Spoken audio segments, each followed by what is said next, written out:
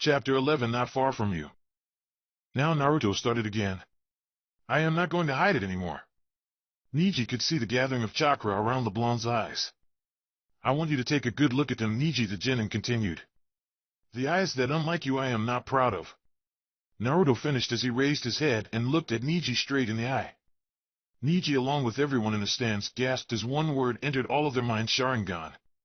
Silence. I don't understand. Those are Uchiha's eyes. Those can't be real. That has to be one of the brat's tricks. Is he really an Uchiha? Is this a trick from the fox? That brat cannot have the Sharingan. I thought that there was only 2 Uchiha left. What's going on here? Uchiha Demon Sharingan. Those eyes. The sound of a rock crumbling was heard throughout the stadium. Immediately the eyes from everyone in the audience shifted from the blonde to the terrace. Sasuke. Sakura whispered she had feared that something like this would happen. The place where Sasuke's hand was lying was surrounded by dust, and pieces of the terrace were falling into the arena. Sakura had to retain a gasp as her eyes focused on the raven-haired boys. Sasuke's Sharingan had been activated. Both eyes were shaking with fierce intensity as they stared at the blonde genin down at the arena. Sasuke did not completely understand. He remembered when his father told him about their bloodline. He remembered the day he had achieved his Sharingan. Those eyes had awakened to save Naruto. Beyond his feeling of confusion, the raven-haired boy felt kind of happy. Maybe, just maybe, he was not alone as he believed. The thought of another Uchiha filled the genin with hope. The feeling of happiness was soon overshadowed by the stronger feeling of confusion. The fact that a new Sharingan had appeared before him had sent the Uchiha into shock. Sasuke had yet to realize that his body was trembling uncontrollably. His fist tightened to a critical point and his Sharingan eyes fixed on his teammate. Back in the arena, Neji had been able to keep his posture, but his mind was just as confused as the rest of the villagers. Is this some kind of trick? The Hyuga thought as his Byakugan looked directly at the blonde in front of him. This is not a genjutsu. I would have been able to notice if he had cast one. The prodigy came to that conclusion. What are you planning? It's really careless of you to let your guard down at this point of the match. Naruto's voice reached Neji's ears. Immediately the black-haired boy's eyes widened as he realized that the blonde had appeared behind him. Neji managed to jump out of the way less than a second before Naruto had swiped his arm right through where the Hyuga had been standing. Naruto's eyes moved upward as his Sharingan bore into the still airborne genin just as Neji's Byakugan was directed at Naruto. A second later the blonde appeared right in front, the Hyuga driving his fist right towards the prodigy's face. Neji was obliged to block the punch with his right forearm due to the attack's great speed. Even if the black-haired genin was able to prevent the full impact of the attack from connecting, the punch had been strong enough to send the Hyuga flying towards the wall at the edge of the arena. Naruto's feet touched the ground, his eyes never leaving the black-haired boy. The blonde took a second to examine that crow. Even now a vast majority of the villagers were still in a state of shock because of his Sharingan. Naruto snapped out of it just in time to move his head and prevent Neji's strike from connecting. At least it seems that he has been able to overcome his confusion. The blonde thought as he kept on dodging the Hyuga's incoming attacks. As the exchange of blows continued, the blonde was able to stop the black-haired boy's assault for a moment. Then Naruto raised his right leg and directed a kick towards the prodigy. Responding instantaneously, Neji raised his knee to stop the blonde's attack, but the kick was strong enough to send the Hyuga back. Without wasting any time, Naruto dashed towards his opponent, gathering chakra in his fist. Just before the punch reached the black-haired boy, the blonde's attack was stopped by Neji's Fudokaden. The boy could feel his skin burning away as his fist tried to break through the Hyuga's shield. Naruto started to gather chakra in his feet and in his fist until the point that Neji's own chakra was started to be pushed back by Naruto, much like Sasuke's had done back in the forest. The fact that his chakra was being pushed back was not lost to the prodigy. Acting before it was too late, Neji sent a strike towards the blonde only to be stopped by Naruto's forearm. The blonde made sure that the attack didn't hit his tenketsu. Immediately the trading of attacks was resumed. What is the meaning of those eyes? Neji asked without breaking the exchange of attacks and blocks. Naruto's voice remained monotonous as he responded. This just is who I really am. The blonde's eyes narrowed slightly. It's just an aspect of myself that I got tired of hiding. Naruto took a risk and tried a frontal attack, swinging his left fist towards the Hyuga. Immediately Neji registered the opening and prepared a strike directed at the blonde's chest. Right before his attack connected, the black-haired boy became aware of the glint that had appeared in Naruto's eyes, but it was already too late. Suddenly the left hook that was traveling towards the black-haired boy changed direction and grabbed his arm. That way it prevented Hyuga's attack from connecting, but also stopped him from retreating. Before Niji could do anything about his current situation, the black-haired boy found himself slammed against the wall at the edge of the arena once again, but this time he could feel a strong hold on his neck. The Hyuga struggled to remove the blonde's hold on his neck, but no matter how much he tried, the grip never loosened. "I promise." Naruto's voice reached Niji's ears. The monotonous tone had now become extremely cold. "That I was going to make you pay for what you did to Hinata." The strength of the hold increased, and the prodigy was starting to find it hard staying focused. Niji managed to send a glare in Naruto's direction. The Byakugan met the strange Sharingan, neither had any signs of backing down. Suddenly the black-haired boy heard the blonde speak once again. If anything, his voice had become even colder. Tsukuyumi was the only thing Niji was able to hear before he realized that he wasn't in the arena anymore. He couldn't feel the blonde's grip on his neck anymore. The Hyuga looked around and found himself in a field. Actually, it was more like a wasteland, since there was no sign of life as far as he could see, but it wasn't the lack of flora and fauna that caught the black-haired prodigy's attention. The sky was tinted an ominous crimson color, while the land and the dead trees he could see were as black as the darkest night. After analyzing the surrounding field as far as his line of sight would allow him, Niji tried to move his body, but to the boy's horror he found himself bonded and unable to move. "How many times?" Naruto's voice reached the Hyuga's ears. Immediately Niji became aware that the blonde was standing right in front of him, and just like everything else in that weird place, he was nothing more than a black silhouette. Niji tried to force the binding that tied him, but without successful results. "What the hell is this?" the black-haired boy demanded the blonde in front of him. The Sharingan user did not make any sign of acknowledgement to the Hyuga's question, but merely continued.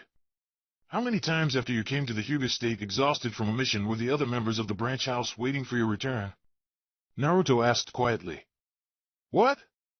the black-haired boy asked, confused by the blonde's questions. Naruto's eyes narrowed as he regarded the prodigy in front of him. "All my life," the blonde began. "I had to come into an empty apartment if I was able to make it back at all." Naruto let out something resembling a laugh that could only be described as cold and dry. "Also, there were those times when I would come in to find the whole place completely destroyed. Those days I would sleep in the least trashed corner of the apartment if I was lucky, because most time it didn't exist, and I would sleep outside by the door while thanking Kami that they at least didn't burn down the place." The Hyuga's glare stayed in place as he looked at the blonde, trying to figure out where he was going with telling him about his past. "There was only one person that gave a damn about my well-being, but he had so many responsibilities that there was no way for him to always be there for me."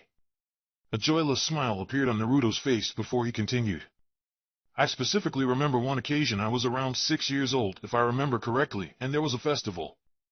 I was really happy because I had some extra money that day and decided to spend it at the festival." The same cold, dry laugh came from the blonde once again.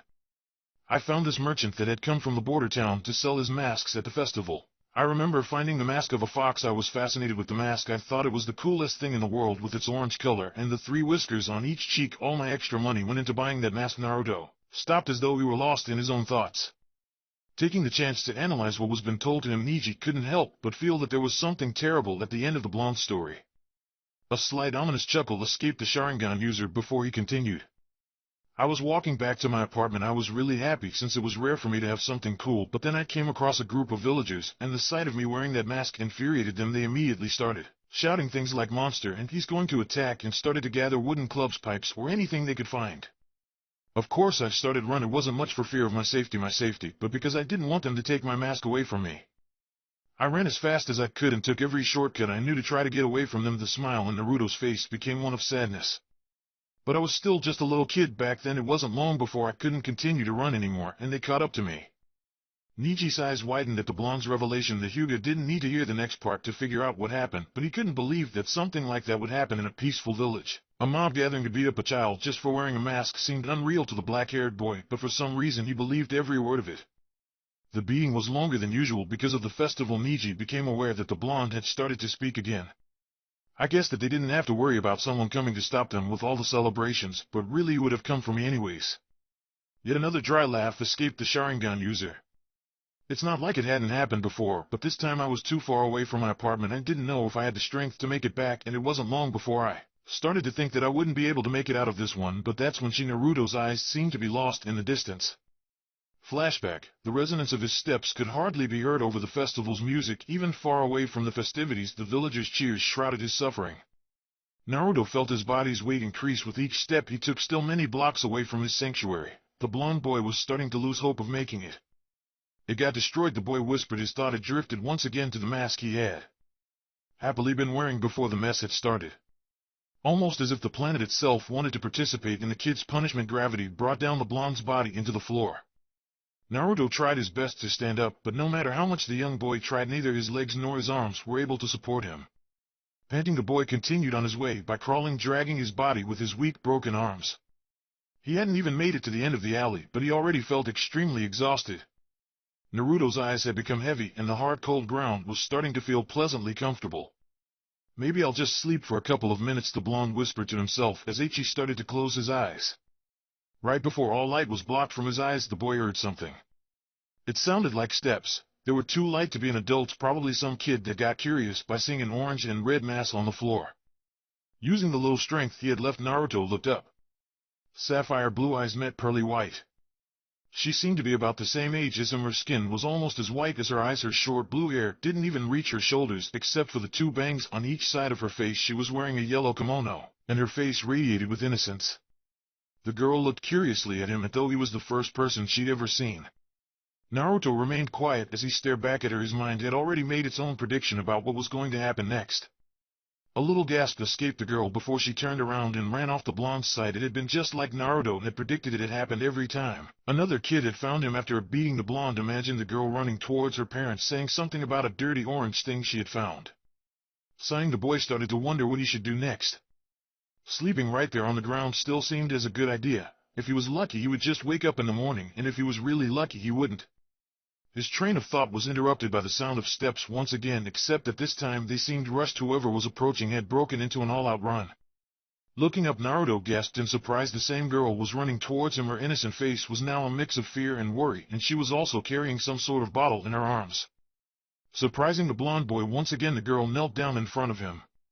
The blue-haired girl opened the bottle she was carrying and placed the mouth opening by the boy's lips.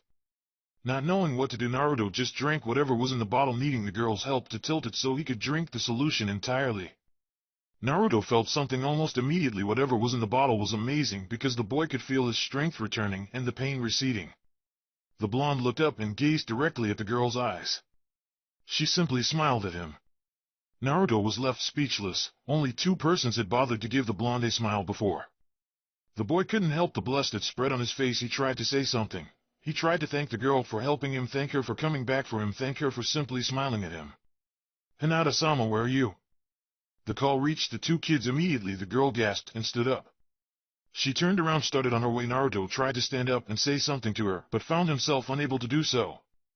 The girl stopped for a moment and turned around to look at the boy one more time. Her eyes were still showing her worry about the blonde. "Hinata-sama." A second voice was heard, and she looked away from the boy and continued on her way. Naruto could only watch her disappear from his sight as he tried to reach her, as he tried to thank her for caring about him, but as hard as he tried, she was already too far away. End flashback. Later I found out who she was. Naruto continued as another cold smile. Imagine my surprise when I learned that the person that helped me was practically Konoha royalty, Hinata Hyuga, the heiress to the Hyuga clan. For a second Naruto's eyes were shrouded by a melancholic look. I was heartbroken. I couldn't even get close to her to say thank you. She was already treated badly as it was, and if they found out that she helped me, she would only be treated worse. Niji remained quiet. He was now starting to understand the reason behind the blonde's action back in the preliminaries. One of the only persons that gave a damn about him, the boy thought as he saw the look on Naruto's eyes hardened. The blonde's gaze fell completely on the Hyuga. All sense of sadness had left the Sharingan user and was replaced by a dark, ominous feeling. I did the only thing I could to return my gratitude for her kindness. On that day I promised that I would protect her, I would become her shield, and I would always be there to guard her from the darkness. Naruto's eyes were completely void of emotions now, and the tone on his voice spoke of doom and destruction. That's why something started to materialize between the two genins. I can't forgive you for hurting her. A long black sword was hovering in midair in front of the two boys. The black-haired boy could only stare at the blade as it inched towards him. And now you have to pay. Naruto's words came as a cold whisper. Niji's eyes widened in terror as the sword shot towards him. It had been less than a second for the crowd in the arena since Niji was pushed against the wall by Naruto. The spectators did not know what was going on as the blonde stepped away from the Hyuga.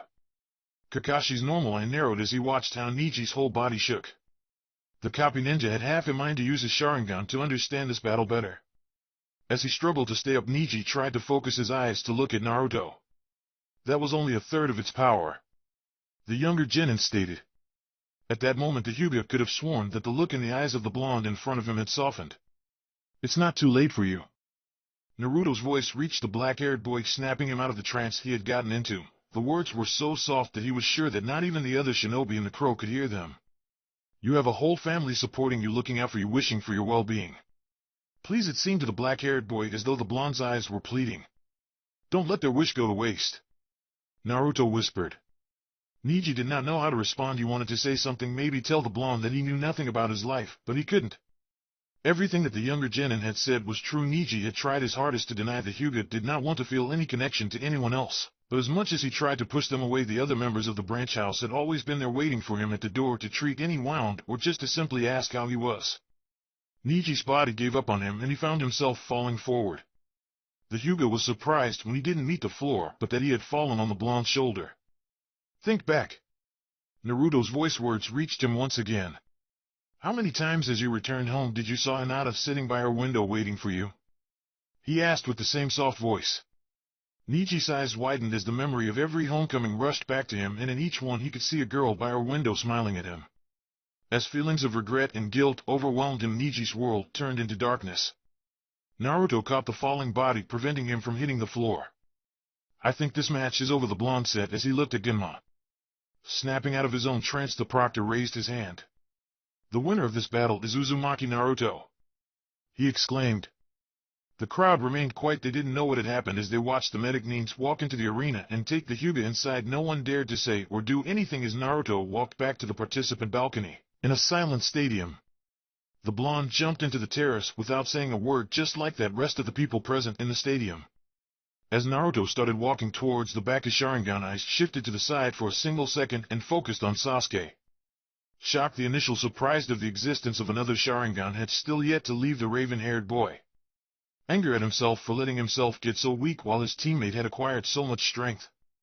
Fear. Sasuke had recognized that jutsu so many times he had relived his experience with it in his nightmares. It was the same jutsu that his brother had obtained along with the Magenkyo Sharingan. But how could Naruto have it? The genin had already become aware of his shaking, but he was unable to will his body to stop. Naruto walked until he reached the opposite wall. The blonde sighed as he turned around and leaned back against the wall. Just like I expected, the genin thought as his gaze fell down to the floor, the Sora Sharingan leaving his eyes. Drip, the sound of a drop falling on snapped the blonde out of his trance.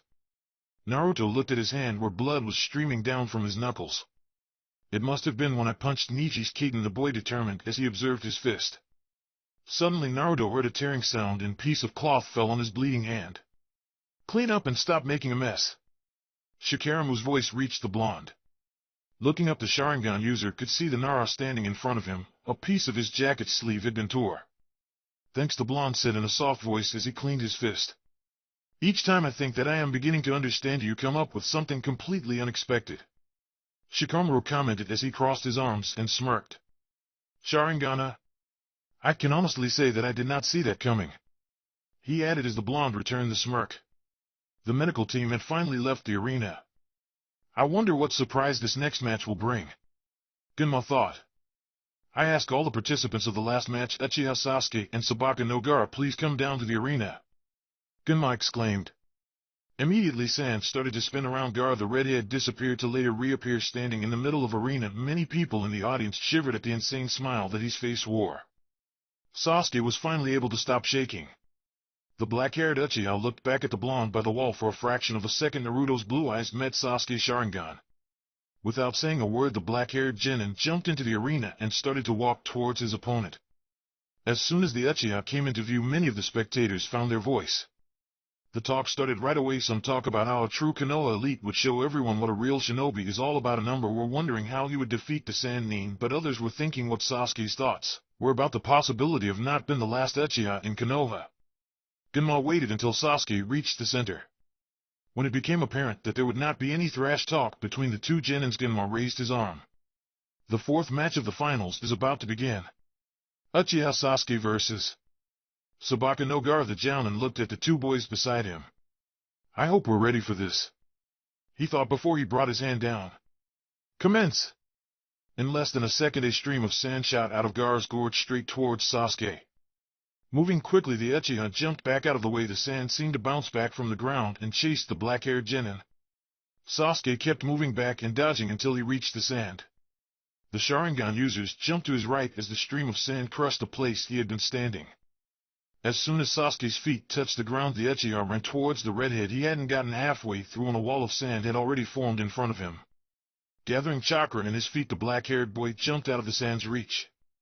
The leap was strong enough to land at the same distance he had been from Gaara, but on the other side. The redhead was starting to get irritated. His hands went through a series of signs as he glared at Sasuke. "Sabaku, aim the sand," Nin said. Immediately the sand around him shot into the air just to drop towards the Uchiha at an incredible speed. The raven-haired boys started to move at an incredibly speed to dodge the descending shots of sand. Those moves, Gaara thought. They reminded that other one Kakashi you guy begun as he looked at his comrade. The copy Nin merely sighed. The only way that he could beat Gaara's defense was to use the move of the one that already had. The gray-haired man stated. Guy's eyes narrowed. And he achieved it in 3 months? The Jounin asked. He was only able to imitate his movie. Kakashi began to explain. But there was no way that he would be able to duplicate Lee's speed. The answer surprised Guy. But I could have sworn that the eccentric Jounin stopped as he noticed that his rival had lowered his head slightly. Realization hit the black-haired man. Is his body able to endure it? He asked. Down at the arena, Sasuke had been dodging all of the sand shots that were coming violently from above. Now! As he saw an opening taking out a kunai tied with an exploding tag, the Uchiha threw it towards Gaara. Immediately the sand stopped the kunai, but it couldn't prevent the explosion created by it. Gaara had been protected by the sand, but the blast had raised a cloud of smoke, preventing the redhead from seeing anything. Unexpectedly, the sand shot forward, startling the Sand Nin. Did he decide to attack? He wondered. Suddenly the redhead heard a sound. His head turned slightly, and his eyes widened. He could see the Leaf Nin finishing a set of symbols. Kukaku no Jutsu! Sasuke exclaimed as a blast of fire came from his mouth towards the Sand Nin. Fortunately for Gaara, the sand had blocked the fire jutsu before it had a chance to connect. The redhead willed the sand to attack the raven-haired boy, driving the Konoha genin back into the wall. The sand returned to the Sand Nin. Could I have him on the defensive? The Uchiha thought. Sasuke was about to move forward when he felt a jolt of intense pain on his leg. Not yet, he whispered to himself as his eyes drifted to look at his teammate in the participants' balcony. Flashback, Sasuke was panting as he struggled to stay up. No matter how hard he tried, he wasn't able to achieve the same speed that, according to Kakashi, Lee had used to get past Gaara defense. It seems you can't reach Lee's speed. The gray-haired shinobi said. The raven-haired Uchiha glared at his sensei for stating the obvious. Well, it seems that we would have to use something else, Kakashi said. The look of irritating in Sasuke's face made seem as though he were about to attack his teacher. Naruto, the Jounin said without even acknowledging the glare from his student. Immediately Sasuke's face had a look of confusion. The single mentioning of his teammate's name caused the prodigy to start wondering what had happened to the blonde. Ever since the start of the Chunin exam, Sasuke's mind had not stopped trying to figure out what was going on with Naruto. Without looking at the younger shinobi, Kakashi continued. Remember back during the bell test and the first time we faced Zabuza? The gray-haired man asked. Kakashi waited for Sasuke to nod before carrying on. For a single moment during both occasions, Naruto showed a moment of incredible brightness in which he was actually able to take Zabuza and me by surprise. The copy Nin said. A frown formed on Sasuke's face. And what does that have to do with everything? The raven-haired boy asked. I am getting to that. Kakashi said it seemed to the Uchiha that his sensei was enjoying the fact that he was building suspense. In both of those occasions, nobody expected that from Naruto. We all made assumptions according of what we have observed from him and were unaware of the potential he had. The gray-haired shinobi explained. And that's how you can get past Gaara's sand defense. The Uchiha recounted his sensei's speech in his mind, but as much as he tried, he was unable to see the connection between Naruto and him bypassing the Gaara's defenses. At the look of confusion in his student's face, Kakashi decided to explain even further. Gaara's sand reacts according to motion. Lee was so fast that the sand was unable to keep up, but since you can't maintain that type of speed, you have to lure the sand and at the last second boost your speed for a single moment in order to get past it. Just like in Naruto's cases, Gaara would not expect it. Kakashi stopped for a second to make sure that the younger Nin understood. But I do have to warn you, using this type of strategy would cause a heavy burden on your body," he warned. Sasuke remained silent as he analyzed everything that his teacher had said. Just like Naruto? End flashback, the raven-haired boy dashed towards the Sannin. The Sand moved forward in response, but missed the Sharingan user by less than half an inch. How was he able to dodge it? Gaara thought as Sasuke merely sidestepped the streams of sand. Without halting his run, once Sasuke reached the redhead, driving his fist to the side of the Sannin's face. The other Genin's punch was strong enough to lift Gaara from the ground and flying back. Due to the attack's force, Gaara's body turned in the air. The redhead could see the sand already coming to catch him, but before that could happen, Sasuke appeared in front of him, hitting him across the face with his forearm, and sending the Sannin crashing face down into the ground. Gaara hit the ground so hard that the impact caused him to bounce back up into the air. Immediately the redhead felt an extreme jolt of pain from his side as Sasuke kicked him on his side, sending the redhead flying away once more. "Now!" Sasuke shouted in his mind as he released on of the binding in his left hand. Flashback, Sasuke-kun. At the sound of his female teammate's voice, the Uchiha turned around. Sakura walked timidly towards the raven-haired boy, her gaze fixed on the floor. They were in the hospital after his collapse during the matches. Sasuke was finally going to be released and be able to start his training with Kakashi. "What is it, Sakura?" the boy asked, a little colder than he might have intended. The girl did not look up from the floor. "It's about Naruto," she said with a low voice. The mentioning of his other teammate immediately caught Sasuke's attention. During the final, Sakura started again. "If you, I mean when you get to the second round, if you have go against Naruto, please don't fight him," she exclaimed. Sasuke was taken back by what the pink-haired girl and said she had left him speechless. "Please," Sakura said as she tried to keep her voice even. I don't want it to happen again, not like last tea time." Even thought her eyes were directed to the floor. Sasuke could see that she was at the verge of tears. "I don't want you two to kill each other. I don't want to see you have fight like that day." Something jolted in Sasuke's memory, something that he had dismissed as a nightmare back in the forest of death. He remembered he felt like he was drowning in a dark ocean. At first he enjoyed the blissfully feeling it bestowed upon him, but then he realized that the darkness was overwhelming him. He desperately tried to reach for the surface. As Ichi got close, he noticed someone standing on the dark ocean. When he got even closer, he recognized to be Naruto. The black-haired boy tried to reach his teammate, but when he tried to raise his hand above water, an extremely powerful and cold gust of wind started to push the Uchiha back through the water. For some reason, it seemed to the drowning boy that the wind was originating from the blonde. The raven-haired genin was starting to become desperate. He called for his teammate, but Naruto merely looked down at him for a couple of seconds before he turned around and started to walk away, leaving Sasuke to drown in the ocean of darkness. The boy broke out of his trance. His eyes narrowed as he regarded his pink-haired teammate. "What do you mean by last time, Sakura? What happened in the forest?" Sasuke asked as he took a step forward. Sakura merely shook her head. "And nothing," she said with a breaking voice. "I am sorry, it's nothing," the kunoichi said as she turned around and started off. "Sakura!" Sasuke shouted as he started after her. "Sakura, wait!" he exclaimed as went through the hospital's exit, but she was already gone. Sasuke's eyes snapped open. He was lying flat on the ground. His whole body ached. "You passed out because of the pain." Kakashi's voice reached him. "I warned you of the burden." Struggling to stand up, the raven-haired boy couldn't force back the memory of his conversation with Sakura a week prior. Even the intense pain his body, especially his legs, felt couldn't detour his mind. "Tell me the truth," the Uchiha started in a low voice as he looked at his teacher. "At our current states, who's stronger, Naruto or me?" Sasuke asked, his eyes fixed on the older Sharingan user. Kakashi regarded his student for a moment. The true as he begun his words were just above a whisper. Right now, end flashback, Sasuke's hands flashed through hand signs at Jounin speed as he gathered his chakra. The crowd gasped as the raven-haired genin's chakra became visible in the form of lighting. "You thought him that?" Guy said to his comrade. He disbelieved what he was seeing. "Chidori!" Sasuke shouted as he launched himself forward. Chick, chick, chick, chick, chick, the sound of birds engulfed the stadium. Gaara willed his sand to stop the leaf ning, but just like before, the raven-haired boy was able to sidestep in the last second possible. As a last act of desperation, the redhead raised 4 walls of sand in front of him. Bringing his left arm forward, the Uchiha rammed through the first 2 walls. "It's not you." Kakashi's response drifted back into his mind as he broke through the 3rd wall. "I will win this match. Naruto, just wait, I will be your opponent for the 2nd round."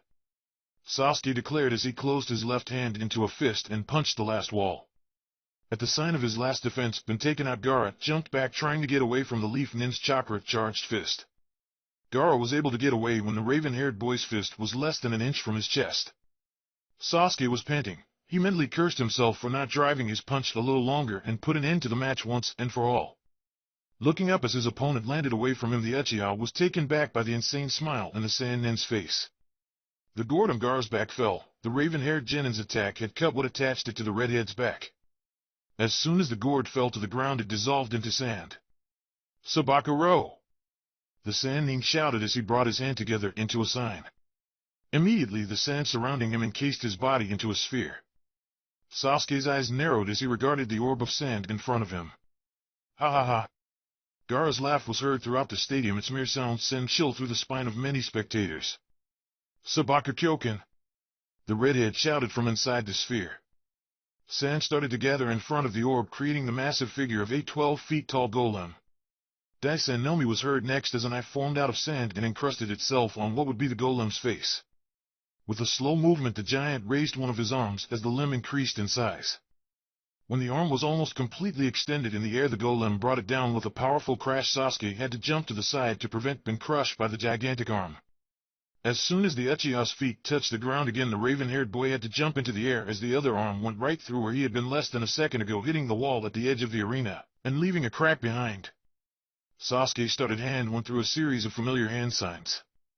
Kukaku no Jutsu. A fireball shot out of the Leaf Nin mouth again. The flames blocked the sand golem from Sasuke's view. The Uchiha was sorry for his plan of action as an enormous sand hand appeared through the fireball and grabbed the raven-haired boy in mid-air. Watching what was going on through the single eye on the golem, Gaara willed the giant to slam the other Genin full force into the ground. The crowd gasped in horror as the prodigy met the ground with a terrible sound. The Uchiha laid inert on the ground as the golem raised its arm once again, its fist increasing in size as it hovered above the Leaf Shinobi. In the participants' balcony, Naruto tightened his fist to the point that blood started to run down again. Down in the arena, Sasuke was aware of the danger he was in, but the force in which he hit the floor had left his body unresponsive for the time being.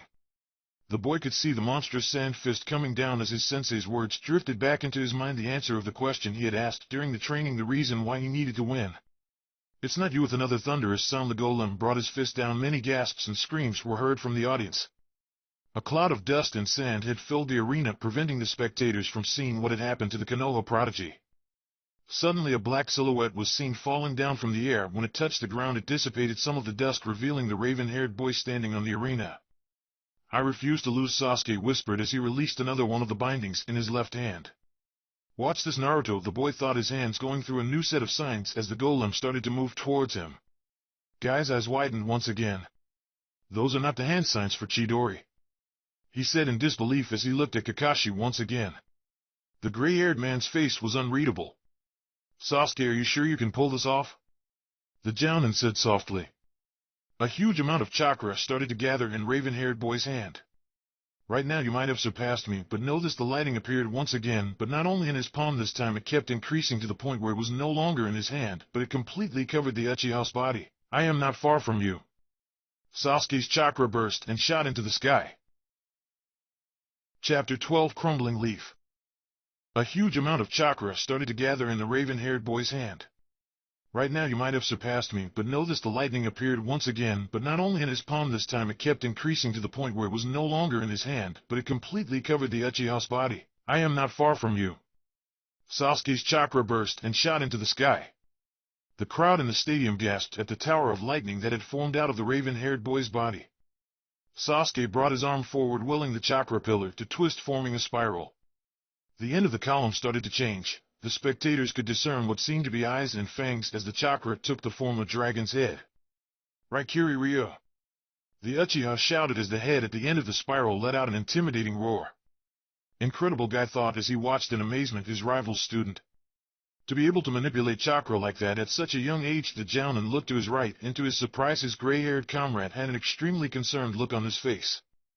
Is it that much of a burden? The man thought as he went back to watch the arena. By now the dragon had taken form completely. It was several feet long. The head was almost the size of a small horse. Its long body came down in a spiral that ended in the Uchiha's left hand. The serpentine body had remained moving since its creation, as the head seemed to be tilting towards the sand golem in from on it. The raven-haired genin tightened his hold on the chakra flow, causing the dragon to roar again.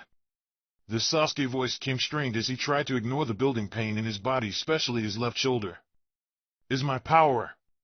the boy exclaimed as he rapidly lifted his left arm and brought it back down again. Immediately the chakra dragon shot forward and rammed its head against the sand giant, pushing the golem back. Naruto gritted his teeth. He didn't need his Sharingan to see how Sasuke's body was shaking from all the strain caused by the jutsu. "How far are you planning on going?" the blonde whispered softly. Unknowingly to him, his right hand was cracking the ledge of the balcony out of unconscious concern. The Uchiha refused to lessen the force with which he was pushing the chakra dragon against the golem, though now the sand monstrosity was starting to push back as Gaara's insane laughter was heard once again. "Ha ha, this is power? To us this is nothing!" the redhead shouted from inside the sand. The giant grabbed the dragon by its neck and pushed it away from its sand body. "No," Kakashi whispered as his worry increased. "What's happening?" Guy asked, looking at his friend again. The gray-haired man sighed as Ichi closed his eyes. "Think about Sasuke's dragon," the lazy Jounin started. "What characteristic of it had you caught on to?" Kakashi asked as he opened his eyes and looked at his comrade. Guy pondered in thought for a couple of seconds as he went over everything he had seen about the chakra dragon in his head. Suddenly the eccentric Jounin's eyes widened. "It has never stopped moving," the man declared. Kakashi nodded. "Though Sasuke is able to manipulate the lightning chakra into taking the form of a dragon, he's unable to maintain it stable. He needs to sustain a constant movement in order to keep the chakra flowing and for the dragon to stay alive," he explained. "If Gaara is able to hold down the dragon and keep it from moving even for a second, then this match would be over," the gray-haired man informed. The sand giant raised the dragon higher as it prepared to slam the lighting incarnation into the ground. Moving his left arm back, Sasuke managed to release the dragon from the golem's grip. Taking a step forwards, the sand golem brought its arms up and a barrage of sand bullets shot at the Uchiha. Sasuke swung his arm over his body, causing the dragon's body to wrap around his body, blocking him from an attack. Though the dragon's body stopped to protect the raven-haired boy, the head never stopped, and it immediately shot towards the giant as soon as the barrage ceased. The force of the collisions was strong enough to push the golem back, but the sand monster soon regained its ground and got a grip on the dragon's body. The Uchiha swung his left arm to the right, freeing the lightning dragon from the giant's hold before swinging his arm back. The dragon moved to hit the side of the sand giant, only to be caught by the golem's grip once again. Damn it, Sasuke thought his vision was starting to become hazy. "I won't be able to keep this jutsu much longer. I have to make the next attack count." With determination, the raven-haired boy brought his arm back, releasing the lightning creature from its hold. "This is my power!" Sasuke exclaimed as he brought his arm forward with full force. With a tremendous roar, the dragon shot towards its opponent once again, this time traveling closer to the ground than the previous times. Before the sand golem could react, the dragon shot upward with his fangs baring, grazing a hole of the giant and taking it along as it rose into the air. Immediately Sasuke jumped, getting higher than the two chakra beings. Using the dragon's body as leverage, the raven-haired boy shot himself towards the sand monster, gathering all the chakra released on the dragon's body into his left hand. With the extra charged Chidori burning in his hand, Sasuke rammed his hand into the sand golem's body, breaking through it and causing the sand to start to disperse. The whole stadium cheered as the giant's body started to break down. Sasuke closed his fist to retain the Chidori in his hand and used the falling blocks of sand to propel himself towards the redhead's dome, driving his Chidori-covered hand into the sand sphere. The crowd immediately turned silent as all waited to see what would happen next. "Ah!" A horrible scream was heard through the arena. Suddenly Sasuke felt as though something grabbed his arm, pain starting going through the Uchiha's body. "Blood, my blood!" Gaara's cry sent a chilling feeling down Sasuke's spine as he tried to free himself from the hold on his arm. Finally been able to step away from the sand, the Uchiha jumped back, but to the boy's horror, a grotesque arm made out of sand was attached to his. The monstrous limb let go of the raven-haired genin and retreated into the dome. Just like the golem, the sand in the sphere started to fall back into the ground, revealing the redhead. Gaara's hand was clenching his left shoulder as blood traveled down his body. The sand nin's eyes were fixed fiercely on the Uchiha. Naruto's eyes, which a moment before had been watching the arena intensively, suddenly widened as he looked around at the stadium. The blonde could see white feather falling throughout the arena as the villagers started to drop down unconscious. Immediately the genin brought his hands up to dispel the genjutsu. Shinobi all over the stadium jumped in the air. Kakashi and Guy watched as a group of what seemed to be Umbu leaped to intersect some of the Sanins. You're going to make this into a contest, aren't you? The silver-haired man asked as he looked at his comrade. Guy smiled as he caught an incoming Sannin and drove his head into the ground with amazing force. I've already started my count, he declared while giving a thumbs up. Kenkuro, Tamari, and Baki landed beside Gaara. What's wrong? The puppeteer asked as he wondered if it was safe to approach his brother. Fool! Baki exclaimed. What were you thinking trying to transform before the plan started? Tamari knelt in front of the redhead.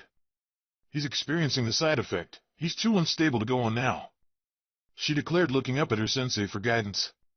What are we supposed to do now? Kenkuro asked, desperation starting to become evident in his voice. Are we supposed to proceed without Gaara? Baki stood silent for a couple of moments as he tried to analyze the situation as fast as he could. Retreat, he whispered to his students. The order was received with bewildered looks from Tamari and Kenkuro. You guys go and take Gaara with you, the Jounin said before he was interrupted by the Genin's objection. I'll join the fight here, now go, he ordered. The siblings merely nodded. Kenkuro placed Gaara's arm over his shoulder before the three of them jumped over the stadium wall. Sasuke growled as he tried to chase after the Sand Genins, but his body prevented him from moving. Damn! I don't have any more chakra, my body's going numb, the Uchiha thought as he fell on his knee. Suddenly the raven-haired boy sensed something flying at him, and out of reflex Sasuke caught the object with his hand. Looking down at it, the Genin saw it was a soldier pill. If you plan on chasing after those guys, you'll need it, Genma said casually as he walked past the Uchiha and stood in front of Baki. You're a leaf shinobi, after all, make yourself useful. Sasuke sent a small glare at the Tokubetsu Jounin before eating the soldier pill. The boy immediately felt the effects of the pill. His body became lighter as he shot in pursuit of the Sand Genins. Up in the stand, Sakura watched the raven-haired boy jumping the stadium's wall as he chased the three siblings. Acting on instinct, the pink-haired girl stood up. Sakura froze before she was able to follow her teammate. Two Sannins had appeared in front of her. Their hands were already clutching kunais as they traveled in her direction. Sakura could only stare as the blades approached her. Suddenly what seemed to be a pair of black blurs appeared in front of the girl, knocking down the two Sannins. How distracted were they that they didn't even sense two Genins sneaking up on them? Shikamaru commented as he nudged the fallen shinobi's body with his foot. Are you alright? A monotonous voice asked the pink-haired girl. At first Sakura thought that Naruto had come to save her, since the voice had as much emotion as the blonde had shown the last few days. For reasons unknown to the girl, a blush appeared on her face. Sakura? The sound of the voice snapped the girl out of her trance. Looking carefully, the kunoichi saw Shino standing next to Shikamaru instead of Naruto. Why, yeah, I am alright, she said as her blush intensified. This time she knew it was out of embarrassment at her confusion. Shikamaru and Shino looked at their former classmate in confusion, but before they could express any of it, the three-leaf Genin found themselves surrounded by a group of Suna shinobi. All three of them brought their kunais out to defend themselves out of instinct, but they soon found it unnecessary as all of the Sannin suddenly dropped dead before them. I got more than you did, Kakashi, Guy announced happily as he stepped on one of the bodies. The Jounin had appeared from either side of the group of Genin, taking care of the Suna attackers. Do we really have to keep count? Kakashi asked as he sighed. Kakashi-sensei, Sasuke-kun, as Sakura stepped forward as she began to talk. Kakashi merely gave her a sign to let him speak first. I know about Sasuke, he's chasing those three Sand Genin, he said calmly.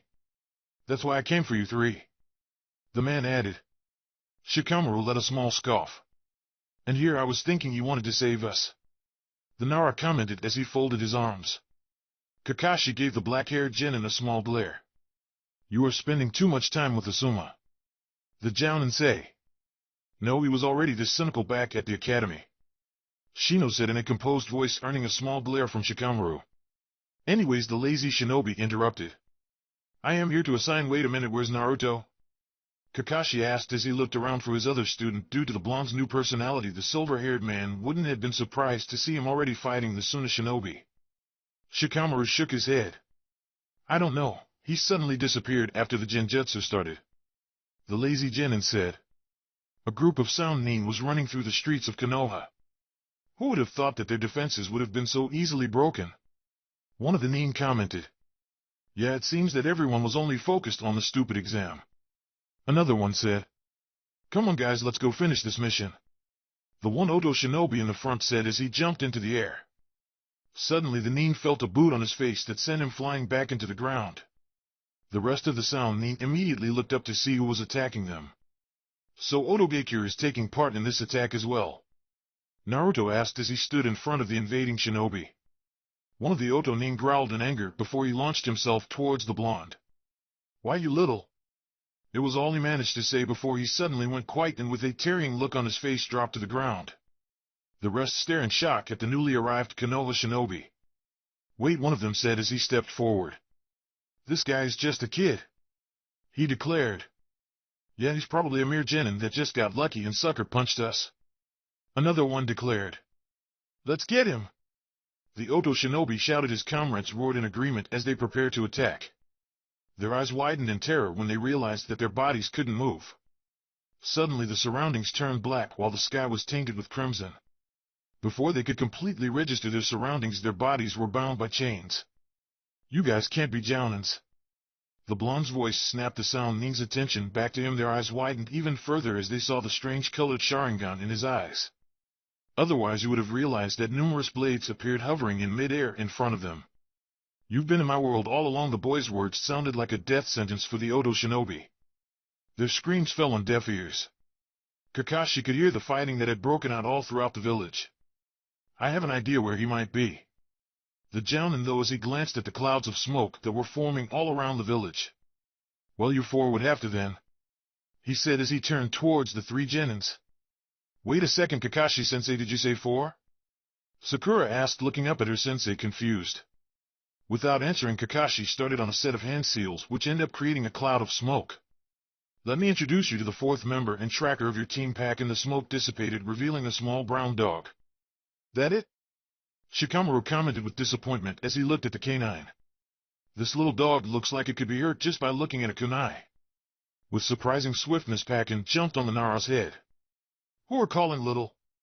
Ponytail boy, the dog said with unexpected seriousness. Cough cough. Kakashi's fake cough directed the genins and the dog's attention back to him. You can discuss your dysfunctional unit later on. I am about to assign you an A-rank mission. At the mentioning of a rank, the group placed their undivided attention on the jounin. Sasuke is in pursuit of those sand genins. I want you to intercept and stop him, the man announced. Why? Shikamaru asked.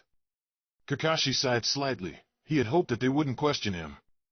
There's something odd with the redhead. I think that it might be dangerous if he and Sasuke were to resume their fight. That's why you have to stop him before he catches up to them, the silver-haired man said. Even without completely understanding the situation, the genins and the dog nodded. Now go, Kakashi ordered right before the group set off. As soon as the genin disappeared, Kurenai landed beside the silver-haired man. Are you sure about this? She asked with a concerned look. Kakashi merely nodded as he sensed their chakra getting farther away from the stadium. The black-haired woman sighed. Well, there's something I need to do, so I am going to ask you to cover my back, she said, and before Kakashi had a chance to answer, she was gone. Hey Kakashi, I already have 10 on my count, Guy announced as he slammed his opponent into the ground. 11. Kakashi sighed again as he jumped into the air. Kurenai moved to a different part of the stands. Kai, she said before placing a hand on one of her students. Kiba shook slightly as he awoke. It's too early for school, Hanane, the boy murmured as he rubbed his eyes. The kunoichi shook her head in mild disbelief. Kiba, she said with a little force. Immediately the brown-haired boy immediately straightened. Kurenai-sensei, what's going on? The boy didn't need to finish his question as the answer was right in front of his eyes, leaving him speechless. Standing up, Kurenai picked up the body of her third student. Kiba, I don't need to explain the situation to you, do I? She waited for the Inuzuka to nod. I want you to take Hinata to the Hyuga estate. She's not safe here with her current condition, the woman explained. Kiba stood up. But the blonde begun but was soon silenced when his sensei brought one of her hands forward to silence him. Once the boy calmed down, Kurenai continued. Kiba, this is a very important mission. Are you telling me you can't handle it? Do I have to ask Shino? The woman said, knowing which buttons to push with the brown-haired genin. Or maybe Naruto. She paused before the last push. Or perhaps Shikamaru would do a better job than you? The kunoichi's technique had immediate effect. There's no way in hell that lazy Nara can do this mission better than me. Kiba exclaimed. I am the most suited shinobi in this whole village for this mission, he declared as he continued to shout. Kurenai smiled as she walked behind the shouting boy and placed Hinata on his back. Very well, have safe trip, she said before returning to battle. Kiba makes sure that his teammate was secure on his back and Akamaru on his chest before setting off towards the Hyuga estate. The group kept on jumping through the trees. How are we doing, Pakin? Sakura asked. The dog shook his head. We're still about the same distance, they are all moving pretty fast, the small canine stated. But on an even grimmer note, we're being followed, Pakin announced calmly. What? Who's following us? Shikamaru asked. Damn, I knew that. I should have pretended to been asleep, the Nara thought. Pakin scoffed. Yeah, let's ask the dog what's happening a mile away. The fact that he can't see color is compensated by the fact that he has a super-powered Byakugan. The dog mocked the black-haired boy. Before Shikamaru could make a comeback, Sakura intervened. Guys, stop arguing, she said. We have to think about what we're going to do with the pursuers, she asked, looking at her companions. Someone should stay behind and hold them off, Shino said as he stopped running. Immediately the others stopped as well and looked back at the Aburame. I'll stay, the black-haired Genin started with a serious tone. Shikamaru merely shook his head as he jumped to the branch Shino was standing on. No, I'll stay, the Nara said. After all, my abilities are made for stalling, he said. What are you planning? Shino asked silently without looking at his comrade.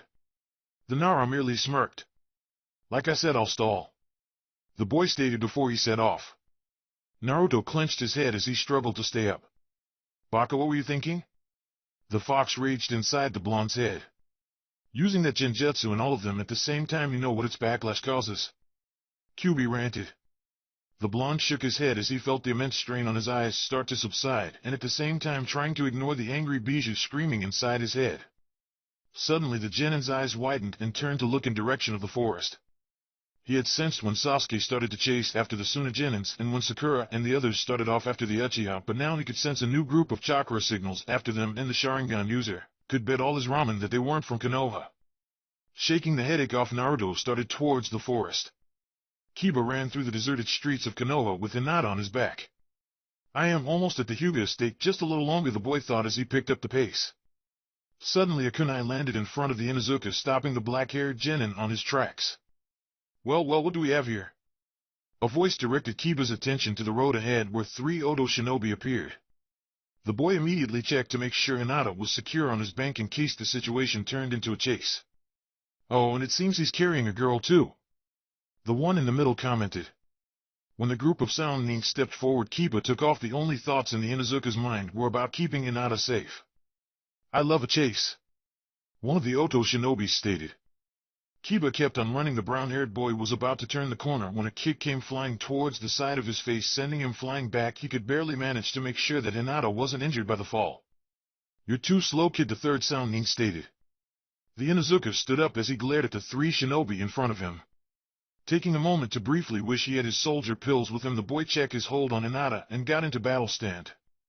The group of Odo shinobi dashed through the woods. It was easy for them to follow the foot and paw prints left by their prey. Down there, the leader stated as he pointed at a clearing up ahead. The whole group landed and started to look around. There's no one here, one of them stated when they couldn't find their prey. But their tracks lead this way, another one responded, still looking around. The leader shook his head. Well, let's see if we can pick up their trail again, he ordered as he prepared to jump to a branch just to find his body unable to move. What? What's going on here? The sound ninja stated as he looked around and saw his comrades in the same situation. The sound of footsteps caused them to look at the edge of the clearing. Never thought it would be so easy to trap you like this, Shikamaru said as he stepped into the clearing. His shadow was connected to the sound ninja. The boy threw a series of kunais and shurikens he had in his hand. Surprising the Genin, the Oto shinobi started laughing as all the blades were deflected by kunais before they reached them. You're way in over your head, Nara, the leader said. Did you really expect us to just come down without security measures? The group continued to laugh. Shikamaru bit his lower lip as he looked in direction from where the kunais had come.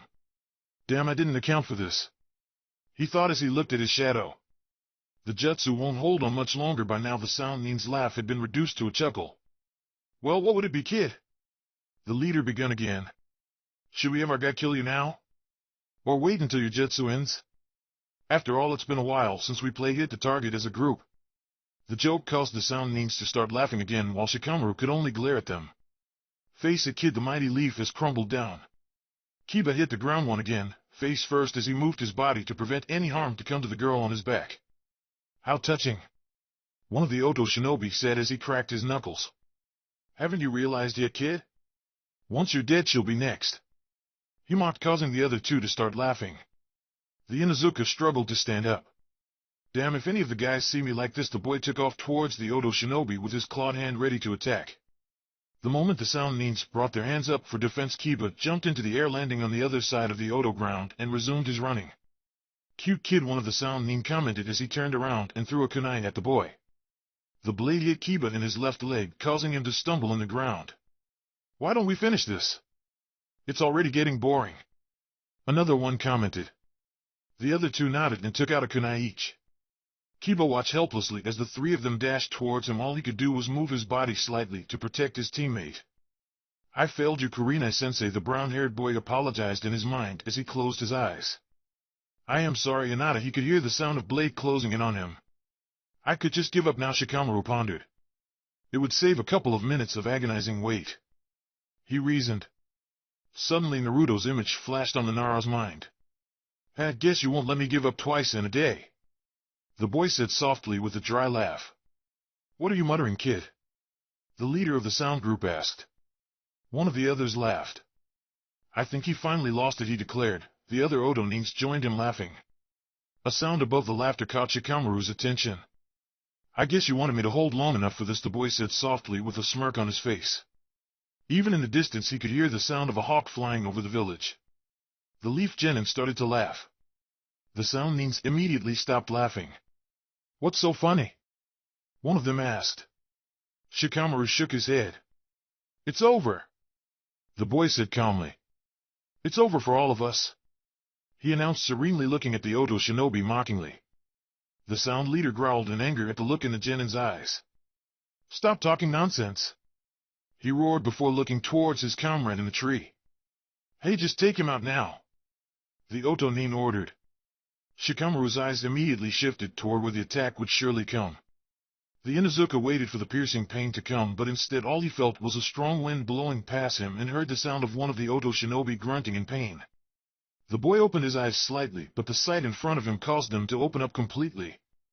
One of the sound nins was on the floor spitting blood while the other two were in fighting stance, but what surprised the brown-haired boy the most was the sight of Niji standing in front of him also in a fighting stance, as he faced the Oto shinobi. I am sorry I am late, the Hyuga said softly without looking at the Inuzuka. I'll take care of these guys, the prodigy declared as he finally turned his head to look at the brown-haired boy in the eyes. And Kiba, thanks for keeping Inada-sama safe. The clearing remained in silence as the Nara waited for the attack to come. Hey! What's going on? The sound leader exclaimed, looking in direction of his comrades. Oh, you're talking to this guy? A voice was heard throughout the clearing. The next moment the body of a sound nin fell to the ground with a kunai impaled into his neck. Sorry, but the two of us got into a disagreement, Naruto said as he landed next to the body. Who are you? One of the Oto shinobi asked. Fear was starting to appear in his eyes. The blonde ignored the question as he walked towards the Nara. Pretty decent performance for a second there. I was worried that you would throw the towel before I got here, the boy commented. Shikamaru smirked. I knew you wouldn't let me hear the end of it. If I've done it, it would have been too troublesome having you criticize me every day at my grave, the black-haired boy simply said. A smirk appeared in Blonde's face as well. That's true, he said as he turned to look at the group of Oto shinobi. But you can let go of the jutsu now. The Sora Sharingan appeared on Naruto's eyes. I have then on my sight. Chapter 13. Hear my existence. The clearing remained silent as the Nara waited for the attack to come. Hey! What's going on? The sound leader exclaimed, looking in the direction of his comrades. Oh, you're talking to this guy? A voice was heard throughout the clearing. The next moment the body of a sound nin fell to the ground with a kunai impaled into his neck. Sorry, but the two of us got into a disagreement, Naruto said as he landed next to the body. Who are you? One of the Oto shinobi asked. Fear was starting to appear in his eyes. The blonde ignored the question as he walked towards the Nara. Pretty decent performance for a second there. I was worried that you would throw the towel before I got here. The boy commented. Shikamaru smirked. I knew you wouldn't let me hear the end of it. If I've done it, it would have been too troublesome having you criticize me every day at my grave. The black-haired boy simply said. A smirk appeared in Blonde's face as well. That's true, he said as he turned to look at the group of Oto shinobi. But you can let go of the jutsu now. The Sora Sharingan appeared on Naruto's eyes. I have them in my sight, the boy announced. The Oto ninjas felt fear overcome them as they saw their reflection on the blonde's Sharingan eyes. One by one the sound shinobi dropped to the ground unconscious. What did you do to them? Shikamaru asked, astonished as he looked at the unmoving bodies all over the clearing. Naruto rubbed his eyes due to the strain caused by his technique. I sent them to hell, the blonde genin simply said. The genin walked towards the leader of the Oto group and searched his pouch. Here the boy threw a soldier pill towards Shikamaru. The Nara caught the pill and ate it. You said that you were worried that I might have given up, the black-haired boy said. For how long have you been here? He asked, already preparing the glare. The blonde simply shrugged. For a couple of minutes, he stated as he took another soldier pill from the sound nin's pouch and ate it. Long enough to hear your it's over speech. A smirk appeared on his face. Nice piece of work. If this whole shinobi deal doesn't work out, you could become a writer. I have some connections. I could get you a publisher. Naruto mocked his friends. Shikamaru glared at Naruto. He had expected something like this already. Well, we should get going, the blonde said as he started. We're in the middle of a chase after all, he said as he jumped on a tree branch. The black-haired boy sighed before jumping on another branch and resuming his pursuit while muttering. Troublesome Naruto turned around to follow the Nara but looked back before starting on his run. The blonde's eyes regarded the Oto ninjas' bodies with utter contempt.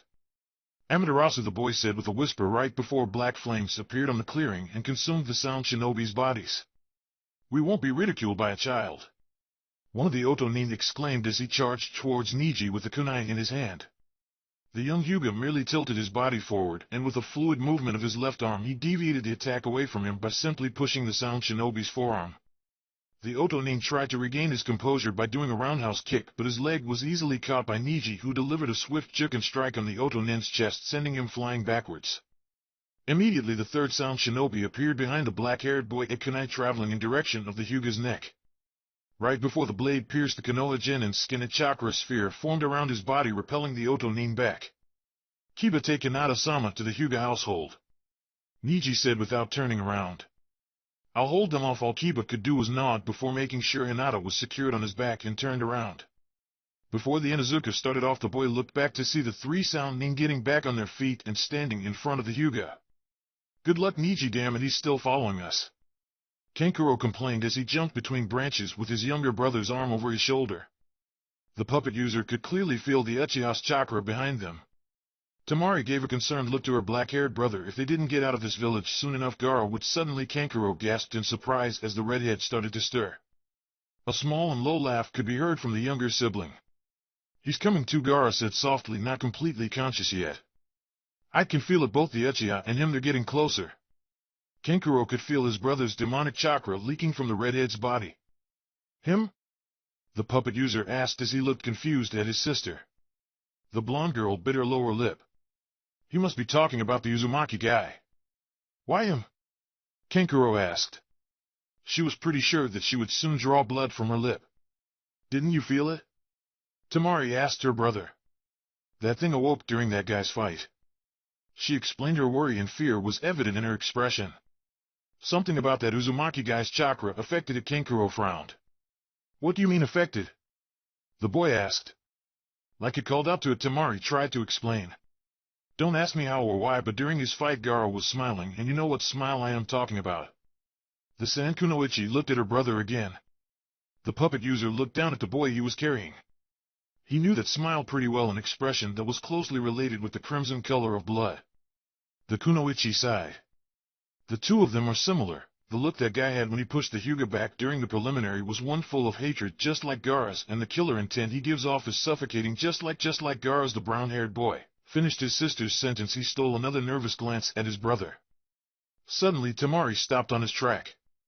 The girl looked down at her feet as one of her hands clenched the fan on her back. "What are you doing?" Kankuro exclaimed as he stopped as well. Tamari looked at her brother straight in the eye, determination dawning on her expression. "I'll hold back that Uzumaki guy," she simply stated. Immediately a bewildered look appeared on Kankuro's face as he prepared to argue his older sister's statement. "Listen," she started again, preventing the brown-haired boy from speaking. "The Uchiha we simply have to outrun, but that guy is affecting it directly. If he keeps getting closer, that thing might just completely wake up." Terror appeared on Kankuro's face with the mere thought of that. "You can get Gar out of here faster, meanwhile I'll prevent that guy from getting closer to him," the blonde girl said as she turned around. Kankuro brought his free hand forward. But he desperately wanted to say something that would change his sister's mind. The Kunoichi looked back at her brother. "Don't worry," she assured him. "Just leave everything to Ne-san," Tamari said, giving her younger brother a broad smile before starting back the way they came. The Sangenin could only stand there and watch his sister disappear among the trees, her smile engraved in his mind. He could not remember the last time they treated each other as siblings. And Otonin was thrown back with enough force to break the fence behind him. Niji stood panting in front of his opponent's unmoving body. The Hyuga had little time to recover before he jumped into the air to dodge a barrage of kunai thrown at him. The two remaining sound shinobi immediately appeared next to him, one on each side. Fudo Katen the boy as soon he saw their kunais traveling towards him. The chakra barrier repelled the two attackers. "Damn," Niji complained in his mind. "It's even harder in mid-air."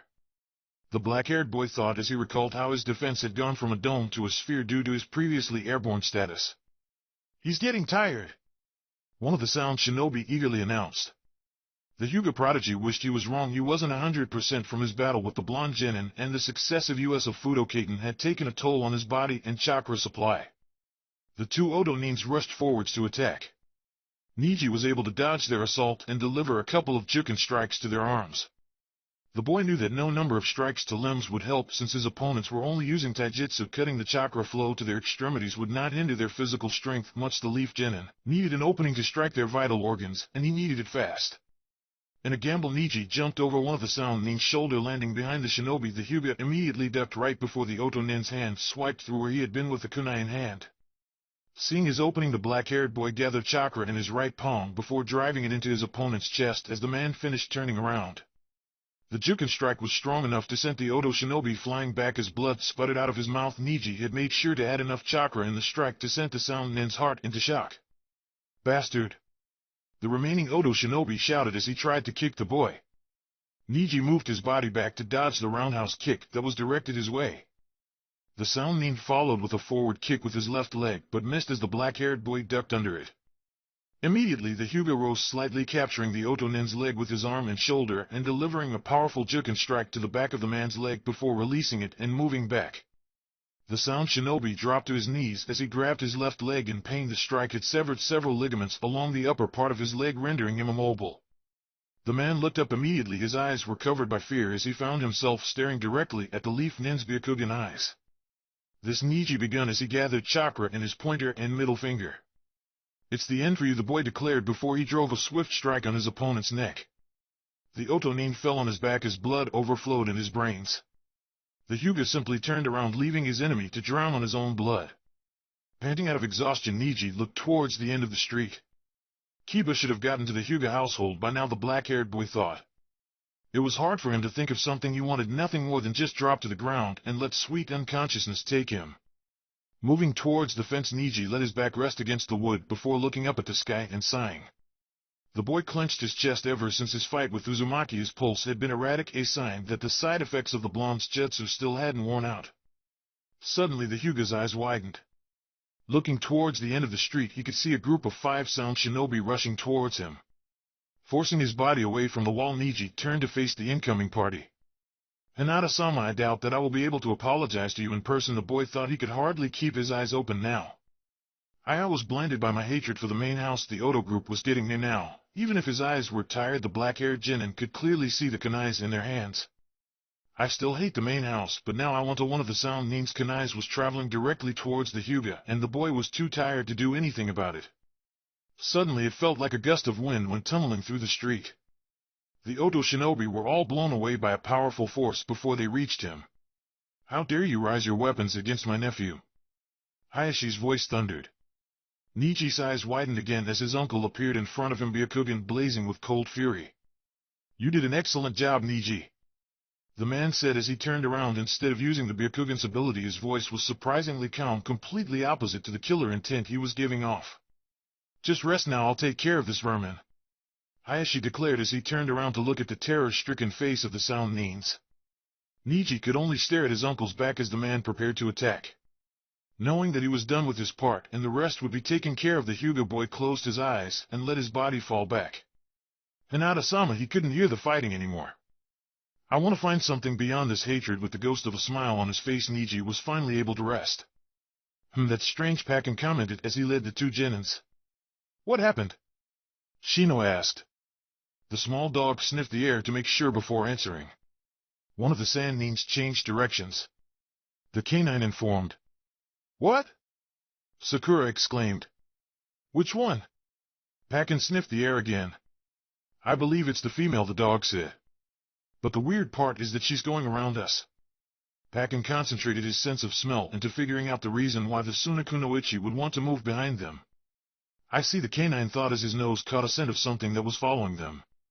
"Should we move to intercept?" Shino wondered. The insects inside of him were getting ready to move out. The dog shook his head. "Our mission is not to engage the sand, we're here to prevent the Uchiha from confronting them," Pakken said with an air of authority. The two Konoha genins couldn't do anything besides nod. They were still far away, Naruto realized as he and Shikamaru rushed through the tree branches. "I swear, Shikamaru, I'll leave you behind if you don't hurry up," Naruto shouted at his comrade that was trailing behind. "Take a kunai and shove it, not all of us have your monstrous amount of stamina," the Nara shouted back, though he still willed his body to move faster. Naruto prepared a retort when something caught his attention. "Look out!" the blonde warned as he moved out of the way. Catching the warning, Shikamaru jumped to the side. A second after, a powerful gust of wind swept through where they had been standing. "What was that?" the black-haired genin asked as he hid behind a tree just in case another attack might be directed their way. "I think she might have a crush on you, Shikamaru." At Naruto's comments, the Nara stepped out of his hiding place, his eyes widening at the sight of the fan-wielding Temari. "I have to say I am a little jealous." The blonde looked back at his friend, a small smirk playing on his face. Shikamaru glared at the blonde. "Shut up," he simply said. The Nara's gaze fell on the new arrival. She had a serious expression on her face, a tight grip on her fan, and Shikamaru could have sworn she seemed to be shaking. Shaking his own head, the black-haired genin addressed his comrade. "I'll stay behind while you go on," the boy said. Naruto turned around and regarded the Nara for a couple of seconds. "Hell no!" Shikamaru was slightly taken back by the Bond boy's response. "I saw what you did during your match with her. You already blew your chance," the Sharingan user said. With a sigh, the Nara had no other option but to give up. "I knew he would hold that over my head," the black-haired genin thought. "Just don't mess around, okay?" the boy said as he jumped back into a tree branch. Yeah, just go and get out of my sight," Naruto said as he turned around to look at Temari. Shikamaru dashed past the two blondes. He was surprised that the Sunakunoichi hadn't even acknowledged his presence. "So your target is Naruto," the boy thought, has left them behind. The blonde boy observed his opponent. He had taken notice of her state of nervousness. "So what does a pretty girl like you want with me?" the Leaf Nin asked. "Besides the obvious," he teased with a small smirk. Damn, IV spent too much to with Ero-sensei. Without answering or even acknowledging the boy's questions, Temari raised her fan. "Kamitashi no Jutsu," she shouted as she beat her fan, causing another gust of wind to sweep through. Naruto jumped out of the attack's way with ease. The boy's right hand immediately moved towards his tool pouch to take out a kunai. "Kamitashi no Jutsu." The second attack came faster than the Leaf Nin had expected.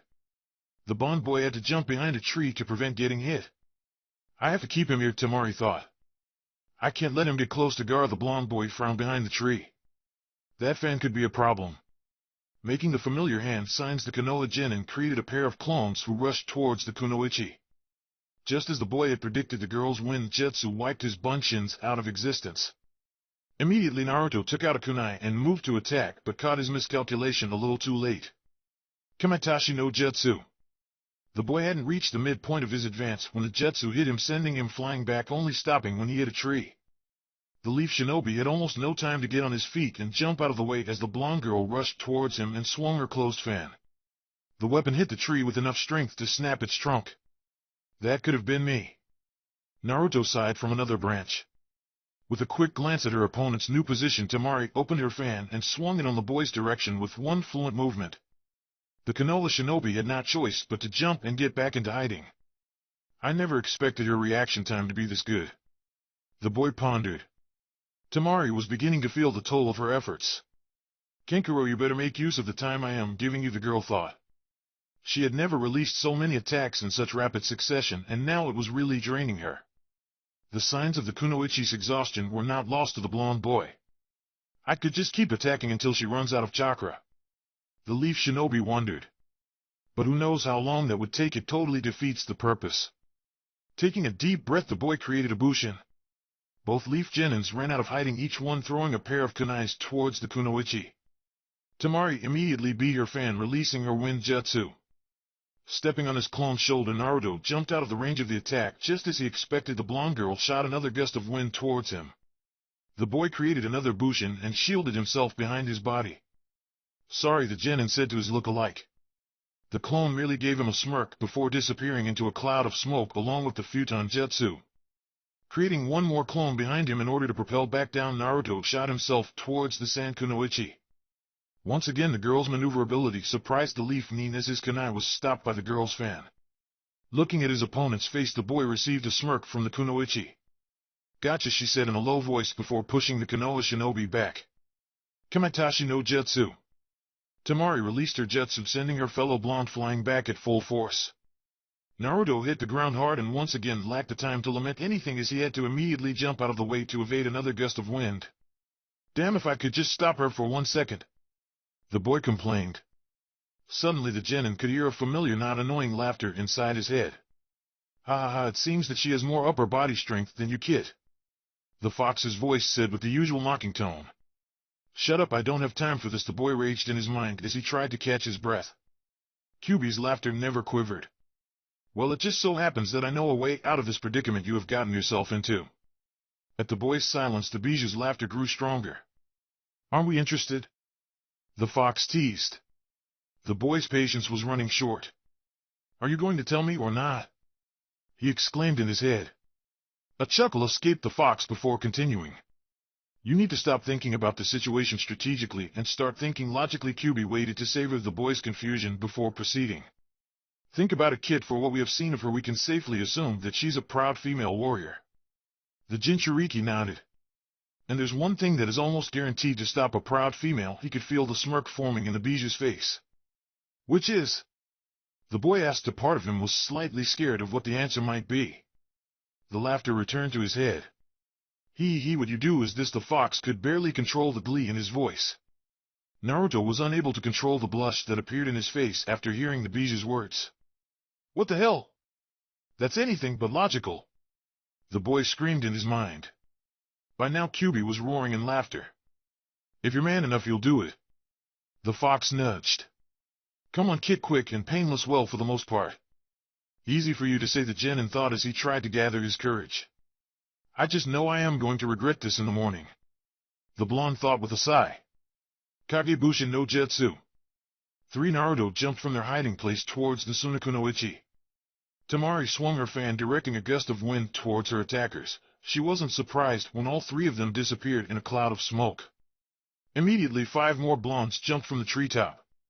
Without thinking twice, the girl beat her fan, once again wiping the group of Bushin out of existence. Before the cloud of the clones disappeared completely, the girl became aware of 8 more Konoha nins falling from above. Kamitachi no Jutsu. The powerful blast of wind shot upwards, taking out all 8 attackers. Temari watched the cloud dissipate. Suddenly her eyes widened as her gaze dropped down. Having taken advantage of the distraction caused by his clones, the leaf genin had made a dash directly towards the girl. Acting on instinct, Temari blocked the incoming attack with her fan. Naruto gulped. He could see the blonde girl's body preparing to push him back again to launch another attack. It was now or never. Putting one hand on the kunoichi's fan, the blonde brought it down, lowering the girl's head in the process, and leaned the upper part of his body forward as he placed his other hand in her shoulder, to direct her towards him. Before Temari knew what had happened, her lips had been caught by his. Time seemed to have stopped. She was aware that her defenses were down, aware that her fan was blocked, and even aware about the boy in front of her. It was the point where their bodies connected that she wasn't too sure of. Suddenly the kunoichi felt the hand that had been placed on her shoulder pulled back and placed on the upper part of her abdomen. Gathering chakra in his palm, Naruto pushed the girl in front of him back with a Juken-like strike, focusing more on the impact rather than damaging internal organs. The attack was strong enough to send Temari back against a tree, hitting her head hard in the process. The blonde boy tried to catch his breath. The Kyuubi's voice sounded in his head. "That wasn't so bad now, was it?" The fox started laughing. "In fact, I am willing to bet that you enjoyed it." The Bijou teased before continuing laughing. Naruto gritted his teeth at the fox's comments, yet his hand had moved unconsciously towards his lips as he couldn't fight off the blush that had spread throughout his face while the thoughts of how soft her lips had been. At least this was better than last time, the blonde admitted before jumping back on the branches and continuing on his way, not before stealing one last glance at the resting kunoichi he had stolen a kiss from. Chapter 14. As he descended into madness. Kankuro kept looking back over his shoulder as he jumped from branch to branch. "Please be all right," the boy whispered, hoping that by some way his sister would hear him. It had already been 20 minutes since she went to try to hold off that blonde boy, and 5 minutes since he was able to feel her chakra at all. The puppet user kept telling himself that it was all because they were now too far apart, and he never bothered to hone his chakra detection skills. It was needless to say that it was failing miserably, and he was getting more and more worried with every minute that passed. The brown-haired boy sighed. "At least you're still out," he thought as he looked at the sleeping form of his younger brother, not daring speak it out of fear of jinxing it. Suddenly Kankuro's eyes shot open. He had been so preoccupied with his sister's status that he had not caught on to a more imminent problem. While he had been musing in his mind, the Uchiha guy had been getting closer and closer, to the point that if Kankuro dared to look back again, he would now be able to see him approach. Before the Sanjinin could think of something to do, he was unexpectedly pushed aside against a tree. Opening his eyes, the boy froze in his place as he beheld the terrifying sight of his younger brother baring his fangs at someone. Forcing his neck to turn, Kankuro's eyes set on the raven-haired genin that was now foolishly standing just a few branches from Gaara. The redhead observed the Uchiha as he clenched his head in obvious pain, yet as a smile started to form in his face. "Whatever it is you're trying to pull," Sasuke began as he took out a kunai. "It ends here." The Sharingan appeared in the raven-haired genin's eyes. "End?" Gaara asked, his voice coming out strained. "Nothing is going to end." A weird blue pattern appeared in his right arm as the hold of the redhead's left hand on his head tightened. "Nothing is going to end until Mother is satisfied," the Tsunajinin exclaimed as the blue pattern spread all the way to the right side of his face and he dropped to his knees. Sasuke fought the urge to step back. His eyes watched in disbelief as the redhead in front of him started to change. Gaara's right arm had apparently changed into what appeared to be a sand claw, awfully similar to the thing that had grabbed his arm back in the stadium. The Sanjinin's face had become a grotesque sight as his right side resembled that of a monster, all the while a frightening chakra seeped out of his body. The Uchiha Sharingan eyes widened when he felt the redhead's chakra. Its terrorizing feeling seemed familiar to him somehow, someway. The chakra reminded him of Naruto. Snapping out of his trance, Sasuke jumped just before the Tsunajinin's sandclaw came crashing through the tree branch he had been standing on. The Uchiha had little time to contemplate the situation as the sandarm immediately shot up, destroying everything in his path and leaving the leaf genin no other choice but to jump from tree to tree as the sand monstrosity chased him around. The sand limb retracted back to the redhead. "What's the matter?" Gaara's voice had become raspy and grunt-like. "It's no fun if you just jump all over the place. Mother won't like that at all," the Sanjinin commented as he looked at his opponent. Sasuke took notice at how the redhead's right eye had changed. It had become all black with a yellow pupil. It was the yellow color that got to him. It reminded him of a certain blonde, and the mere memory of his teammate accompanied with the strange chakra that the Tsunajinin was giving off put the Uchiha on edge. Shaking those thoughts off his mind, the raven-haired boy took out a kunai just as the sandclaw shot directly towards him. Jumping to meet the attack, Sasuke impaled his kunai right on Claw's palm. There was no reaction or sign of pain from the sand shinobi. Instead, the claw began to close in on the Uchiha. Realizing his mistake, Sasuke used his impaled kunai to propel himself away from the monstrous limb just as the piece of metal sunk into the sand. Gaara merely smiled and proceeded to do a flailing movement with his sandarm. Suddenly the captured kunai shot straight towards the leaf genin's face. Sasuke was barely able to move his head a few inches, but managed to evade the incoming blade with only a cut on the cheek. Landing on a nearby branch, the boy brought his hand to his cheek and checked his wound. Deeming the cut as nothing to be worried about, he set his attention back on the redhead. "Are you going to get serious?" Gaara asked in a taunting voice. "We were told that the Uchiha were elite shinobi. It seems Mother and me were misinformed," the redhead commented. "Shut up!" the raven-haired boy exclaimed as he glared at the Tsunejinin. "You know nothing about the Uchiha clan," Sasuke declared. Suddenly an image of his blonde teammate and his blue Sharingan appeared in his mind. The raven-haired boy's eyes widened slightly. "It seems you don't know the Uchiha clan as much as you thought." Either the voice his mind had chosen to send him this message, which had been too familiar to the young Uchiha, causing his body to shake slightly. Merely laughing at the raven-haired boy's outburst, Gaara brought his deformed arm back. "Well then, show me!" he exclaimed as he thrust his arm forward. The sand claw increased in size as it flew towards the Uchiha. Sasuke evaded the attack by jumping over the limb while the claw proceeded on clenching the tree the Konoha Genin had just been standing on and break the trunk as though it were a twig. Gaara swiped his sand arm without releasing the tree, leaving the Sharingan user no other choice but to jump from branch to branch as trees were taken down one after the other. Sasuke was taken by surprise when the sand claw hurled the tree towards him, but managed to bring his feet forward to absorb the impact. The boy had less than a second to figure out what to do next as the sand claw came bursting through the tree trunk. Finding the monstrous limb less than 2 feet away from his face, the Uchiha's hand automatically went through a familiar series of hand seals. Gukaku no Jutsu. The raven-haired boy shot a fireball towards the claw, successfully blasting the sand arm away. After the fire blast, the sand claw was reduced to nothing but a stump as it started to drop towards the ground. Sighing in relief, Sasuke started to prepare his body for a safe landing. Suddenly the Uchiha's attention span back at the sand limb whose claw had reformed itself and was flying straight towards him at great speed. Being already airborne, there was nothing that the Sharingan user could do to defend himself as the sand claw seized his body and started a violent dive towards the ground. Acting out of desperation, Sasuke's hand started on another set of hand seals. Housenka no Jutsu. Several fireballs shot from the raven-haired boy's mouth and hit the sand arm without any evident result. Shaking off his growing anxiety and trying to focus his mind, Sasuke directed the fireballs in a single point right at the end of the sand hand, successfully detaching the claw from the rest of the limb just in time for the raven-haired boy to grab on a tree branch and prevent his body from meeting the ground. "That's it," Sasuke thought as he stood up in the branch, and he glared at the laughing redhead in front of him before shooting his body forward. "Ha ha! That's more like it," Gaara exclaimed. "Come on and attack me!" the Tsunejinin shouted as he thrust his sand claw forward. Sasuke moved towards the redhead at great speed. Looking straight up, he could see the Sand Genin's claw approaching towards him, ready to strike. Jumping to the side just as the arm went crashing through the path he had previously walked, the Uchiha started circling the redhead, moving higher and closer to the evidently deranged boy. Gaara willed his sand arm to chase the Sharingan user among the trees. The branches were no obstacle for the sand monstrosity as it got closer to the raven-haired boy. The Jinchuriki started to smile at the thought of the blood he would soon offer Mother. The smile soon became an all-out laugh.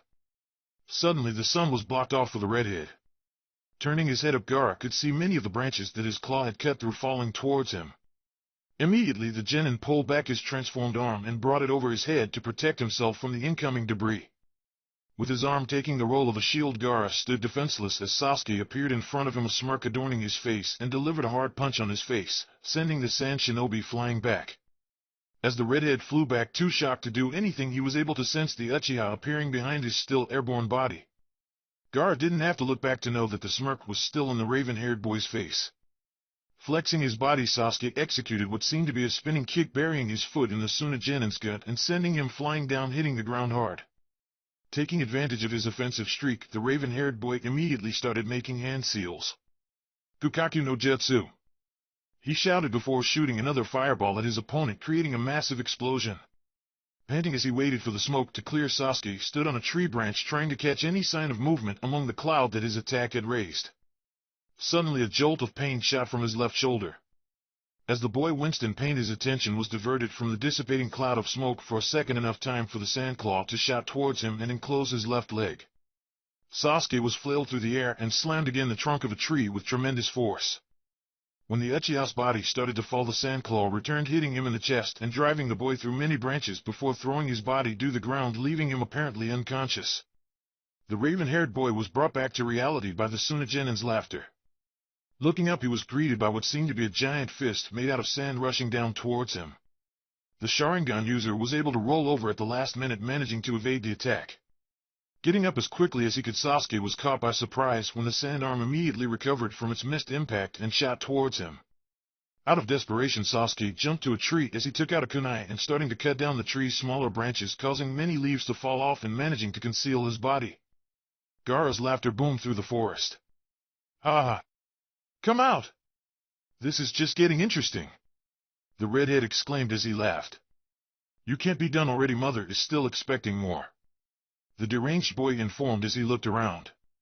Kenkuro closed his fist tightly to try to stop his shaking. This is bad, the puppet user though, as he watched his younger brother laugh maniacally. The brown-haired boy knew what his brother wanted, blood to offer to that thing inside of him, and at this point it didn't matter who it was from. So if he can't find the Uchiha, it would be just a matter of time before Gaara would set his sight towards him. "Temari, what should I do?" the genin thought, not knowing if he would feel safer having his sister by his side or as far from their younger brother as it was possible. "Come on, Uchiha Sasuke!" Gaara shouted with glee. "I'll try to make it as quick as possible, but I can't make any promises." The redhead followed his statement with another fit of maniacal laughter. Giving his surroundings one last quick look, the Sand Genin started to take down random trees with his sand claw in his search for the Uchiha. The Sharingan user pressed his body firmly against the trunk of a tree, trying to make it the least visible possible. As he heard the sound of trees being snapped in two like they were pencils, he silently prayed that the redhead wouldn't choose the one he was hiding behind. Another jolt of pain shot from the Uchiha's shoulder, causing the raven-haired boy to bite his lips in order to prevent any yelp of pain from escaping him as he gritted his left arm tightly. Sasuke's eyes wandered to the left side of his body, setting themselves on his left shoulder. The Leaf Genin's eyes widened as he saw most of his shoulder covered by black flame-like marks. Closing his eyes, the boy tried to concentrate into willing the strange marks into retracting. "I am getting bored," the redhead announced as he took down another tree. "You better come out before I..." Gaara suddenly stopped his statement as he looked at the direction they have come from and smiled. "It seems that we're going to have company really soon," the Suna Genin informed before starting on another fit of laughter. Behind his hiding spot, Sasuke's eyes shot open at his opponent's revelation. Focusing his senses, the boy was able to sense a pair of familiar chakra signatures approaching. By now Gaara's laughter had died down into a malicious chuckle. "I wonder," the redhead begun as he started giving off an even more terrifying killer intent. "If the sight of their blood would excite you the same way it does me." As soon as the words left Gaara's mouth, the whole forest changed while its physical state remained the same. The whole area was filled with the sound of electricity charging his killer intent strong enough to match the redhead's was released. Turning around with a smile on his face, Gaara faced his opponent. Sasuke stood just a couple of branches away from the Sand Genin. His eyes glared at the redhead with pure contempt as a Chidori burned in his left hand. "You will not touch them," the raven boy declared as his mind was drowned with images of how all the people that he held dear had been taken away from him in one single night. "I'll kill you before you get a chance to harm them," the Uchiha shouted as he shot towards his opponent, not caring about the pain his body was in or about the fact that the flame-like marks had spread all the way to his neck. Gaara's smile widened as he jumped to meet his prey, the Sandclaw, already prepared to strike. "That's what I wanted," the boy roared. "Chidori!" Sasuke screamed as he brought his electric-charged hand forwards. Lightning met sand. As he landed on a branch, the Uchiha looked back to find the monstrous claw detached from the redhead and flying through the air. A smile formed in his lips. Being too distracted by his accomplishment, Sasuke didn't realize when his feet touched the tree branch nor when his legs gave up and he fell on the branch. Forcing his body off the wood and trying to ignore the tremendous pain that was cruising through his body, the raven-haired boy looked at the redhead. Sasuke's eyes widened as he was consumed by terror. A wicked smile had appeared on Gaara's face as his deranged eyes focused on his opponent. The gourd on his back started to disintegrate, turning into a new claw to replace the detached one and a gigantic tail with the same blue pattern as the other sand limp. "Ah!" the Sand Genin laughed maniacally as he dashed towards the Uchiha. Bringing his claw up, the crazed boy prepared to strike. Sasuke waited for the pain to come when he heard a blow connect, but when the only pain that he felt was the one already running through his body, the Uchiha opened his eyes. Once again the boy was surprised by the sight that greeted him. "You should be more careful, Sasuke," the monotonous voice said. Shino stood in front of the fallen Uchiha while on a branch beyond him stood Gaara with a bruise in his left cheek. The raven-haired boy found himself at loss of words as he stared at his former classmate pushing his sunglasses up. "Sasuke-kun!" Turning his head around, the Sharingan user could see his pink-haired teammate and what seemed to be a dog wearing a canola headband running towards him. "Are you ALRI?" Sakura began to ask as she reached the fallen boy, but stopped when she saw the flame-like pattern on the boy's shoulder. "I am alright," Sasuke murmured reluctantly, taking the pink-haired girl's help to stand up. "Okay, we got the Uchiha. Now let's get out of here before something bad happens," Pakken merely said. "Did that dog just talk?" the raven-haired boy asked, confused as he examined the strange canine. "I am afraid we can't go anywhere," Shino informed, his eyes set on the deformed Suna shinobi in front of them. "I doubt that he would simply let us walk out," the Aburame said simply. Sakura cringed at the sight of the redhead's current form, but monstrous as it may appear, the thing that surprised her the most was how his chakra felt so similar to Naruto's. Gaara simply let out a laugh as he regarded the group of leaf neens. "Sasuke is my prey, so if you'd please stand aside," the boy said in a mocking tone. Sasuke tried to move his body forward to face his opponent, but was blocked by Shino. "Sasuke is in no shape to fight right now, so I'll be taking his place," the black-haired boy said calmly. "What?" Shino no the Uchiha tried to convince his former classmate's mind, but the Aburame simply ignored him and jumped a few branches forward. The only reaction at the change of opponents was a gleeful laughter from Gaara. "Why don't I just kill all of you?" the redhead exclaimed as he shot the Sandclaw forward. The Sharingan user watched what appeared to be a replay of his battle as Shino moved to evade, and the Sandlim chased him through the trees, running through any branches and some trunks that were on his way.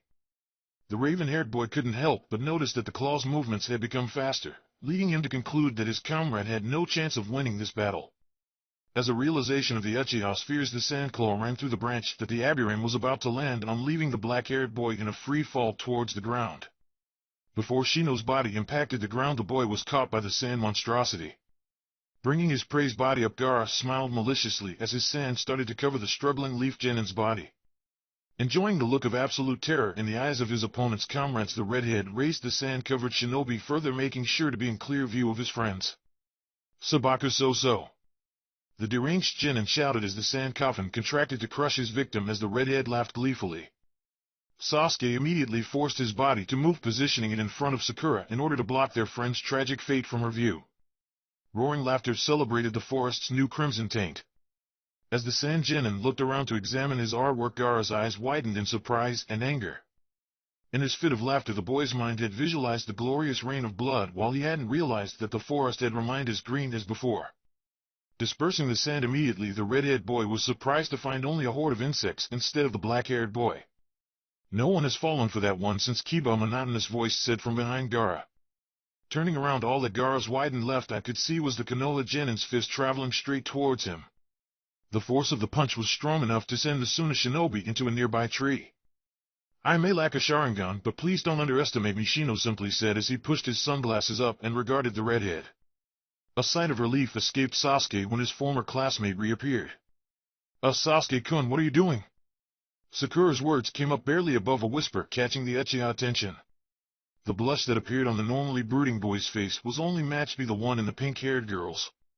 In his attempt of preventing his teammate from witnessing their friend's imminent death, he had positioned his body in front of her. She was in a kneeling position, while his chest hovered a couple of inches away from her face, while his right hand had a firm yet soft hold on her left shoulder. "Sorry," the Uchiha said, his voice managing to come out even lower than Sakura's as he mentally cursed his awakening teenage hormones. Gaara growled as he glared at the black-haired boy. "You're going to pay for that one," the Sand Genin declared as he swung his deformed arm forward, sending the Sandclaw straight towards the Aburame. Kenkuro stood dumbfounded. He had only heard about the Aburame clan once in his village from two elder shinobi discussing, as they put it, unorthodox ninja techniques, but to think that one of them could have fooled the person he feared the most so easily. The puppet user watched as the boy with sunglasses evaded his younger brother's attack with apparent ease, causing the redhead to growl and grunt in annoyance and frustration. Suddenly Shino stopped moving. He simply stood on a branch with his hand in his pockets and waited as the Sandclaw approached him at a blinding speed. Sakura tried to scream. Sasuke tightened his fist. Kenkuro gritted his teeth, and Gaara smiled wickedly as his claw was about to strike the black-haired boy. Just as the claw was about to close and the monstrosity came to an abrupt stop in front of the Leaf Genin's face, Shino merely pushed his sunglasses up again, observing the sand limb as it began to break down and chunks of sand fell to the ground. "What's going on?" Gaara exclaimed as he watched in terror as the sand ignored his will and fell lifelessly. Shino brought one of his hands out of his pocket and pointed at the redhead. You haven't realized yet? The boy asked. Looking down, the Sangenin's eyes widened as he found numerous black bugs crawling around his body. Kakamushi, Shino simply stated, as many more bugs appeared crawling around his whole body. They have the ability to eat chakra rendering techniques like yours. If Sasuke didn't know any better, he would have sworn that behind the collar of his shirt the black-haired boy was smiling. Useless, the boy added before starting off towards the redhead. Gaara brought his crumbling sand arm up in order to defend himself. Shino merely closed his hand into a fist and drove it straight through the sand arm. The sand crumbled away like it was nothing, and the Aburame's fist sunk into the right side of the Sangenin's face, sending him flying back. The redhead was able to use his tail before it broke down to get back on his feet, but the boy had not time to regard the situation as his opponent suddenly appeared in front of him, and delivered a strong uppercut on his chin, causing the redhead's feet to leave the ground again. The black-haired boy followed with a kick on the Tsunagenin's stomach that sent him flying into a tree trunk. With the destruction bug still on his body and his sand falling slowly to the ground, Gaara struggled to stand up as everyone present remained quiet. Ha ha! The silence in the forest was broken by the redhead's crazed laughter. You really think the boy begun as what remained of his gourd turned into sand and what had fallen to the ground returned? That you could just separate mother from me that easily? Everyone watched in shock and horror as every part of Gaara's body from the knees up was covered in sand and took a bestial form, with the tail swinging lively in the back. Both eyes had become black with a strange yellow pupil, while the boy's teeth became sharpened, resembling an animal's. A smile spread on the redhead's face as he regarded the people present in the forest. His sand body stirred slightly before he brought his closed fist forward. Unclenching his hands slowly, the deformed boy let the Kakamushi fall to the ground as his smile widened.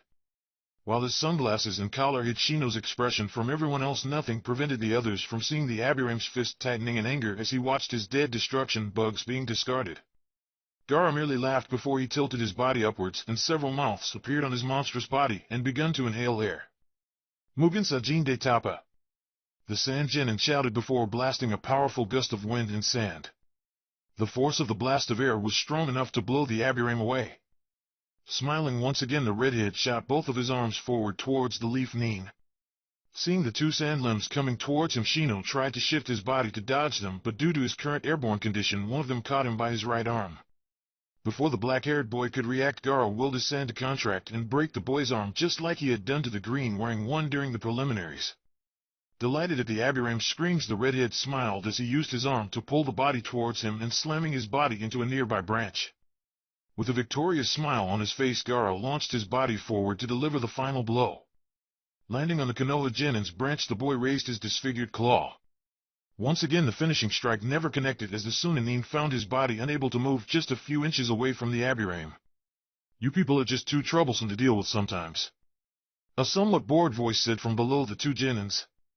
Shikamaru hung upside down from the branch that held his former classmate, and the deranged Sangenin, his shadow connected to the former, restricting his movement. Shino, if you please get out of the way, this position is not as comfortable as it may appear. The Nara said sarcastically. Nodding, the Aburame lifted his body off the branch and moved away just as the redhead next to him willed the sand in his body to attack the hanging shinobi below them. The Nara immediately disconnected his shadow from Gaara's and jumped to another branch before the sand could reach him. So you're going to fight me next? The Tsunagenin asked. His voice was a strange mix of both amusement at the sight of another prey and frustration at the lack of bloodshed. Shikamaru simply gave the redhead a confused look. Fight? Me? He asked, pointing at himself. Sorry, you must have me confused with someone who likes jumping around and go back and forth in fist fights. The black-haired boy said with a shrug of his shoulder. Besides, my abilities are meant for stalling, not fighting. Gaara let out a frustrated growl. Then get out of my sight! The boy exclaimed as he thrust his arms forward. The Leaf Genin dodged the incoming attacks by jumping into a higher branch, now standing at a level with the redhead. Sorry, no can do. The black-haired boy simply stated. Otherwise, you won't let me hear the end of it. The boy informed as he got into a meditation stance. Letting out another growl, the deformed shinobi jumped towards the Nara. The moment Gaara stepped on the branch, he found his body unable to move again, caught in the same technique as before. Stop that!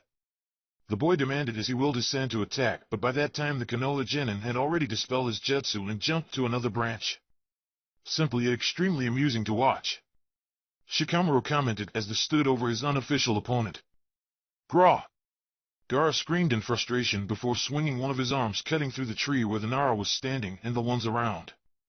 Jumping as far as he could, Shikamaru barely managed to hang onto a branch on one of the trees that survived the Tsunagenin's assault. The black-haired boy only had time to take out a kunai and a pair of shuriken before his right leg was pulled down by Gaara's sand claw. Thinking quickly, Shikamaru threw the 3 blades upward, cutting off several leaves and branches, and used their shadows to connect his with the redhead, successfully stopping the boy's movement long enough to set himself free from his hold, and jump to another branch. Shikamaru had no time to assess the situation. Before he could even react, a gigantic sand fist connected with his body, blasting him back against a tree, impacting the trunk hard. The Nara's body felt numbly on branch in a sitting position. "All of your attempts have been futile," Gaara exclaimed, victorious and gleeful. A half-smile appeared on the black-haired boy as he lifted his head up. "I told you already, my abilities are meant for stalling," he said as his smile turned into a smirk and his eyes mockingly regarded the redhead. "I was only buying him enough time," Shikamaru commented as his eyes set on something beyond Gaara. A soft thud as he landed on a branch announced his arrival. "Seriously, Shikamaru, I leave you alone for 5 minutes and you get yourself into trouble again," Naruto merely said, not paying attention at the situation. "Naruto." Sakura whispered the blonde's name. Her emerald eyes caught his dark sapphire ones. For a second the boy gave her a simple nod, and for some reason unknown to her she felt much safer. "You!" Gaara exclaimed as his face twisted into a sick form of happiness at the sight of the fellow Jinchuriki. "You finally got here, the one that has been calling mother out," the deranged redhead stated as he observed the new arrival with glee. Naruto's eyes narrowed as he finally set his eyes on the transformed Sangenin. "I take it that by the form he has it's a chibi," Naruto stated in his mind. In the boy's mind the fox grunted. That stupid raccoon always tended to pick a human and become extremely attached to him or her. That's how he ended up trapped in that kettle in the first place, Kyubi informed. But to come off as the boy's mother and eat his sanity away like that, I think Shikaku has been losing it over the years, the Bayou commented, his tone carrying a hint of annoyance towards the tailed beast inside the redhead. Feeling a nudge from his mother, Gaara took advantage of the fact that the blonde had become distracted with something. "Soon a shuriken!" the crazed boy shouted as he hurled a barrage of sand disc at his opponent. By the time Naruto became aware of the attack, it was already too late, and every single disc hit his body, packing enough force to lift his body off. Sasuke was surprised by what happened after the attack, but what really surprised was that Naruto had been hit by it. The wounded airborne blonde simply disappeared in a cloud of smoke. Before Gaara could start his search for his opponent, the redhead felt as several kicks connected to his upper back and shoulder, sending him crashing down to the ground. Standing out, the Suna Jinchuriki looked up to find 5 Naruto about to launch their kunais at him. "Mugen Sajin de Tapa." The Sangenin released his attack immediately, effectively blowing all the blondes into clouds of smoke, though not before they released their kunais. None of the blades hit the redhead, instead landing around him. Something about the kunais caught Gaara's attention. Looking down, the boy found the 5 blades with explosive tags wrapped on them. Preparing to jump away from the blast zone, the Sangenin was surprised when he found his feet unable to move again. Looking back down, the redhead saw 2 pairs of hands sprouted from the ground holding his head in place. Gaara was helpless as the 5 tags exploded into a huge blast. "Damn you!" the redhead let out as he struggled to lift his body upright. His head moved upward and set on the blonde standing in front of him. A smirk appeared on Naruto's face. "Are you still enjoying yourself?" the genin mocked the other Jinchuriki. Gaara merely grunted before the smile returned to his face. "Of course I am," the redhead informed, his face twisting and appearing even more insane. "This fight proves that I exist," the boy declared. Naruto narrowed his eyes. "Is this pity? What I am feeling for you?" the blonde wondered, causing the Sangenin to look at him confused. "Or do I envy you?" he continued.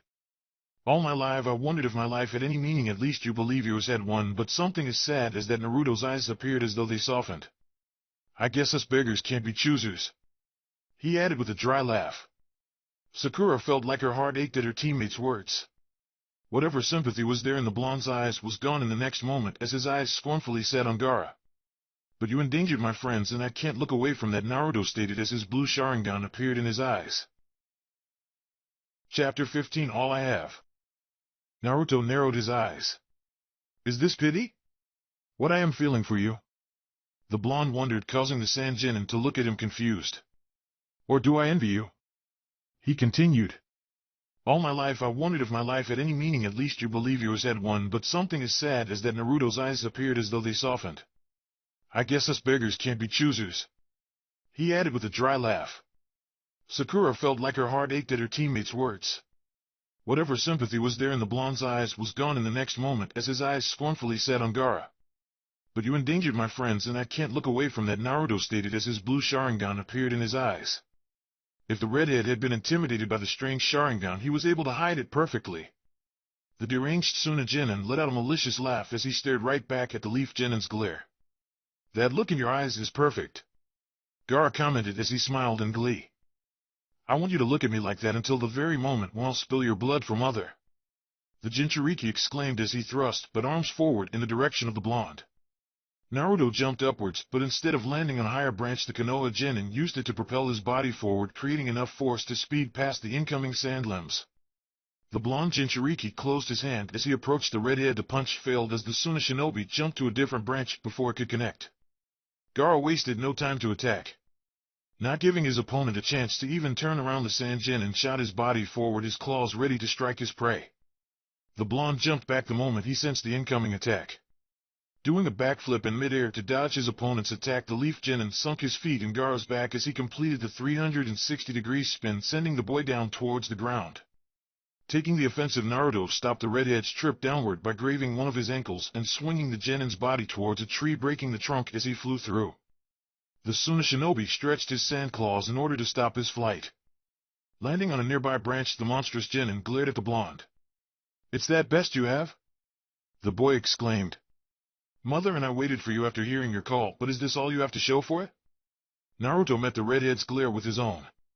I guess I am putting quite a below-average performance, the Konoha Nin admitted. I guess it'll be okay if I win a little while. The moment the words left his mouth, the blonde disappeared from Gaara's sight, just to reappear hovering over the Sand Genin the next second and drive his knee into the deranged boy's stomach. Even through the sand protection, Gaara could still feel the force from the blow his stomach received. His breath escaped his lungs, and the Suna Nin's head was brought forwards as his body recoiled due to the pain. Blinded because of the strike, the redhead could not see the fist traveling straight towards his face. The punch's sound was heard throughout the forest as the Sand Genin was thrown flying backwards by its force. Moving at blinding speed, Naruto seemed to disappear again and reappear at the branch Gaara was traveling to. The blonde swung his leg forward, driving his kick into the redhead's back, stopping the deranged boy's flying trip and causing him to release a scream of pain. The Leaf Genin spun his body around and driving his heel into the Sand Shinobi's gut in a similar fashion to what Sasuke had done before, and sending his fellow Jinchuriki flying down towards the ground. The Sharingan user did not waste any time. The boy's hands immediately started on the already familiar set on hand seals. Kukaku no Jutsu, Naruto exclaimed before shooting a sizable fireball down to chase the redhead. The explosion signaled the impact. Before the dust and flames could dissipate, a pair of sand claws shot from the cloud of wreckage with the blonde Jinchuriki as their target. Jumping to higher branches, Naruto took out a kunai and slashed a pair of monstrous limbs as they approached him. The two arms seemingly started to fall before they suddenly came back to life and reformed themselves before returning to the pursuit of the Konoha Shinobi. Naruto continued to dodge the two transformed limbs until they finally retreated and grabbed a nearby branch in order to pull Gaara back up. Hee-ha! The redhead started to snicker, but it soon turned into an all-out laugh. That's more like it, he declared. Mother is starting to enjoy this fight. The bloodlust in the Sand Nin's eyes was evident as he looked at the blonde. Let's together make mother happy, the deranged boy shouted as he threw a piece of his sand body into the air. Sabaku aim! The barrage of sand lumps immediately started to fall down on the blonde. The Sharingan user was put on the defensive once again as all his movements were strictly to evade the flurry of strikes raining down on him. Branches and trunks were reduced to splinters as the onslaught of sand pierced through the trees as it sought the Leaf Shinobi. Damn it, Naruto cursed. He never expected that he'd be forced to use it so soon into the battle. Amaterasu! The teenaged boy gazed at the sphere of sand above the trees where all the projectiles originated with his Sharingan eyes. The piece of sand was immediately overwhelmed by black flames that consumed it in a matter of moments, leaving nothing behind to prove that it existed. Gaara looked up with a horror-stricken face as his sand was reduced to nothing by the black flames. A piece of his mother that had always protected him simply disappeared in front of the redhead's eyes as though it was never even there. Bastard! The words left the boy's lips like a ghostly whisper. You bastard! The Jinchuriki's eyes set on the blonde in front of him, yellow eyes blazing in fury as they burned into the leaf genin. The spiky-haired boy hadn't felt such a strong killer intent since Itachi. Shifting his body slightly to the side, Naruto was able to hide the shaking in his hand. How dare you try to take mother away from me? The transformed Suna Shinobi shouted as his killer intent kept on rising. Mother is the only one important to me in this world. The only one that never deserted me and always remained by my side. The words roared through the forest, making some of the people present cringe at the fury they held. Mother is all I have, Gaara declared. Naruto remained silent for a couple of moments as his gaze regarded the redhead in front of him. All you have? The blonde simply repeated. Suddenly a matching killer intent emanated from the Konoha Nin as his eyes narrowed, forming a glare directed to the other Jinchuriki. In less than a second, Naruto had moved in front of Gaara and drove his fist into the Sand Genin's cheek, sending him flying back once again. Two spiky-haired clones appeared ready to receive the airborne boy. Using his Sharingan, Sasuke could follow as the three identical leaf genins trashed the deranged redhead around trees and branches. What surprised the raven-haired boy the most was not his teammates' impressive physical strength, nor the blinding speed of his movements, but the look that the once smiling face held. As much as Gaara's look carried dementia less than 5 minutes ago, Naruto's was now pure anger and disdain. Something that the Suna Shinobi had said had made the former loudmouth snap, sending the boy into a raging frenzy. A powerful kick sent the transformed teenager flying through numerous tree trunks, finally stopping several feet away. That thing is not all you have. The blonde's words were full of contempt. You have siblings, you have a family, you were probably even able to meet your father. Naruto closed his fist to try to stop the furious shaking. So don't come here and tell me that that thing inside you is all you have when you have pushed away everything else around you. His teeth were gritting now, and his voice was coming out strained due to the anger. You had so much yet you still chose to become like this. You chose to be feared over than loved. The Jinchuriki's voice started to die out. It's because of you, it's because of people like you that I had. The teenage boy never finished the sentence as his hands suddenly went through the required hand seals, and another fireball was released in direction of the redhead. The swiftness of the attack caught the redhead by surprise. Gaara could only bring his arms forward to protect himself as the flames engulfed his body. The impact of the fire jutsu was enough to send the Sand Genin flying a few branches back. I really hate people like you, Naruto declared as he glared at the deformed boy in front of him, trying to stand back up. People that thrive with the knowledge of being feared. You claim being alone in this world, but the truth is that you view yourself above all other things. That the blonde thought he had under control were running wild now. Locking yourself inside a barrier of sand and trying to sound like a victim. You don't know what real pain is, what it feels like to be betrayed by the few things you thought you had. Shut up, the redhead boy interrupted. His eyes set on the blonde, holding a mixture of anger and sorrow. You don't know anything about me, the Suna Shinobi shot back. You don't know all I had to go through and how at the very end mother was the only one that remained by my side. The Jinchuriki's voice came out strained as memories plagued his mind. This is it, please die. Suddenly Gaara's killer intent returned full force. Betrayal? His strange yellow eyes glared at the blonde.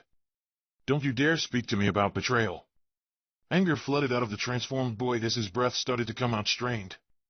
I'll never let anyone else betray me, the Sannin exclaimed before he thrust his arms forward. Monstrous limbs shot towards the spiky-haired boy, forcing him to jump from branch to branch in order to avoid their devastating rampage. The hatred that had been harbored in the blonde's eyes had now transferred to the redhead's as he continued to tear through trees and branches.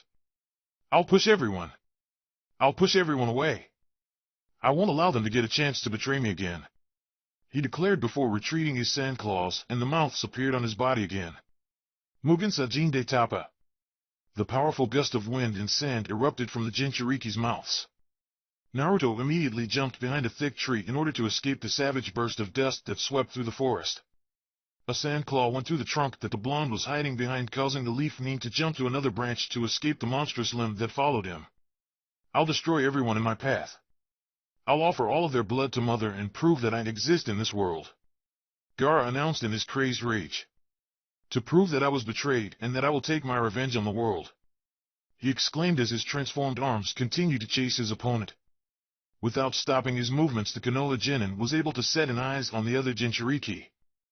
I really can't forgive people like you, he stated as he jumped to a new branch seconds before the one he had been standing on was destroyed by the pursuing claw. Letting the rage and bloodlust consume you and turning into the demons they fear us to be, the teenage boy added. Shut up. The redhead shouted. You don't know anything about me. The speed of the Sandclaw suddenly increased, managing to grab a hold of the Sharingan user and slamming his body against a tree. Less than a second afterwards, the sand was already starting to cover his body. I'll kill you. I'll kill you for the disrespect you have shown Mother and me, Gaara declared as his eyes glared at the blonde. Despite his seemingly imminent death, the spiky-haired boy merely continued to observe the Sand Genin. I met a guy just a few months ago, Naruto started. He showed me a hell that now haunts my nightmare, but I tried and I am still trying to look past all the things I saw in that place. The Leaf Shinobi revealed as his eyes narrowed. And now I meet someone like you who has given up and thrown himself into the depths of madness with foolish thoughts of retribution. A dark blue chakra started to emanate from the blonde's body. It irks me to know and knowing that you have given up on the world so easily. With the boy's outburst, the Navy chakra burst, freeing the Sharingan user from the sand. I really can't forgive you right now, he said as he set his eyes on the redhead in front of him. The two Jinchurikis glared at each other before dashing off forward. Blows were exchanged in midair. Flashback, you know you really didn't have to accompany me shopping. A small black-haired boy looked up at the young woman next to him before answering. Oka-san is worried about you since you have been going out so much lately, so I offered to come with you. For your old Itachi, simply stated. Uchiha Kagome sighed as she looked at her cousin's oldest child. You do know that I am a jounin, right? If anyone is doing any babysitting, it's me looking after you. She tried to explain. Rank doesn't really matter. A well-trained shinin could sneak up on even a Kage if the target's unaware and alone.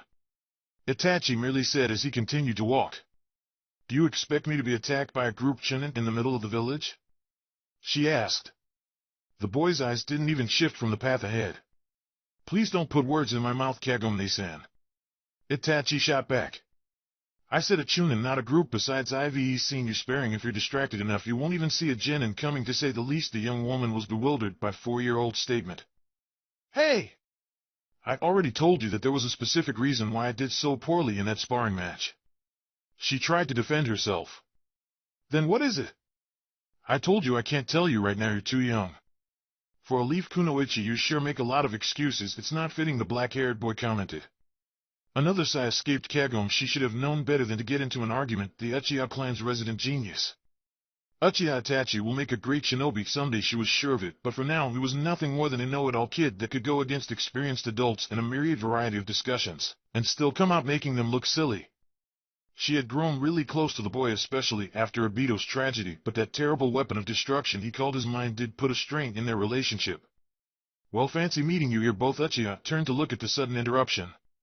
Casually walking towards the two black-haired relatives was one Namikaze Minato, with what had become a trademark for the blonde man, a grin adorning his face. Minato-san, Kagome called out. Itachi couldn't help but raise an eyebrow at the sudden excitement in his cousin's voice at the sight of the already legendary jounin. How are you on this fine day, Kagome-san? The young man asked as he gave the black-haired woman a small courteous bow. The giggle that escaped the young woman almost made Itachi kick her in the shin and make a run for it. One thing that the 4-year-old boy really didn't want to see at the moment was his cousin acting all girly. Minato's gaze lowered to set on younger Uchiha. And what about you, Itachi-kun? Your name is coming up again and again as of lately. Fugaku-san and Makoto-san must be really proud. The blonde man commented as he ruffled the boy's hair. Itachi's glare immediately set on the man in front of him. It was certain that the 4-year-old Uchiha was incredibly mature for his age. He was well aware that most people were both amazed and annoyed by his intellect. He could deal with anything or anyone, without losing his composure, anyone except Namikaze Minato. Something about the Konoha yellow flash always managed to get on the boy's nerves. Swiping his hand, the black-haired kid pushed the man's hand away. Well, it seems that we still have the attitude problems to deal with, Minato commented, unfazed by the young boy's actions. I guess it's just normal for you to be jealous. After all, I am already a renowned shinobi while you're still a little kid with a kunai playset, he said as he straightened his body and stood proudly. A snort escaped the 4-year-old. Yeah, like I am supposed to be envious of you. I've already heard about the incident between your Eurasian and the waterfall. The boy shook his head to add to the insult. Seriously, it's just a matter of time before you find yourself falling in a volcano or something. Hey, watch it, you brat. That only happened while Eurasian no Jutsu was still on its development stages, and stop gossiping with Jiraiya-sensei. Minato shot back, already falling into the boy's game. Oh, touched a sore spot, didn't we? And what was that about you blowing up the bull's corral while practicing that spiral sphere of yours? Itachi asked, his voice fully tainted by a mocking tone. The blonde man gave a small grunt. Like I have to explain my genius to you, only a sorry shinobi would have such a sorry excuse. The black-haired boy commented. Do you have something to say, you little punk? As a matter of fact, yes. I want you to remain in that little throne of yours until I become a shinobi and beat you up myself.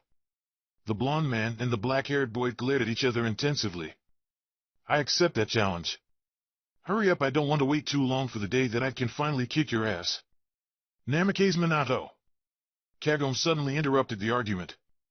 Are you really engaging in such childish fights against that 4-year-old? And losing too, Itachi added. The young woman gave her cousin a warning look before her eyes set back on the yellow flash, whose face had turned red out of embarrassment, and his eyes looked at everything but Kagome. He started, it was all that the man could say. Kagome sighed in exasperation. You've got to be kidding me. Itachi watched in curiosity as Minato tried to explain himself to his cousin. For some reason it was while talking to the blonde gentleman that Kagome seemed the happiest she had appeared ever since Obito's. What was it about Namikaze Minato that could possibly bring such a smile to Uchiha Kagome's face? End flashback. A pair of onyx eyes opened to look at the rain falling into the ground. Uchiha Itachi stood in one of the entrances to the Akatsuki base, pondering on his sudden remembrance. Why am I remembering something like that now? The young man thought. As of late, Itachi's head had been plagued by his blonde target, and the events of the night of their meeting, the image of the blue Sharingan seared into black-haired man's mind. The Akatsuki member had tried a basic meditation exercise to try to clear his head when the old memory found its way into the surface. Suddenly realization hit him. Could it be? His train of thought was unfortunately cut off by the sound of approaching steps. Looking up, Itachi could see his blue-skinned companion walking towards him. There you are, he said once he reached the black-haired man. I've be looking everywhere for you. The others told me that you got our new orders, Kisame commented. The Sharingan user nodded. Yes, he answered. We're to go to Konoha once again, the Uchiha added before simply walking into the rain. The former Kirin followed his black-haired companion. Goody, I finally get a chance to meet the kid that kicked your ass a couple of months ago, he said. Itachi remained silent at the swordsman's words. I really don't know if I should capture him or thank him, Kisame remarked, adding a chuckle for effect. The Uchiha was able to keep himself in check as he continued to walk. I mean, the great Itachi being defeated, no, humiliated by a genin brat. When I heard about it, I thought it was my birthday, the shark-like man commented before starting to laugh. Haha, I really wish I could have been there to see your face, he managed to add between his laughter. The Sharingan user didn't even stop, nor did his voice carry any sign of frustration. Keep it up, he started. And when you fall asleep, I'll just take you down the pier and trade you for 10 boxes of Pocky again, Itachi warned, earning a glare from the former Mist Shinobi. A tree came crashing down as the redhead's transformed body went through its trunk. Naruto stood panting on a branch as the Sand-Nin's body was completely engulfed by dust. Scattered wood burn marks and craters lay throughout the forest as evidence of the fight between the two Jinchuriki. What's going on? At the sound of a new voice at the scene, Kankuro turned around to see Tamari landing on the branch he had been standing. A sigh of relief escaped the puppet user at the sight of the blonde girl. Well, as you can see, the scenario is getting worse by the second. Something about that guy is just irking Gaara further and further, he said before looking at his older sister skeptically. How come it took you so long to get here? The brown-haired boy asked. Surprising Kankuro, a blush appeared on the Sunaku no Ichi. None of your business, she declared, looking away from her brother. Shrugging his sister reaction off, the boy set his eyes back on the fight between the two apparent monsters. Just like the blonde had expected, a Sandclaw appeared flying towards him. After jumping into a higher branch, the Leaf Genin started to move in the direction of the deranged boy. Gaara looked up to see his opponent's foot about to connect with his face. Once again, the Sandcode had been virtually useless in trying to block the pain. Before the kick could send the redhead's body flying back, Naruto grabbed one of the transformed arms and swung the monstrous body, slamming the Suna Genin into a tree. The spiky-haired boy followed by delivering a devastating uppercut under Gaara's chin, causing his body to lift off from the ground. Catching the rising body, but the ankle, the Konoha shinobi slammed the redhead back into the ground before jumping into the air and starting on a set of hand seals. Entenkawa no Jutsu, he called out before a blast of heat shot towards Gaara's transformed body. An explosion followed. The new cloud of dust and rubble was big enough to engulf some of the trees. Jumping to one of the highest branches, Naruto waited once more. Soon a shuriken. The barrage of sand projectiles appeared through the cloud of dust, destroying several trees on their way out. The blonde genin jumped higher up as his hands went through the necessary seals. Houseken no Jutsu. A barrage of small fireballs met with the sand shuriken, canceling each other out. As Naruto's feet were about to touch a branch, one of Redhead's transformed arms came crashing through, forcing the spiky-haired boy to create a clone to change his direction in midair. The moment when the Leaf Shinobi was finally able to land, the pain that had been bothering him for the last few months suddenly shot through his body, paralyzing the boy just as the second claw approached. Standing helplessly on a branch, the boy could do nothing to defend himself as the monstrous limb grabbed him by the arm and forcibly pulled him towards the source. Naruto found himself looking directly at Gaara's eyes. In his desperation, the Konoha Nin didn't think twice. Tsukuyomi immediately, all the sand left the redhead's body. The Tsunade tried to move as terror invaded his face, just to find himself unable to move. "What's going on?" the Jinchuriki exclaimed. He was no longer in the Konoha forest, but in some sort of dark wasteland. "What have you done with mother?" Standing a couple of feet away, the blonde simply glared at the redhead. "Your mother won't be able to manifest in here," the genin stated. "This is a place where all of your sins come back to pass judgment." A katana appeared between the two Jinchuriki. "This is my world." Naruto took a hold of the sword. "This is my hell," he said before thrusting the blade forward. Blue Sharingan eyes widened when the sword was stopped less than an inch from the Tsunade Shinobi by the sand that had supposed to have disappeared. A wicked smile appeared on Gaara's face as his body was covered by the sand, once more returning to the raccoon-like form. "I told you," the redhead's voice carried an ominous yet mocking tone. "Mother will never desert me." Suddenly Naruto was violently pushed back by an unseeing force as he found himself out of the Tsukuyomi mindscape. Finally stopping by hitting a tree, the blonde felt a new pain coursing through his body, this time originating from his eyes. "Damn it, the scroll warned that this would happen if Tsukuyomi was rejected," the boy whispered to himself as he clenched his head. "It must have been the one Tails doing," he commented, still trying to shake off the Genjutsu's recoil. "Ha ha ha." Gaara's demented laugh sounded through the forest. "Was that your hell?" the redhead asked as his chakra started to spike. "Then allow me to bring mine out here." The blonde could only watch dumbfounded as sand suddenly skyrocketed from the Tsunagenin's body and took the form of a giant raccoon. The enormous monstrosity roared, causing several of the trees in the surrounding area to shake. A massive claw started to move towards the still thunderstruck boy. "Naruto!" Sakura screamed as she saw that her teammate wasn't about to move. At the sound of her voice, the monstrous creature shifted its eyes towards the girl. A piece of sand unexpectedly shot towards the pink-haired kunoichi, catching her by surprise and slamming her body against a tree. "Sakura!" Sasuke, Shikamaru, and Shino shouted at the same time. The three boys immediately jumped towards the now unconscious girl. Reaching his former classmate first, Shino tried to get rid of the sand that was currently choking her by using his bugs. To the genin's dismay, the Kakamushi could not digest the chakra in the sand. "Can you get her out?" Shikamaru asked as he arrived. Shino was about to answer his friend when suddenly the sand came back to life and trapped the two black-haired boys.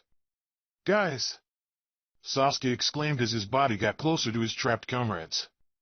Managing to free one of his legs, Shikamaru kicked the incoming Uchiha away, saving the raven-haired from being trapped by the sand. Naruto realized that his body was now shaking, though not out of pain nor shock, but of pure anger and rage. "Damn you," he said as he looked up at the enormous raccoon. "This fight is between the two of us. You didn't need to get them involved." The blonde shouted. The monster's only reaction was to laugh at the Konoha Nin's words before starting to reach for the boy again. "You'll pay." The Leaf Genin couldn't hold back his rage anymore as the sand claw was almost over him. "I am going to make you pay." The navy blue chakra engulfed his body once more. "I am going to make you pay for hurting them," Naruto exclaimed as his hand automatically started on a set of hand seals. "Kuchiyos no Jutsu." A giant cloud of smoke went off in the forest.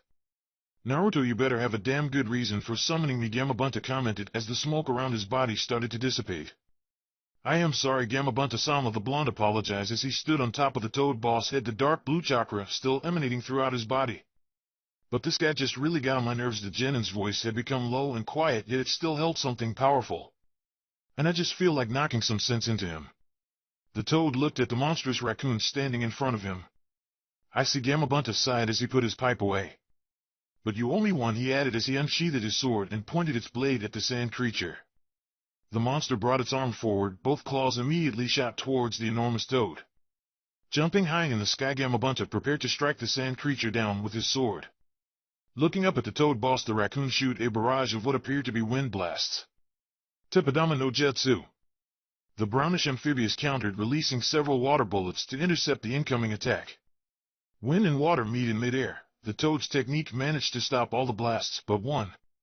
Naruto. Hearing his cue, the blonde prepared his own attack. Kukaku no Jutsu.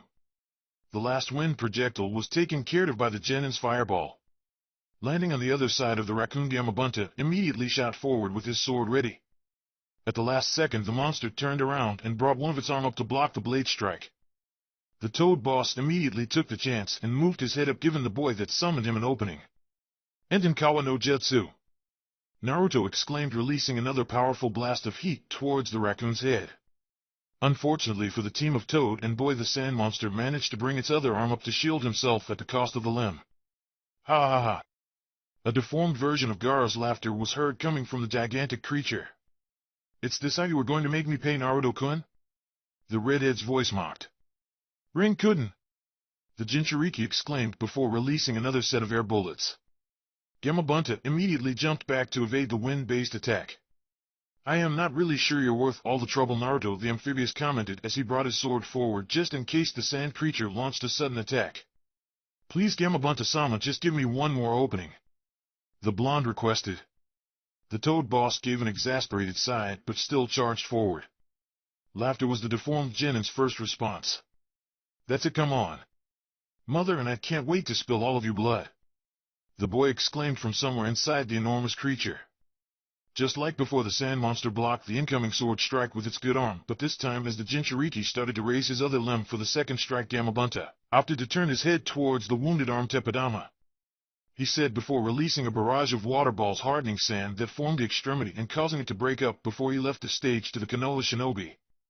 Set on taking full advantage of his second chance, the spiky-haired boy wasted no time in forming the necessary hand seals for another attack.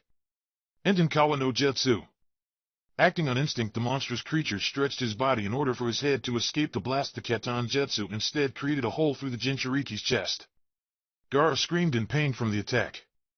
Immediately the monster's tail moved on its own and went around its body to strike the toad. Seeing the attack coming, the amphibious jumped back in the air. Once airborne, Gamabunta set his eyes down on the sand creature. To say the least, the toad boss was getting tried of the demented Jinchuriki. "Naruto, I am going to take the initiative for a bit," he informed before releasing a stream of oil on the raccoon, successfully distracting the creature and allowing the brownish toad to strike down with his sword, severing the remaining monstrous arm. The victory was short-lived. When Gamabunta looked up at his opponent, his eyes widened in surprise as the Jinchuriki's deformed body suddenly opened and lunged forward to swallow the toad boss. Thinking quickly, the amphibious shook his head back, throwing the blonde out of Hammer's way as he continued to fight off the sand that was trying to engulf him. "Gamabunta-sama!" Naruto shouted as he created a shadow clone in order to break his fall and jumped towards the mass of sand that was currently Gaara. Before the Leaf Genin could even take a kunai out, a new sandclaw suddenly sprouted from the mass and shot toward the blonde, catching the boy in midair and driving him straight into the ground. Sapphire eyes slowly opened as Naruto found his body in the forests, or what was left of it, ground, while the sand engulfed his body. "Look!" the redhead's voice came out, excited. Gazing around, the blonde's eyes soon set on what the Sunanin was referring to. The sight of the unconscious Sakura and the barely conscious Shikamaru and Shino being crushed by the sand that encased them, while a weakened Sasuke tried to use Housecan to free them but failing due to the lack of chakra. "They're all going to die soon," Gaara announced. "And you can't do a thing about it." The glee was evident in the Sand Genin's voice. "I am going to take them away from you and offer them to Mother." The sand was now covering most of the blonde's body by now. Naruto's eyes pleadingly gazed at his comrades, hoping for a miracle to happen and save them. "I am not strong enough to save them." The sand was already starting to cover Genin's neck. "It's just like that fox mask. I am unable to protect the things that are." The sand was now reaching his face. "I want to keep them safe. I want to protect them," because images of the few pleasant memories that the boy had flooded into his mind. With sudden gasp, the Jinchuriki realized how much most of those memories he had shared with his comrades know what his friends mean. "I won't let you hurt them, Gaara," Naruto declared. By now most of his face was already covered by sand. "Because they are all I have." The Sora Sharingan returned to the blonde's last visible eyes and set on the abomination over him. Amaterasu. Taking most of the boy's remaining chakra, the black flames engulfed a gigantic mass of sand. Ah! Gaara screamed as the flames spread through his deformed body. Mother! Mother! The monstrous creature backed away from the toad as the dark fire continued to consume his body. Naruto, are you okay? Gamabunta asked as he looked down at the boy that was struggling to get up. Take easy, it's over now, the toad boss stated, knowing quite well the effects of the Amaterasu flames and what would be the Sand Jinchuriki's ultimate fate. The blonde shook his head. No, I have one more, the Konoha Genin stated as he began to pull up his right sleeve and revealing a bandaged forearm. Gamabunta's eyes widened at realization. Are you sure you can pull it off? The amphibious asked with concern. Nodding, Naruto looked up at the enormous toad. Yeah, but I am going to need a lift. At the boy's words, the toad boss sighed and lowered one of his hands. Okay, get on the leaf. Nin proceeded to jump on the toad's palm. After stretching his arm back, Gamabunta shot the young Jinchuriki towards the burning raccoon with all his strength. I only have one shot at this, Naruto thought as he tore the bandages in his arm to give view to a summoning tattoo. Smearing the mark with blood from one of his wounds and gathering his remaining chakra, the blonde performed the necessary hand seals. Namikaze, Kuchios no Jutsu. Just as Naruto was about to reach Gaara, both Jinchuriki were swallowed up by a blinding light. Chapter 16 Morning Fire. The leaf Nin proceeded to jump on the toad's palm. After stretching his arm back, Gamabunta shot the young Jinchuriki towards the burning raccoon with all his strength. I only have one shot at this, Naruto thought as he tore the bandages in his arm to give view to a summoning tattoo. Smearing the mark with blood from one of his wounds and gathering his remaining chakra, the blonde performed the necessary hand seals. Namikaze, Kuchios no Jutsu. Just as Naruto was about to reach Gaara, both Jinchuriki were swallowed up by a blinding light. Gamabunta let out a sigh as he watched the lustrous flare. Just like Minato, the toad boss commented as he took his smoke pipe back out. Gamabunta could feel the summoning jutsu wearing off. The last thing that the enormous toad saw before returning to his world was the gigantic body of sand starting to break down and dissolving as it fell into the ground. Kankuro watched in shock and amazement as the light and the black flames faded away, leaving a cloud of dust in the middle of the clearing. Gaara was defeated, the puppet user managed to say in utter bewilderment. Down in the clearing, Gaara was equally surprised when he found himself standing back on the ground. His body was extremely weakened and his legs were about to give up at any moment, but despite what the redhead had thought a couple of seconds before, he was still pretty much alive. Why? Why did you stop those flames? The Suna Jinchuriki asked the boy standing in front of him as the blonde's image appeared through the dissipating dust. Ragged breathing followed by a low laugh were the initial answers to Gaara's question. I've already told you I can't forgive you right now, Naruto answered as his Sharingan eyes set on the redhead's light blue ones. The right thing to do is give you a chance to change. After all, everyone is supposed to deserve at least one, right? The inquiry was received by a scoff. Supposedly, yes. Suddenly the Sand Genin's eyes narrowed. But what makes you think I'll change? There's no way that you can make me betray Mother. Stop calling him your mother already, Naruto exclaimed as he brought up one of his hands to rub his temple. I get all sorts of disturbing images when you call the Bijou by that term, the blonde commented. Anger resurfaced inside Gaara at the Konoha Nin's words. Shut up. You don't understand the bond between Mother and me. You don't understand anything. Baka. Naruto's outburst silenced the redhead. It's you who doesn't understand. As carriers, we are discriminated by others. I've spent most of my life trying to change their views, trying to show that I wasn't some sort of demon to be feared, and hated you by choosing that thing over anything else proved their perception of us right. The boy exclaimed as his Sharingan eyes narrowed on the Suna Genin. There's a world out there apart from the Bijou. I know this, eyes have seen it, and I already used my chance to try to reach it. Abruptly, Naruto's voice went quiet. The Leaf Shinobi, silent, immediately caught Gaara's attention. You failed? The redhead wondered. A dry laugh followed the question again. I don't really know, the blonde admitted. I ended up turning into someone who doesn't really know what he wants anymore. Naruto commented. It's like I am stuck in a crossroad without knowing where either path will take me. The spiky-haired boy let out another humorless laugh. Funny, isn't it? Here I am trying to get my point across to you while I don't really know what it is myself. Naruto added before his eyes narrowed once again. But what I do know is that I will protect my comrades and teammates no matter what, because they are all I have. Gaara stood silently as he regarded his fellow Jinchuriki and trying to match the glare he was receiving. You have a better shot than I did. the blonde said as his glare weakened. You have people that will stay by your side at any given time. Gaara was surprised when the other boys' gaze moved up to look at Kankuro and Temari standing on the branches. They've proven how much they truly worry about you, the Leaf Genin commented. Gaara scoffed again. Care for me? He repeated. All my life I have known nothing but apathy and disdain from them, the redhead stated as he glared at the blonde Jinchuriki. Naruto appeared unfazed by the Sand Nin's outburst. Yet they are still here, the spiky-haired boy simply said. They could have left you behind at any point during our fight, but instead they decided to remain here for you. It's just that you're too blind to see their worried faces. At the blonde's words, Gaara couldn't help but force his neck to turn his head around so that he could look at his siblings. Temari's hand gripped the part of her cloths that laid over her heart, while Kankuro's slight inclination forward of his body was enough for the redhead to know that the puppet user was about to come forward to his aid, at any time. You and your mother are the ones that are keeping them so far away. The sound of Naruto's voice snapped the Sand Genin's attention back to the blonde. You have a real opportunity to change your ways, the Jinchuriki stated.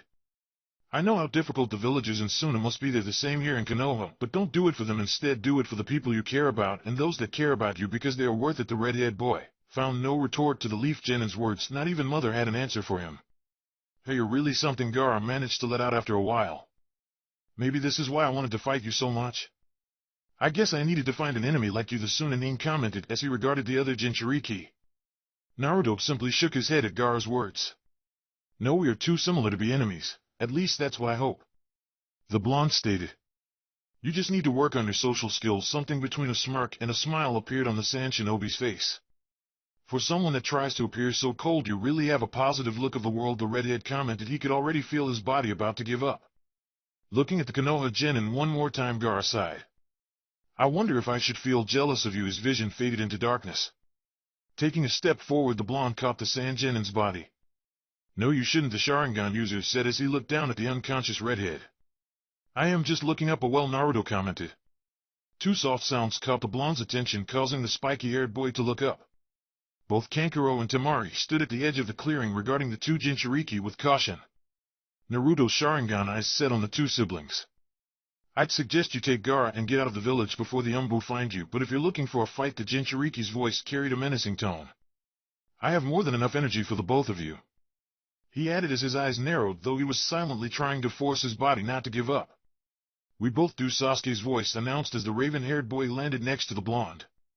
The others are safe. Shikamaru is taking Sakura back to the village already, the Uchiha informed his teammate.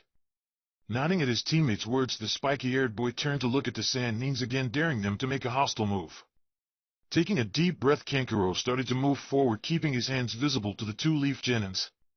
Standing in front of the guy that defeated his brother, the puppet user received a small nod of acknowledgement from the blonde, followed by his younger brother's body. Not wasting any time, Kankuro and Temari jumped up on a tree and soon disappeared from view. Letting out an exhausted sigh, Naruto had to use his own knees for support to prevent his body from falling to the ground. Nice tough guy image, I almost bought it for a second. Sasuke's voice broke the silence in the clearing. Snapping out of his trance, the blonde looked up to find to his surprise his teammate's hand extended towards him. Letting out a small laugh while shaking his head, the spiky-haired boy took the other Sharingan user's hand. The raven-haired boy swung his teammate's arm over his shoulder in order to support him better. You know, I can still walk by myself, Naruto commented as the two of them started on their way. Yeah, right, you can barely stand, let alone walk. If I wanted to, I could just let you fall into the ground.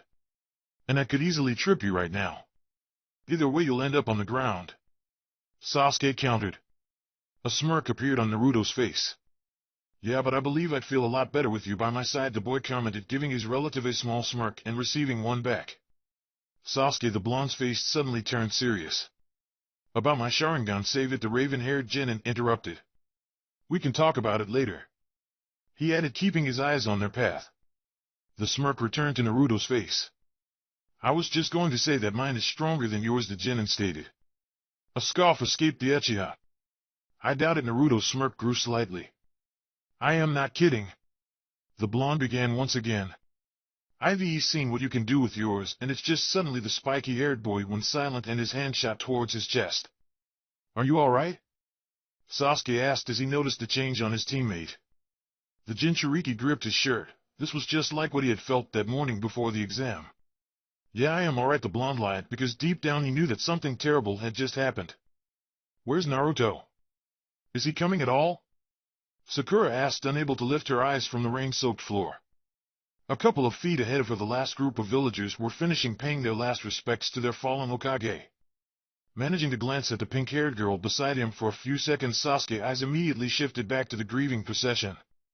I don't know, it took the boy a couple of moments to elaborate. I haven't seen him much since, in fact I haven't seen him at all since we found out it still haunted the young Uchiha's mind, the memory from when he and his blonde teammate had made it back to the village, after their intense battle with Gaara. They had been met by Shikamaru's father, apparently Sakura, and the others had already been taken in to receive medical attention. Shikaku had tried to lay it on the two genins as gently as he possibly could. Sasuke now thanked him for that, but still, when the moment came to reveal the terrible truth, the raven-haired boy could clearly recall how his teammate had gone eerily quiet and still for well over a minute before giving some poor excuse and going off without receiving any treatment, and before anyone could stop him.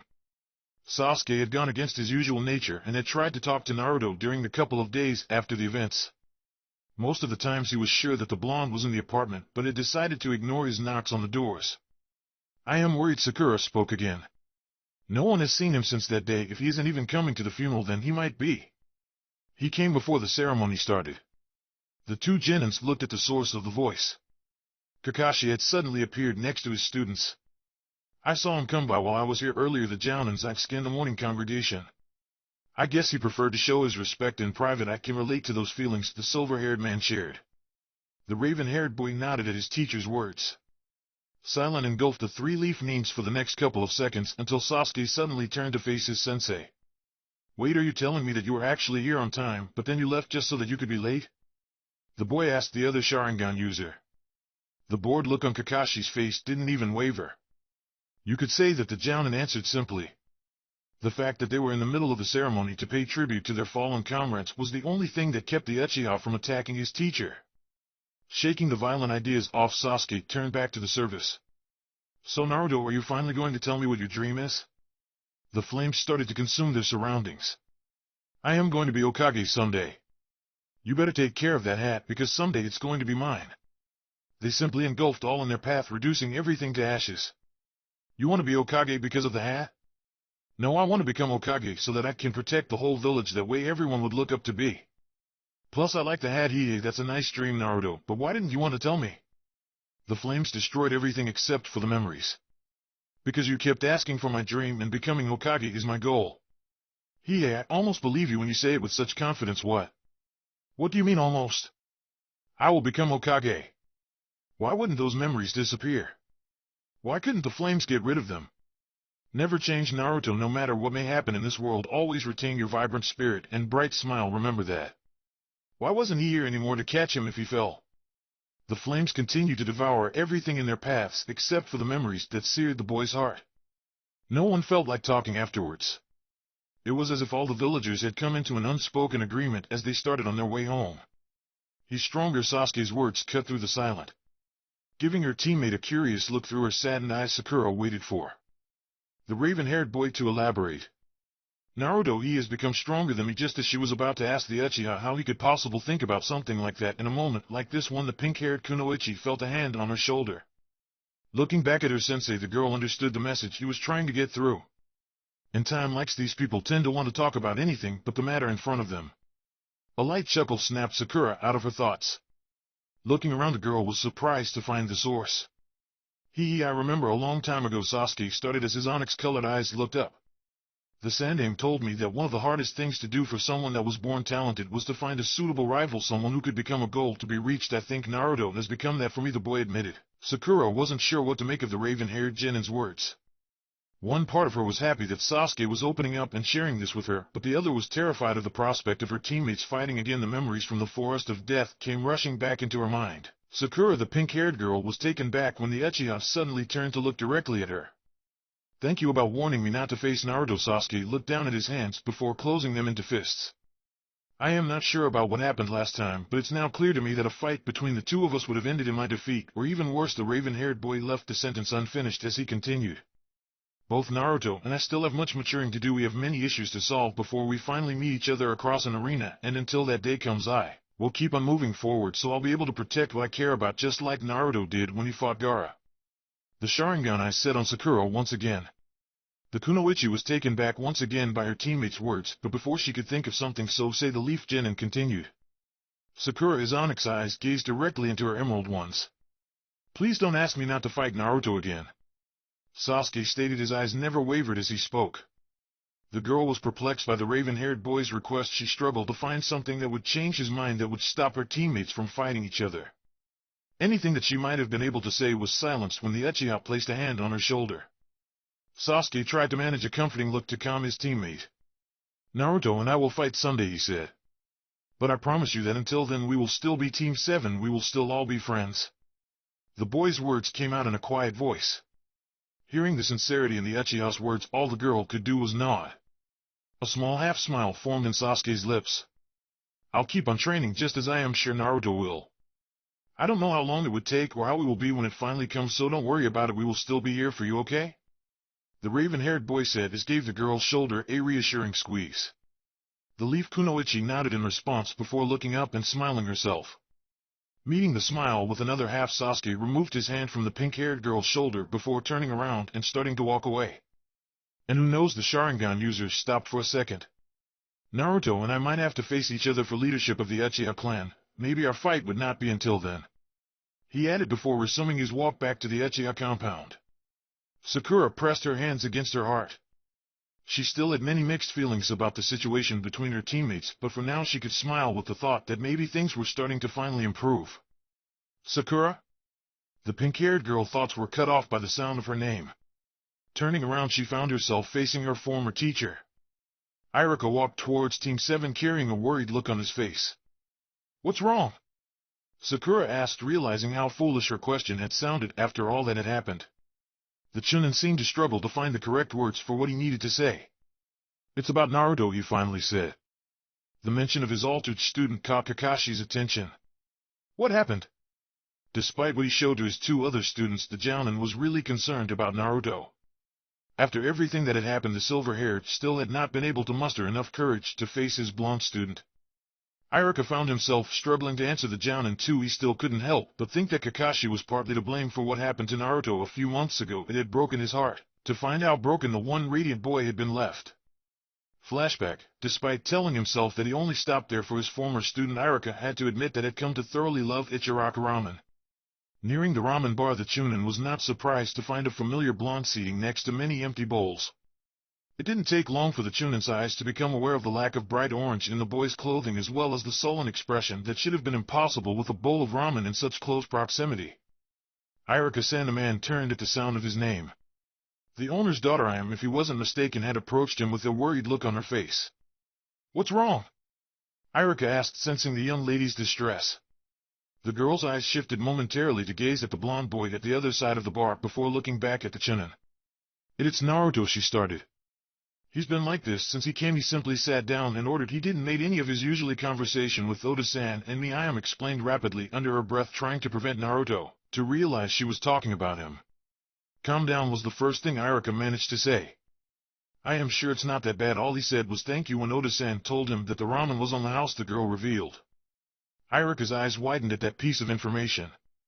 He could clearly recall all those days of detention where Naruto had spent hours talking about how much he liked ramen. The dish had become some sort of a solace in the cruel world that the young boy was forced to live in. While other people might dismiss it with the idea that the boy just wasn't in the mood for ramen, Iruka knew better. Took another glance at Naruto. I am worried about him, Iruka-san. She confessed.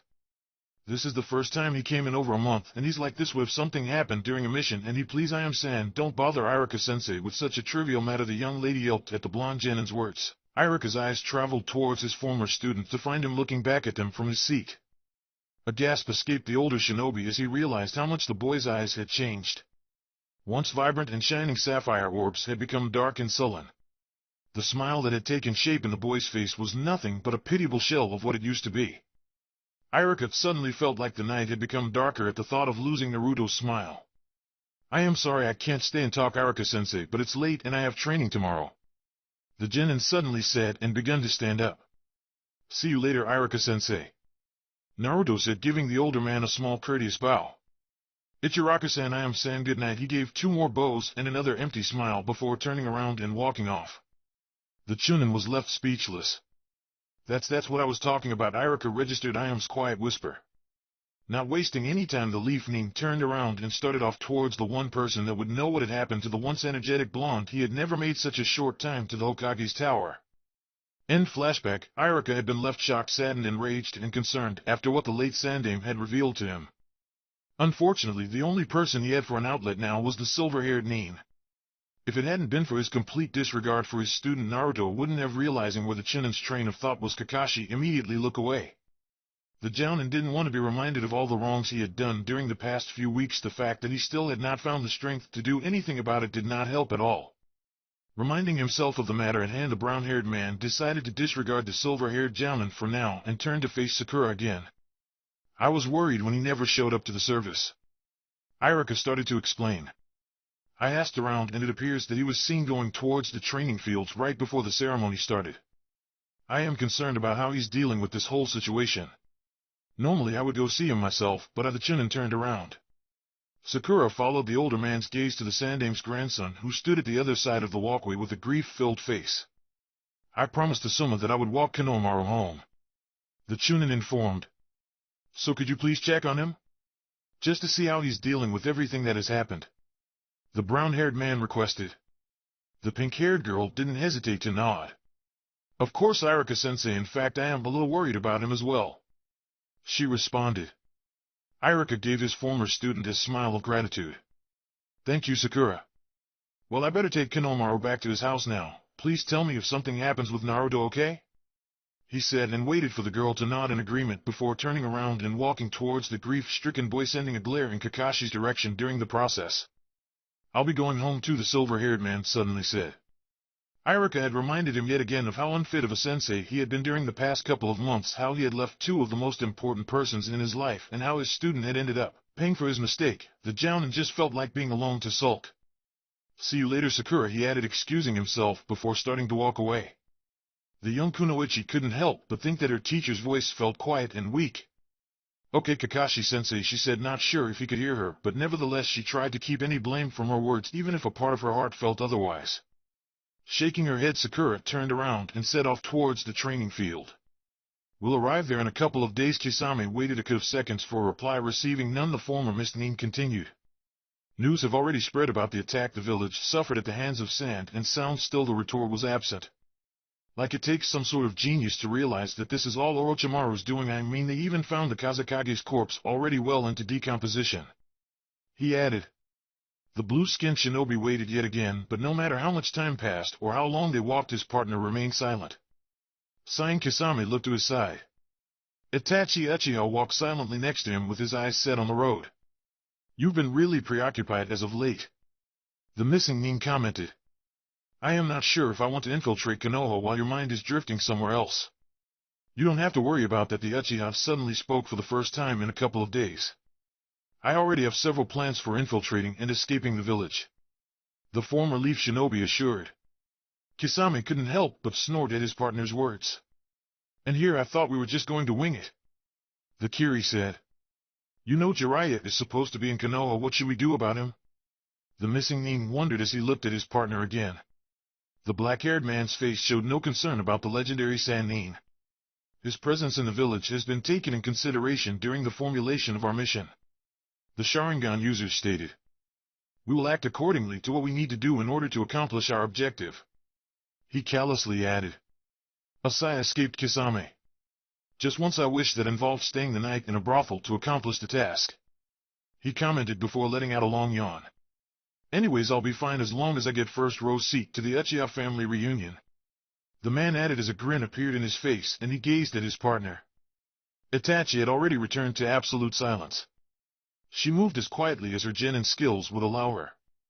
Sakura was so deep into the training area that she had no idea what field she was exactly in. Whichever it would have to be near the edge of the forest. After several minutes of searching around, the pink-haired girl was finally able to catch a trace of her blonde teammate's chakra and followed it deeper into the training fields. Her uneasiness increased with every step she took.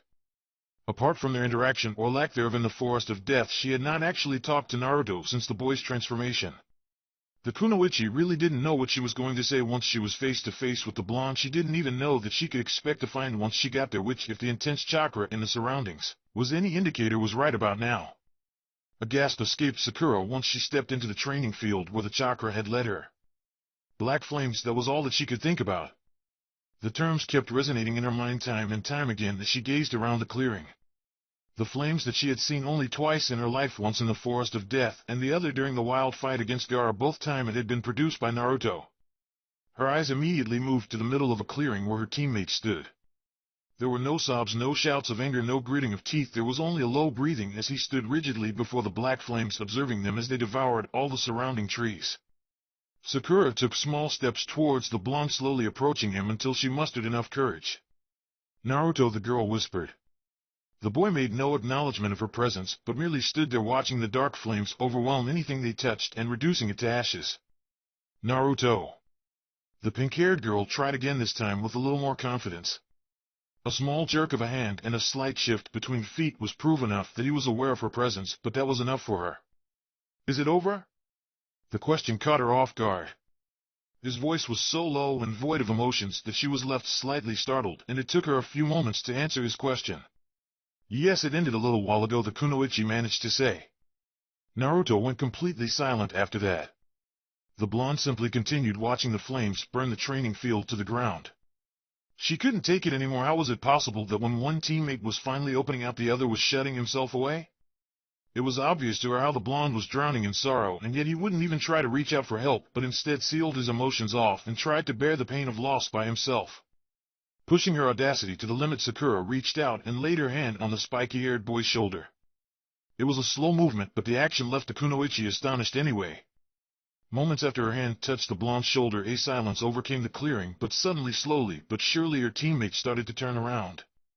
When they finally came face to face, Sakura gazed at the boy in front of her as his head slowly descended until it was resting on her shoulder. A skipped heartbeat was barely registered as she was left frozen by the impossibility of her situation. Sakura needed a few moments to recover, but she was finally able to regain control of her body and moved her arms to embrace the distraught blonde in front of her into a comforting hug. She wanted to let him know that he wasn't alone. Yes, he had lost someone important, but he still had people that cared for him. She wanted him to be able to feel secure once again. Suddenly she felt water running down her shoulder. It had stopped raining for a while now. Nevertheless, the pink-haired girl glanced up at the sky only to find the dissipating clouds starting to give way to the sun. The kunoichi's eyes widened as she looked to her side at grieving blonde. "Is he?" "It's going to rain again." Naruto's voice was just as even and stoic as before. A small smile graced the girl's face. "Yes," she agreed. "It seems that it will," the pink-haired nin said as she tightened her hold on her teammate. He was surprised that a smile found its way to his face so soon. Jiraiya sighed as he watched the two genin in the middle of the clearing before turning around and starting to walk away. Looking down, he regarded the scroll bestowed upon him merely a few hours before the catastrophe. "If you gave them to me, then I assumed that you trust my judgment when you should get it," the Sannin said as he continued to walk. "The brat still has some growing up to do," but he looked back at the clearing for a second. "I am sure he'll get there," the white-haired man commented. "I am sure this generation will do just fine," Jiraiya stated as he looked up into the sky. "You can just rest now, and don't worry about them. They'll live up to all of our expectations. I guess that's because of your influence on them." Another smile formed on his lips. "Thanks, old geezer." Chapter 17 Natural Enemies. He had left his room as little as possible during the last week. One could count how many times he had actually gotten up from his bed with one hand and still have enough fingers to pick up a coin. Still, his apartment had been far from silent for the most part. The rooms of the small home had been filled with noise from the knocks on his door several times per day.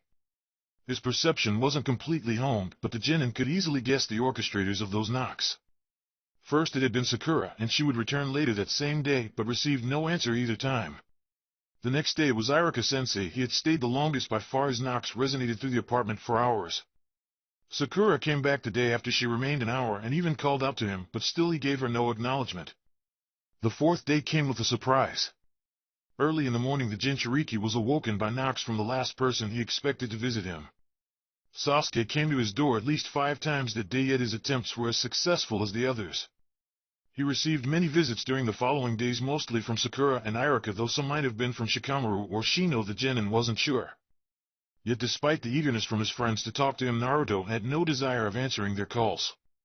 The blonde has suddenly found himself in a new world, a world where the Sandaime Hokage existed no more, and the boy had no idea how to move forward in it.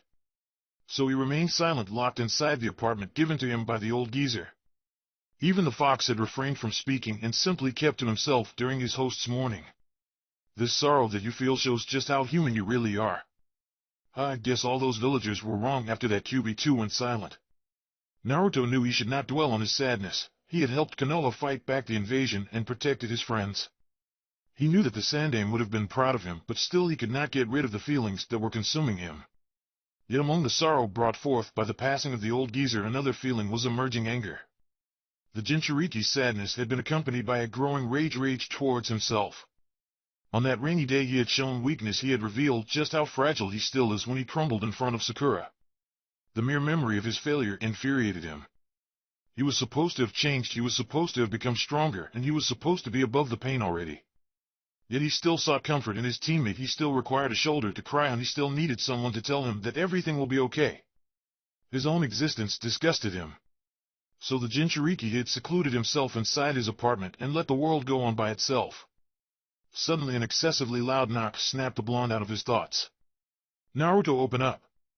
Kiba's voice sounded throughout the apartment as the knock sped up. The Jinchuriki was surprised. He had never expected Kiba of all people to come looking for him, yet the blonde had little time to analyze the situation when another voice joined in. "Yeah! Come on, open the door!" Choji's call was accompanied with a much louder knock due to the boy's physical strength. "Do you have any idea how much you're worrying everyone by isolating yourself in here?"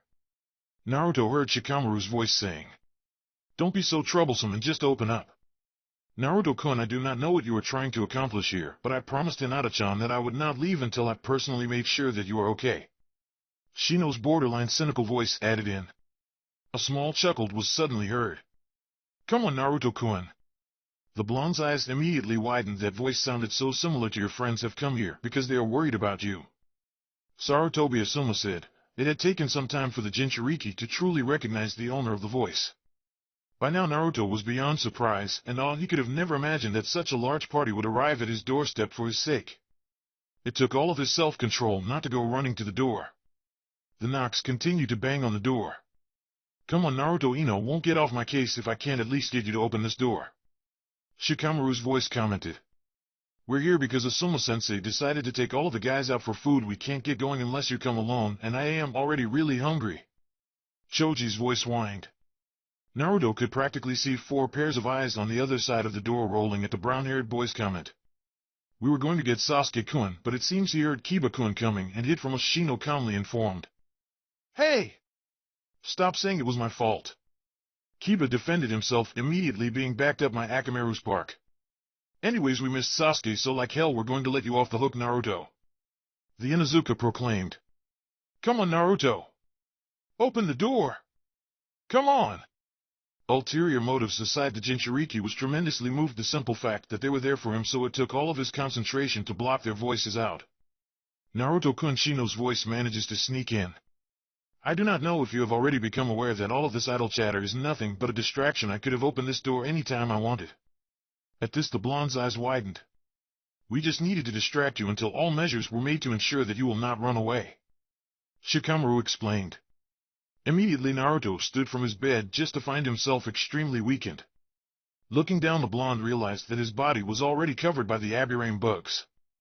Still, the genin forced his body to stand up, remaining vertical for merely a couple of seconds before his legs gave up on him and his body fell on the floor with a thud. "Okay, Shino, open it now." The Jinchuriki never stood a chance. The moment after he heard his apartment's door swung open, he saw the Nara shadow swiftly traveling towards him and connecting with his, immobilizing the genin. 5 minutes later, Naruto was being dragged across town by the group of shinobi. A soft knock graced the room. "Come in," the boy seating in his bed by the window answered. Opening the door carefully, Hinata walked into the hospital room. "How are you feeling today, Nijini-san?" the girl asked as she placed the food she had brought with her on the table. A small smile appeared on Niji's face. "I am doing pretty well, all things considered," the boy responded as his eyes momentarily glanced at the second bed in the room before returning to his cousin. "But Hinata-sama, you don't have to trouble yourself with coming to visit me so often." The blue-haired girl continued setting up the food as she smiled cheerfully. It is not any trouble, Nijigi-san, she replied happily. In truth, despite the recent tragic events that have occurred in Konoha, Hinata was really happy. On that fateful day, the tension caused by the duel between Naruto and Niji caused her to pass out. It was not until she regained consciousness after the whole ordeal was over that Kiba had told her what had happened. Her teammate affirmed that through his chakra-enhanced senses he had heard Naruto informing Niji that he was fighting him for her. That alone was enough to give her an unwavering reason to smile, but then Kiba continued his retelling. According to the Inuzuka boy, while he was taking her unconscious form back to her house under Kurenai-sensei's orders, Niji had suddenly appeared to save them from the Otonins that were chasing them, and Kiba was willing to bet that Naruto had something to do with her cousin's amazing turnaround. Now her relationship with Niji had never been better. She went to visit him at the hospital almost every day after her father insisted that his nephew was to remain there for observation. It had been a little awkward at first, and then Niji would not stop apologizing, but now it was easy to simply sit by his hospital bed and just talk for hours. They would discuss topics ranging from trainings to missions to the reconstruction efforts. They even talk about village gossip, and she was surprised to find out how well informed her cousin was. Gai-sensei talks loudly. A blushing Niji had said to defend himself. The only regrettable part of the Hyuga era's days were the talks she had heard around the village about Naruto. It simply infuriated her, which was not an easy prowess, just how the villagers simple-mindedly view him. To aggravate things, her teammates had told her how Naruto had secluded himself in his apartment and would not answer anyone's calls, not even Iruka-sensei's or Sakura's. Fortunately, Shino had assured her that him and the others would get him to come out of isolation. Hinata-sama, Niji's voice snapped the kunoichi out of her thoughts. I know that I have said this before, but I just want to tell you once more how sorry I am. Niji-san, please stop. The girl interrupted, pleased with herself for having mustered the courage to do so. You do not need to apologize, she informed him. I have already forgiven you since the beginning. The simple look on his cousin's eyes was enough to move the Hyuga prodigy. But Niji unsuccessfully tried to talk. Unable to stand the look on those pale eyes, the black-haired boy looked down at his hands. Suddenly Hinata reached out and took one of the boy's hands into hers. It took all of Niji's self-control not to jolt in surprise at the action. Looking up, the older Hyuga was once again caught by his cousin's eyes that were now filled with a mix of kindness, honesty, and strength. You are my cousin, the girl began, her voice filled with determination. No matter what you did nor what you do, I will always forgive you, she explained calmly. So if you are really sorry for what you did, please stop repeating yourself. It does not suit you, Niji-san. She emphasized the end by squeezing his hand. A small chuckle escaped Niji's lips. In all honesty, Hinata found the sound odd. There is no way for me to defeat you right now, is there? He asked with his newly found tone of amusement. The kunoichi giggled at her cousin's statement. Nope, she answered sweetly.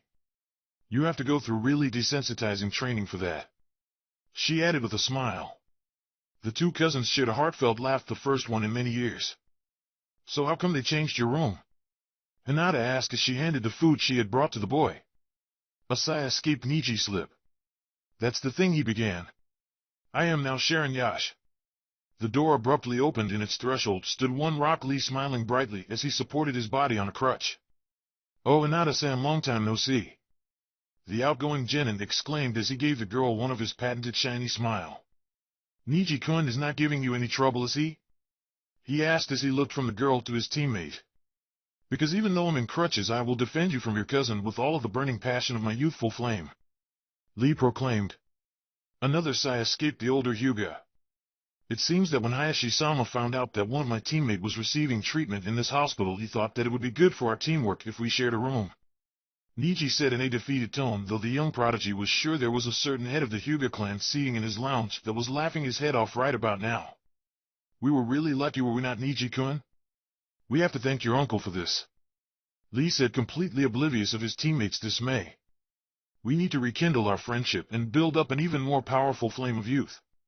Knowing that he might regret the answer, the older Hyuga felt obligated to ask. What are you talking about, Lee? Niji questioned warily. The taijutsu user moved his seat on his bed before answering. Ever since we were assigned to become teammates, I always felt that you were a little distant from Ten and me, always going by yourself and keeping us at bay, Lee began to explain.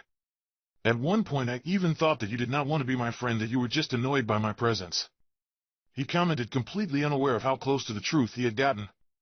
Well, it seems that after your fight with Naruto-kun you have become more open and begun to let other, and do you not think so, Hinata-san? The boy asked, looking at the younger Hyuga. The blue-haired girl was surprised by eccentric boy's words. She looked from Niji to Lee and back before lighting the room with a smile. Yes, I think so too, she answered. See? Lee immediately exclaimed. So now that you have changed for the better, if you ask me, we need to work on our new and improved bond of friendship, the boy proclaimed, giving his teammate his own patented nice guy pose. Niji sighed again and rolled his eyes while Hinata giggled at the eccentric Jinin's antics. Still oblivious to the other's response to his action, Lee continued. Also, after we get discharged from here, we have to go and get Naruto-kun, because he too will become a part of the most youthful flame of youth that this village has ever seen, he declared as he suddenly stood up. I am going to call Guy-sensei and ask him to get matching jumpsuits for you and Naruto-kun, the boy said before swiftly exiting the room. No, Lee, wait, Niji called out. Unfortunately, his teammate was too fast even in crutches, and he was already well out of earshot. I'm going to live to regret these events, the boy commented as Hinata lost control of her giggling, giving birth to all-out laughter. The boy was slightly embarrassed of his actions. The moment he had heard Kiba screaming about their mission to capture the guys from Team 7, he immediately dropped his training, and even after they were out of earshot, he had decided it was best to remain out of sight. A while more. 2 hours later, Sasuke finally felt it was safe to come out. The Uchiha sighed. It wasn't that he did not want to be bothered by his comrades, it was simply that a class congregation was too much too soon for him. He had no idea how he should act on such occasions with such company. To put it simply, the Sharingan user was socially challenged. In truth, ever since he was a little kid, the raven-haired boy had been all alone. From recess at the academy to holidays for days on end, ever since that fateful night, Sasuke had always been by himself. But maybe I don't have to be alone anymore, the boy thought. Like the rest of the spectators, Sasuke had been extremely shocked during Naruto's fight against Niji, though compared to him the villagers might as well have been just mildly surprised. But after the initial shock had subsided, which he would admit had not happened until the battle against Gaara, the boy began to think. For far too long the Uchiha compound had been deserted with only him as its sole inhabitant, but now that might change. After he had a chance to reflect about his teammates' revelation, Sasuke had decided that the only possible explanation was that Naruto had his clan's blood running through his veins. I am not the last Uchiha in Konoha anymore, the raven-haired boy whispered.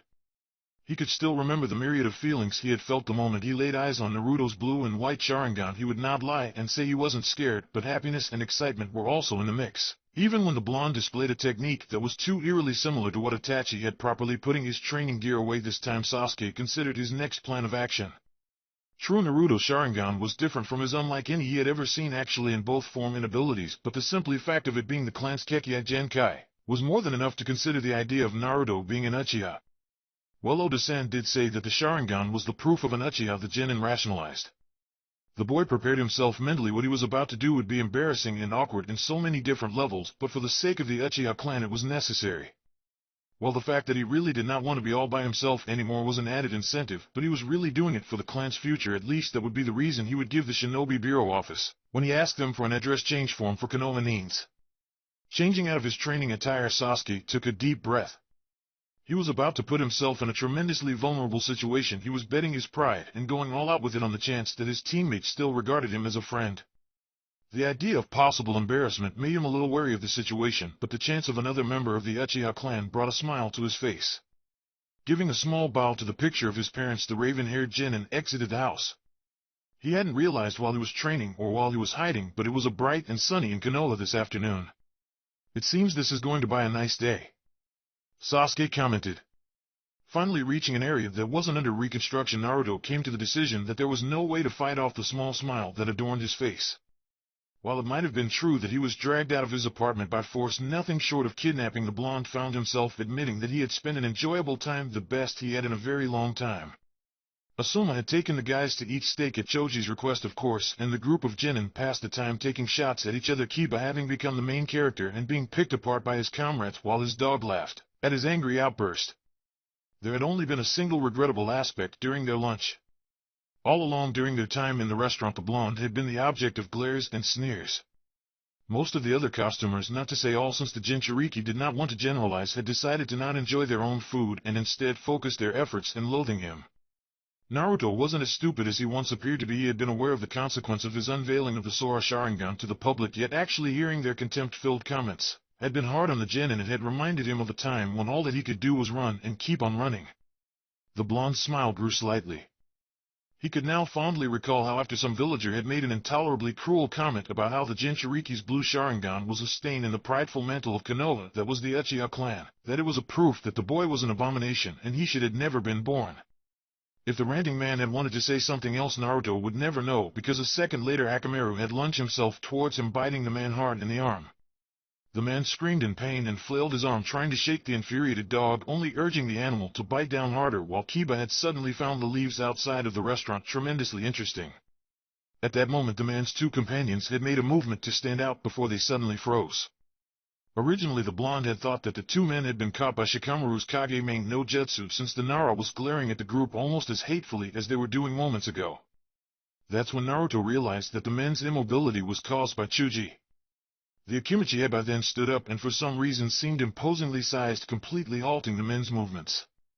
Before the scene could escalate to a volatile level, it came to an abrupt end. Flashback, somebody get this beast off of me. The man screamed as he tried to force Akamaru's mouth open. Back in the Genin's table, Kiba had finally become disinterested with the leaves and was in the process of standing up while closing and opening his suddenly clawed hand as though he were warming up for something. That is enough, Akamaru-kun, Shino said, surprising his comrades by appearing at the men's table out of the sudden. The black-haired boy proceeded on patting the assaulting dog on the head, causing him to release the offending man's arm at last. Immediately the man pulled back as he clutched his arm in pain. That miserable beast! I'll tell the authorities about this, he declared. The Abiram slowly moved his gaze towards the man. About what exactly? The Genin questioned.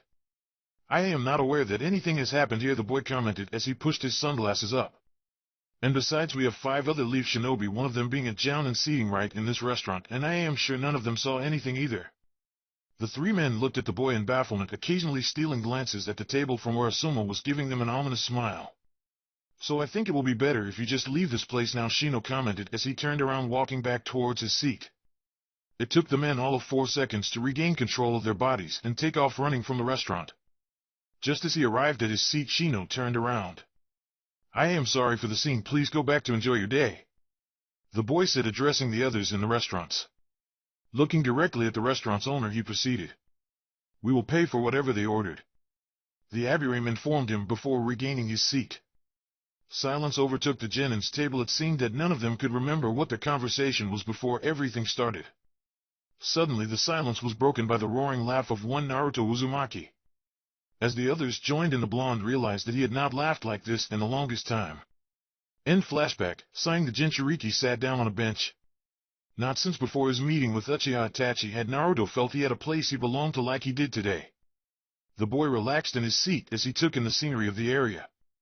He was glad that the place had survived the invasion, because it was nothing short of beautiful, surrounded by trees and with a small canal flowing. Thought it was a great place to be along with your thoughts. At least I am outside, the Jinchuriki commented, half expecting his friends to suddenly come out from behind the bushes and drag him to a more populated area. Taking a deep breath, the boy allowed his eyes to close. Suddenly something changed in the area, and an ominous feeling took over the blonde. Acting out of instinct, the Leaf Genin jumped from his seat. Not a second had gone by before the bench had abruptly turned to dust in a sizable explosion. Landing on the other side of the canal, Naruto started to look at his surroundings. A terribly monstrous chakra had suddenly overflowed the area. How did I not sense it before? The boy, though, as he took out a kunai and frantically continued his search. Suitan Suigaden. All of a sudden several twisters made out of water rushed up from the canal and came crashing down on the blonde, leaving the young shinobi no choice but to jump back to avoid that attack. The Jinchuriki immediately took a fighting stance the moment his feet got back to the ground, while the Sora Sharingan took its place in his eyes. Haha. So it's true you do have Uchiha blood running through your veins? A voice was heard throughout the area. Before the blonde could search from its source, mist started to come out of the water in the canal. Naruto's Sharingan eyes noticed a tall, imposing figure suddenly appearing among the mist as the chakra that had infected the area spiked and intensified. Whatever had appeared in the middle of the canal took a couple of steps forwards. So you are Naruto, It was obviously a man, and from his silhouette he was apparently carrying a sword on his back. Let me introduce myself, he added. I am Hoshigaki Kisame, formerly known as the Monster of the Hidden Mist.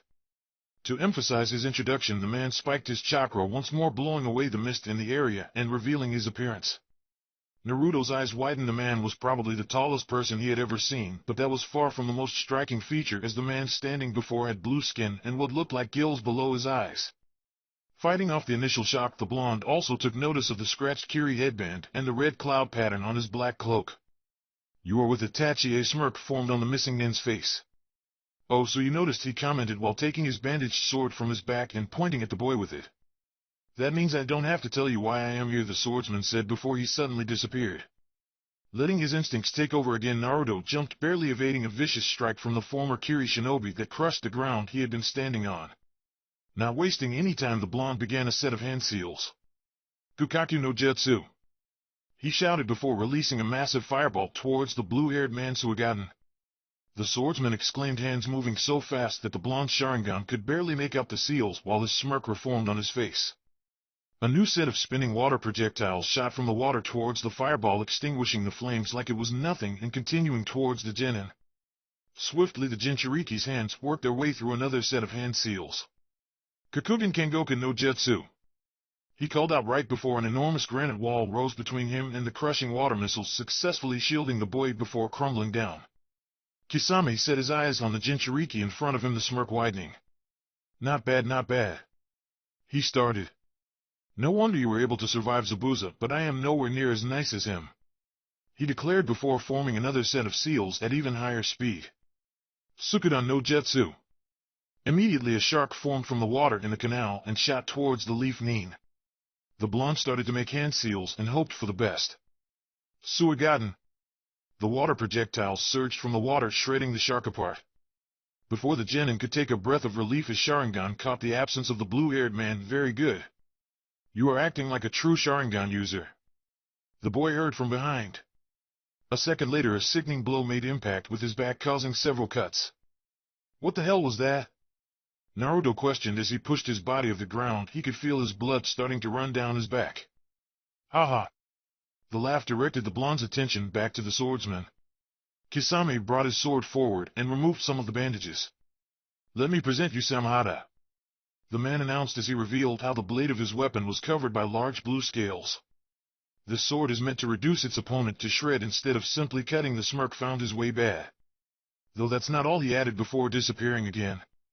The Konoha genin didn't have time to do anything as the missing nin appeared in front of him and Samahata came down over his body. Kisame was mildly surprised when the boy turned into a cloud of smoke.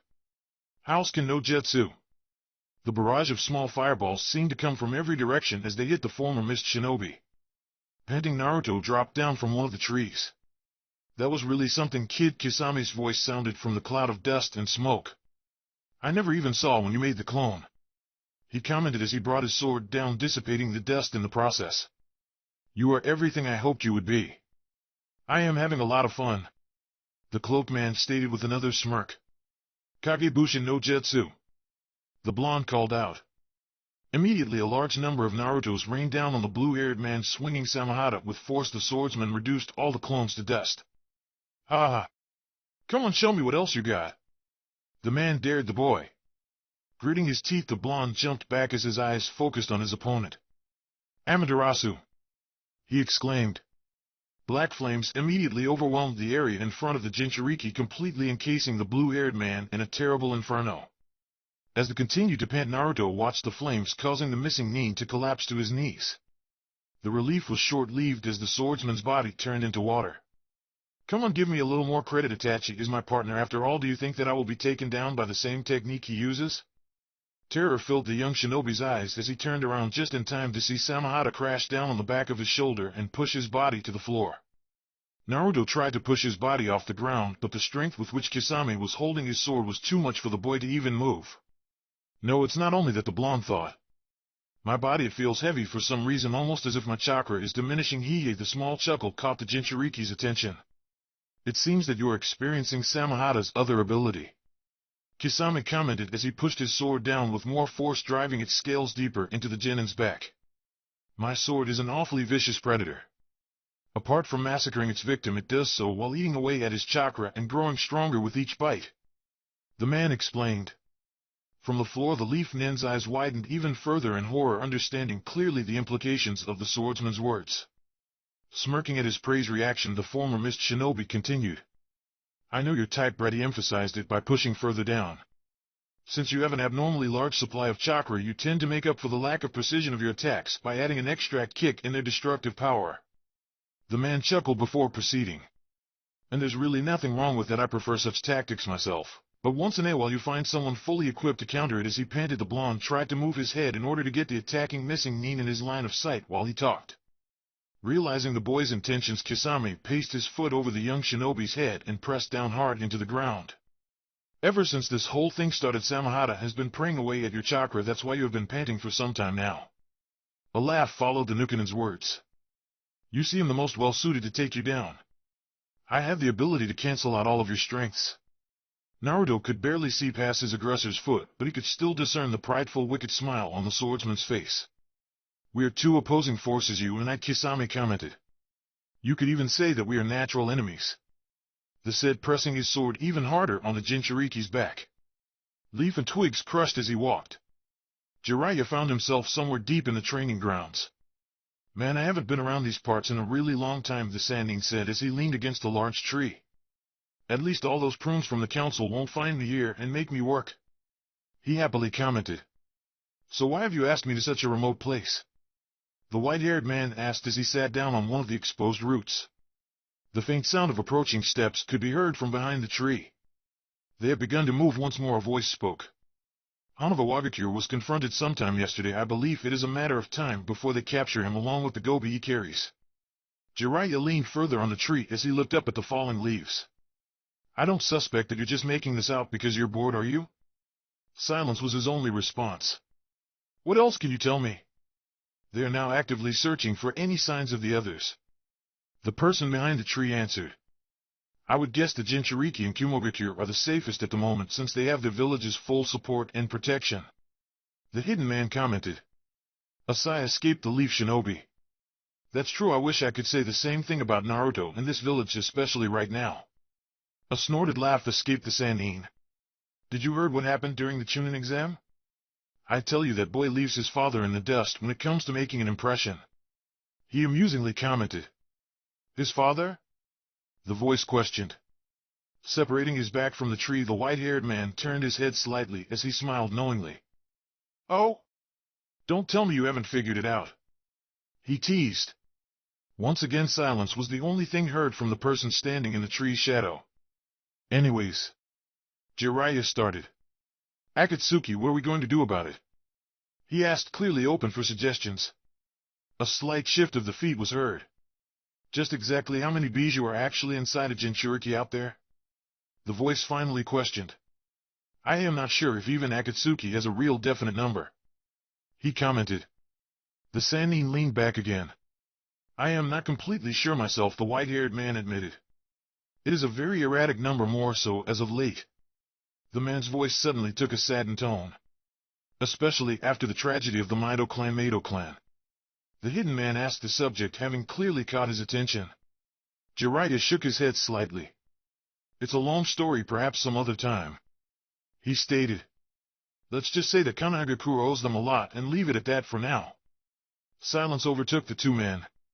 After a couple of minutes had passed, the Sannin spoke again. Something tells me that this is not the only reason why you came all the way here. The white-haired man noted. The gobi is not the only target, is he? He received no answer once more. When are they targeting him? Jiraiya questioned, wary of the answer due to the presence of the man behind him. Right now was the short answer. Jiraiya sighed again as he stood up. Chapter 18 Uchiha. Naruto could barely see past his aggressor's foot, but he could still discern the prideful, wicked smile on the swordsman's face. We are two opposing forces, you and I, Kisame commented. You could even say that we are natural enemies. He said, pressing his sword even harder on the Jinchuriki's back. The blonde could feel his body been driven deeper into the ground by the former Kirin's strengths. He tried to push himself off the ground again, but his body didn't move an inch. Damn it, stupid body move. The boy orders were ignored as his body grew heavier and his strength weaker. This is what happens when you spend all of your days sulking instead of training. The fox scowled him in his mind. Lately you have been relying too much on those eyes of yours, neglecting your body and simply copying others like a mindless monkey. The bijou ranged. Now there is nothing I can do. A hint of fear betrayed Kyuubi's anger, sending another dose of terror down the Leaf Genin's spine.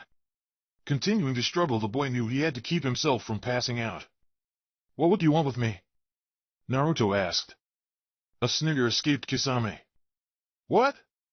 Itachi didn't tell you during your encounter? The man wondered.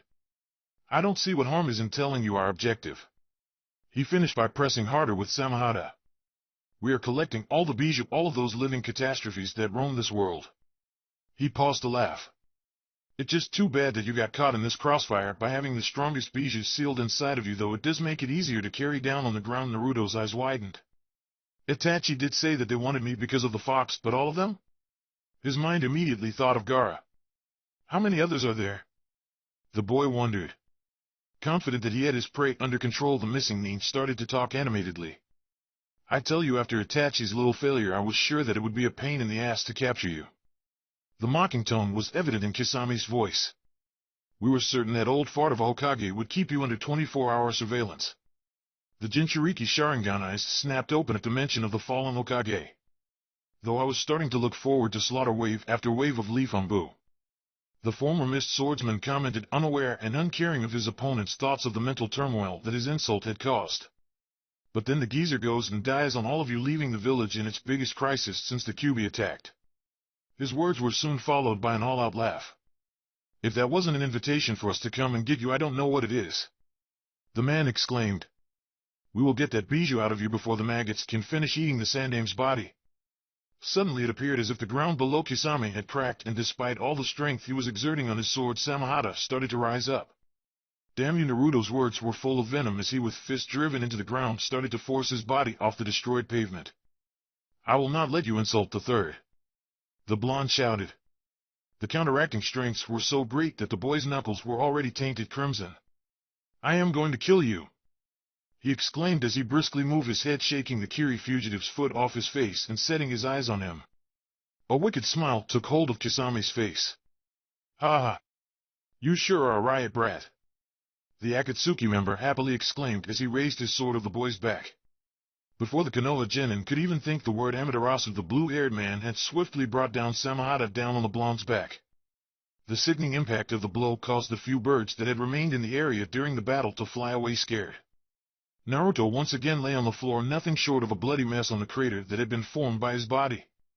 The young man was dimly aware of where he was, and it cost him a great deal of effort not to pass out right then and there.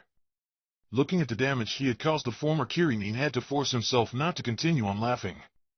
Not bad brat, he commented. Had the circumstances been different, if you had a chance to mature and harness your potential, you would have become a terribly powerful shinobi with that strong will of yours. The man swung his sword to his back, deeming it unnecessary to deal with what remained of his prey. To tell you the truth, this makes me a little sad. I would have loved to fight a more mature and experienced you, Kisame admitted as he crouched down and started to move his hands towards the Jinchuriki's collar. The Akatsuki member was ready to capture his target. Chirp, chirp, chirp, chirp. The deafening sound of birds suddenly overwhelmed the area, catching the missing nin's attention. A second after the blue-haired man had jumped out of the way, the ground beside the young Jinchuriki seemingly exploded, sending dust and rubble into the air. Kisame brought his hand back to Samahata as he watched the dust settle, a smirk forming on his face. There, between the mist swordsman and the beaten-up blonde, stood out Kisame had always pictured Itachi would have looked around 5 years ago. Dark locks falling over an unscratched leaf headband and encasing a pair of Sharingan eyes glaring at him. The churning and flashes of electricity on the boy's left hand only added effect to the picture. Sasuke's glare narrowed at the strange man's smirk. Shifting his eyes, the Uchiha caught the current state of his teammate that lay on the floor. A surging pang of anger rose through the raven-haired genin at the sight of his friend's blood pooling around his body. What did you do? The Sharingan user asked, the lightning chakra in his hand intensifying for emphasis. The widening in Kisame's grin showed that he had disregarded the question. So you are Sasuke? I heard a lot about you, the blue-haired man commented. I was hoping I'd get to run into you while I was here, he continued as he brought his sword forward. There are a lot of people that expect big things from you, did you know? The former Kiri shinobi started to emit overpowering amounts of chakra. And I wanted to see for myself if you were worth all the fuss. He watched the young Uchiha closely for any reactions. If the Leaf Genin was intimidated by the missing nin, he had managed not to show it, as his face never betrayed the anger he was feeling. "What did you do to Naruto?" he asked again, still receiving nothing but a smirk from the blue-haired man. "Answer me, damn it!" The right Jutsu in his hand flared once again. Saw Sasuke stir, and a pained call from behind him caused the raven-haired boy to turn back and set his attention on his friend. The blonde was trying to once again push his broken body off the floor. "Naruto!" Sasuke called out. Gritting his teeth, the young Jinchuriki fixed his eyes on his teammate. "I am alright," he assured him weakly. With his Sharingan activated, the raven-haired Genin could see how his comrade's chakra was slowly gathering on his wounds. "It's not supposed to be like that," the boy's mind pondered. "Naruto has always had more chakra," he thought as he suddenly came into a realization. Sasuke had been already on his way home, having decided to take the scenic route just in case Kiba and the other were still trying to catch him, when he suddenly felt the clashing chakra in the nearby area. Recognizing one of the chakra signatures as Naruto's and soon realizing that it was fading, the boy did not hesitate in forming a Chidori and charging in. But now, seeing the current condition of his friend and the uncharacteristic behavior of his chakra, the young Sharingan user knew that fight had been underway for a long time. Back to the matter at hand, the Uchiha shook his head. "No, you're not alright," he stated as he moved his right hand to his pocket. "Here, eat this." The raven-haired crouched down and put his last soldier pill in his teammate's mouth. Sasuke Sharingan could see the blonde's chakra had been replenished and the wounds on his back starting to heal almost immediately. "Now what's going on?" he asked as his friend was finally starting to stand up. Still feeling the pain from the assault on his back, Naruto struggled to his feet. "I don't know much myself," the Jinchuriki managed to get out. "His name is Kisame. He's a former mist swordsman, and he belongs to a group called Akatsuki," the blonde explained, stopping himself from adding, "along with your brother." "But why are you fighting him?" the Uchiha asked, already familiar with the reputation of the mist swordsman. Naruto gritted his teeth, not prepared to answer that question. As the spiky-haired boy's mind raced for answer, the two leaf nins were interrupted. Suigaden! The torrents of water gushed out of the canal and shot in direction of the two boys, forcing the Genins to jump back to dodge them. "You know, I don't personally like being left out of a conversation," Kisame commented as both pair of Sharingan eyes settled on him. The raven-haired shinobi looked at his blonde companion. "The two of us can take him," he declared as he brought his still-alive Chidori forward. "I don't know, he's a high-level jounin, and we haven't had much practice in fighting together," Naruto pointed out, though his stand became a little more aggressive nonetheless. "We fought Haku together," Sasuke argued, his Sharingan eyes narrowing on the blue-haired man. A snort escaped the blonde. "Do you even remember how that fight ended up?" the Jinchuriki shot back. "I would think not, since you were unconscious on the floor." The Uchiha simply shrugged off the remark. "But that was a long time ago. We have grown since then." The way he leaned forward made him seem predatory. "We are both stronger now," the Genin stated. Citing a smirk formed on Naruto's face. "I guess you are right, Kakugen Kengoku no Jutsu," the blonde suddenly shouted. A streak of granite walls started to rise in front of the two Genin toward the Akatsuki member. The smile returned to the swordsman. "Now that's more like it," he exclaimed as he easily sidestepped the incoming wall. Even before the blue-haired man's feet could return to the ground, the wall next to him unexpectedly exploded, and a lightning-covered hand shot through the dust towards him, causing the former Kirinin to move further back. Preparing a counterattack with Samahata, something else caught Kisame's attention. "Suigaden!" The Jinchuriki's command was heard the moment Kisame stepped on the canal, and was immediately followed by another torrent of water from the water behind the Akatsuki member. "Damn it," the former mist shinobi cursed as he used his sword to cut down the assaulting streams before they reached him. With his back turned, the Nuke-nin could not see the smirk that had taken residence on Sasuke's face, but he did heard how the Uchiha softly said, "Got you," before plunging his Raiten Jutsu into the canal. Electricity flowed through the water and overwhelmed the towering man. The raven-haired Genin smiled at the show of flashes and light he had created until his Sharingan eyes caught sight of the man's body turning into water and falling down on the canal. What the Sasuke pondered as he took a step forward, looking around for any sign of their enemy. "Sura no Jutsu!" Suddenly water encased the young Uchiha's body into a sphere as a figure rose from the water next to trapped Genin. "Ha ha!" The former Kirinin laughed as he looked from one dumbstruck boy to the other. "That was really clever of you. I had to quickly get out of the water until the lightning chakra settled down a bit," he admitted as his eyes set his eyes on the raven-haired boy. "Now you just sit there while I beat Naruto-kun up again." His words were accompanied by another rising figure in the water. A water clone stood between the Akatsuki member and the trapped leaf nin and the Jinchuriki. The Bushin carried a perfect replica of the smile on his creator's face as he brought his identical Samahata forward and pointed it at the blonde's direction. Inside the spiky-haired boy's mind his thoughts raged. What can I do? I have to get Sasuke out of there. Naruto exclaimed in his head. The Mizubushin walked confidently towards the young man Kisame, realizing more chakra with each of his clone steps. Panic was starting to overcome the genin. Well, since you have been depending so much on your damn Sharingan, put it to some use. Kyuubi ranted in his container's mind. Start acting like an Uchiha, damn it. Naruto sighed, understanding where the Bijuu was going, and forced himself to calm down. Don't worry, Sasuke, I'll get you out, he declared as he brought his hands together. A short odd laugh escaped the blonde. Hey, I'm sorry, I couldn't help myself when I saw it during the Chunin exam. Curiosity got the best of Kisame, and he willed his clone stop on his tracks. Both blue-haired men stood watching as the Jinchuriki started through a set of hand seals. Tiger, dragon, rat, bird, ox, snake, dog, monkey, tiger. From inside the water sphere, Sasuke could barely make up the sequence of hand seals that his teammate was performing, but something about it seems rather familiar to the raven-haired boy. There was no mistake in the Sharingan user's mind about the pose that the blonde assumed afterwards. The Jinchuriki stood with legs somewhat parted, crouching slightly, right arm extended downwards and his left hand resting on the stretched forearm. Naruto's eyes were fixed on his right hand as an exceptionally serious look took over his face. Both Kisames tilted their heads slightly to their side as they watched their target's behavior. The missing nin could sense the tremendously large amounts of chakra that the blonde was gathering in his right hand, but there was no sign of a jutsu taking effect. Come on, the spiky-haired boy pleaded in his mind as he continued to pump chakra down his right arm and into his hand. The rate of sweat dripping down the Jinchuriki's face dramatically increased as he gritted his teeth and increased the hold of his left hand on his right forearm. Please work! Despite his situation, Sasuke watched his teammates' actions in a mix of worry and amazement. With his Sharingan, the Leaf Genin could see the dangerously large quantity of chakra that had gathered in his hand. The grip his hand had on his forearm was so strong that it was a matter of time before blood would start to drip down as his fingers impaled into the skin, but Naruto could not care less. More power, more focused until the point it's about to explode, the blonde meditated.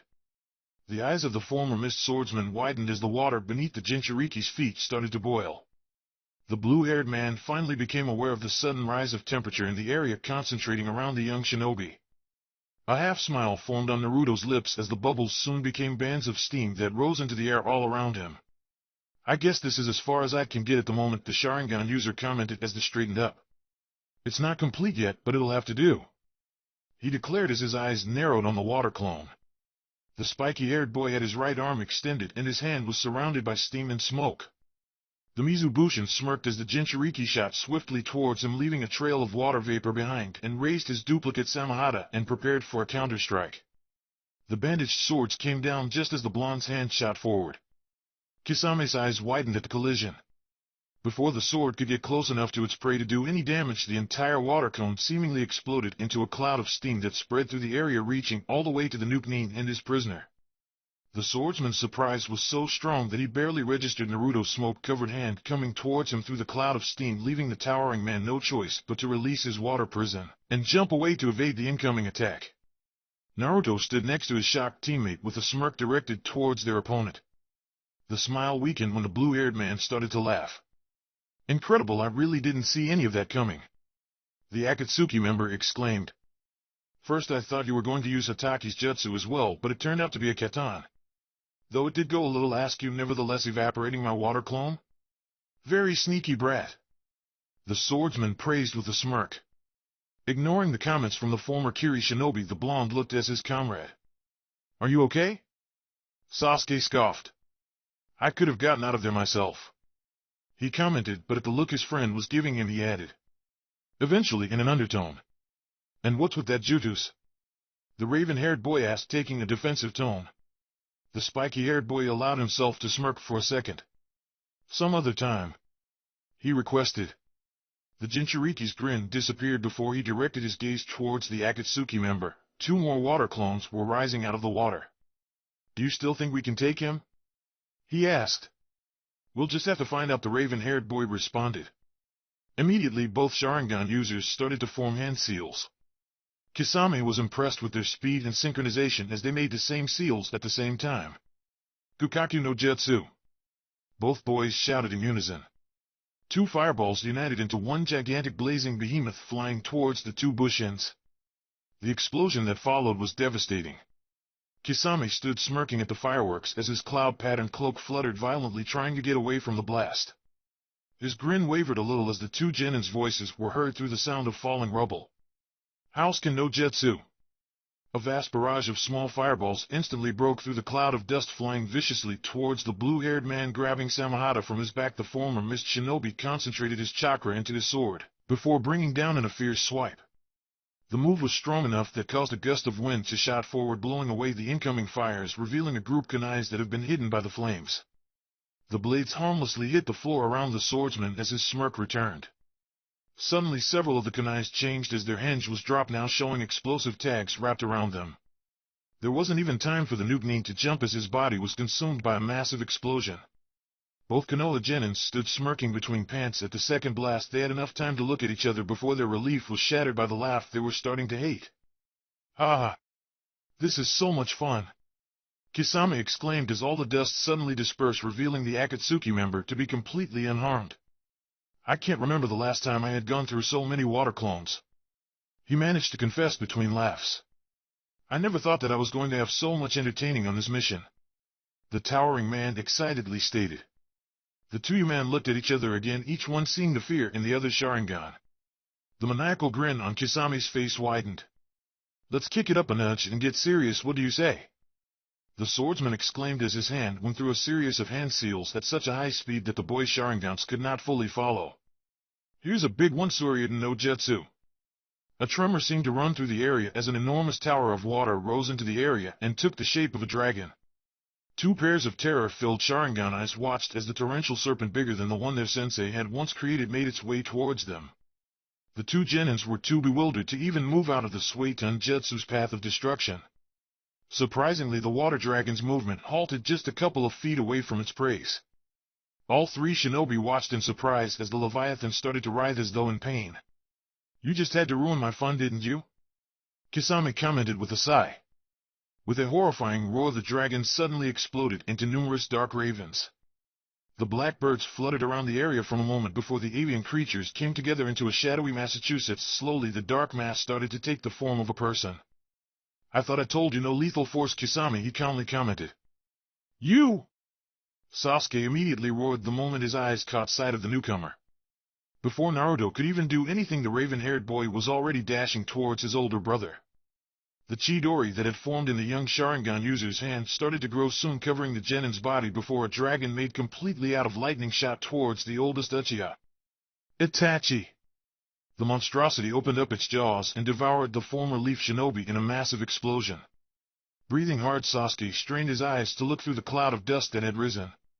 He wanted to see the body. He needed to see his brother's body burned, destroyed, and demolished by his attack. As the debris finally started to settle down, the younger Uchiha could see nothing. No charred cloths, no destroyed body, no torn limbs, nor pool of blood. There was just a crater created by his Raikiri Ryu. Ferociously looking around, Sasuke searched for any sign of his brother's location. The boy's Sharingan caught something from the corner of his eyes. Looking back in shock, the leaf genin's eyes widened in a mixture of surprise, terror, and anger. Behind him stood Itachi with his back turned to him. Now he could see that his brother was wearing the same cloud-patterned cloak as Kisame, but at the moment the boy could not care less about that fact. The oldest Uchiha had his right arm extended in the air, and his hand had a fierce hold on Naruto's neck as the blonde struggled to break free. The Jinchuriki's logs flailed uselessly as Itachi held his body up. It has been a long time, Naruto-kun, Itachi commented in a sly voice. Itachi, the spiky-haired boy, managed to get out as he continued to struggle. The Akatsuki member had tilted the boy's head back so that all he could set his Sharingan eyes on were the clouds above them. A smirk worthy of Kyuubi formed on Itachi's face. He did not need to see the blonde's face to know that it was filled with anger, fear, and desperation. I see that you have become stronger since the last time I saw you. The black-haired young man continued. Tell me, how is it going with that strange Sharingan of yours? He asked in a mocking tone. Itachi! Sasuke called out in rage. Had been ignored by the person who once took everything away from him. Look at me, damn you! Turn around! The boy roared, but his brother gave no sign of acknowledgement to his wrathful words. Kisame watched from a distance with an almost goofy grin. "This is what I've been waiting for." The blue-haired man commented. "The great Uchiha family reunion, it's going better than I ever could have hoped for." Never before had the swordsman desired a bowl full of popcorn as much as he did now. Gritting his teeth with an almost crushing force, Sasuke rushed through a set of hand seals. "Turn around, damn you," the raven-haired boy spat out. "Turn around so that I can see your face when I kill you."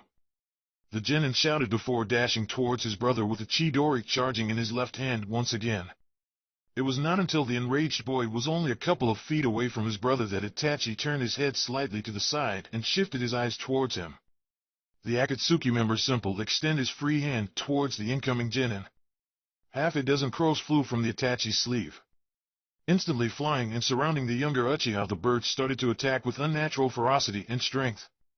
Not even with his Sharingan could the raven-haired boy see what hit him. Despite all of his determination, Sasuke's body fell onto the ground less than 3 feet away from his brother. Immediately the assaulting ravens changed targets, setting their eyes on the captured Jinchuriki. Just like they had done before, the avian creatures started circling their next victim. With an ominous smile, Itachi relinquished his hold on the blonde's neck and let the boy fall. Before Naruto's body could hit the ground, the crows had already reduced him to a bloody mess once again. "The damn you bastard," the spiky-haired boy forced out. The chakra he had regained with the solider pill had all but gone, leaving the genin to struggle on the floor once more. The older Sharingan user simply regarded the beaten boy for a couple of seconds before delivering a powerful kick to the blonde's chest, sending him a couple of feet back. The sound of something snapping could be heard all the way where Kisame was standing, causing the former Kirinin to smile. "Do not misinterpret my words, Naruto-kun," Itachi started with a serious tone. "I might have said that you had become stronger, but you are by far nowhere near our level." The Jinchuriki could only look at the older man. He didn't even have enough chakra to activate his Sora Sharingan again. At this moment, both you and Sasuke-kun, Itachi took a moment to gloss at his younger brother, who was struggling just like his teammate. "Are only a couple of pathetic brats pretending to be shinobi." The Nukenin narrowed his Sharingan eyes. "But still, both of you carry the same blood that runs through my veins. You are subject to the same overwhelming desire for power as me. You are both Uchiha." The seriousness in the young man's voice was overwhelming for the weakened blonde. "You have to give in to that thirst for power as well if you truly want to become stronger." Regaining some of his composure, Naruto managed to glare at the Akatsuki member. "I'll never become like you," the genin declared. The smirk returned to Itachi's face. "You are talking as though you have a choice," he commented. "Like I said, you are an Uchiha, and eventually you will succumb to the hunger and betray anyone in order to achieve more power. It is your and Sasuke-kun's fate, just like it was mine. It is in your best interest to just embrace it before it is too late." His tone became serious again. "Because next time you will be coming with us." The black-haired man was about to turn around. Naruto managed to call out, "Bastard!" The boy shouted in anger. "Is that why you came here? Just to tell me that I will one day betray my friends and become like you? Well, screw you!" The Jinchuriki spat out as he closed his fist tightly. "I will become stronger, but in my own way. I'll surpass you without hurting the people I care about," he proclaimed. A sigh escaped the Uchiha. "You just don't get it, do you?"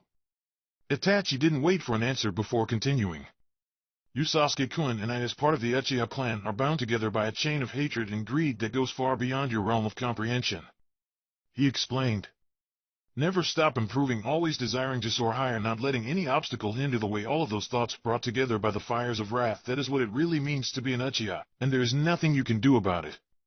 The smirk formed again on the young man's face at blonde's anguish. "I tell you what, Naruto-kun," the sly tone returned. "I will give you one more chance to prove your ideals." The smirk widened. "When you obtain your third, I will come and find you," Itachi stated. Having said his piece, the Akatsuki member started to turn around. "Itachi!" Sasuke suddenly jumped for the floor and stretched his Chidori-covered hand towards his brother as the cursed seal spread through his body. With one swift moment barely caught by Naruto and Kisame, Itachi grabbed the younger Uchiha by the collar and slammed his body into one of the trees near the canal. "I hope you heard what I told Naruto-kun, because right now you are nothing more than an eyesore for me," he said cruelly as Sasuke fought to break free. "Out of all the Sharingan users left in this world, you are by far the weakest. Give in to your greed and use the hatred to feed your wrath," the young man instructed. "The damn you," Sasuke spat out. Itachi shook his head. That's not nearly enough. You have to hate me with all of your heart. Perhaps you need a little reminder. The younger Uchiha watched in horror as the Kamas and his brother's Sharingan merged into a wheel. Tsukuyomi Sasuke! Naruto screamed at the sight of his teammate's body going numb in the Akatsuki member's grip. The boy was well aware what the older Sharingan user was doing and of the damage it could cause. Managing to gather some strength, the Genin pushed himself up and jumped towards the two brothers. A pain was suddenly felt through the blonde's body before he was violently thrown to the side. Don't forget about me, Kisame said as he returned Samahata to his back. It is time for you to leave, Kisame, the shorter man simply stated as he unceremoniously threw his brother's numb body towards the Jinchuriki. The swordsman whined. Do we really have to? I am having a lot of fun here. He pointed out. Naruto! Sasuke! As he crawled towards his teammate, the blonde could hear his sensei's shouts from the distance. Itachi looked at Kisame.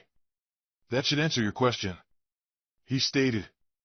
I am not fond of the idea of facing Kakashi-senpai and the other Jounins at the moment. The Uchiha explained as he turned around. The blue-haired man followed suit.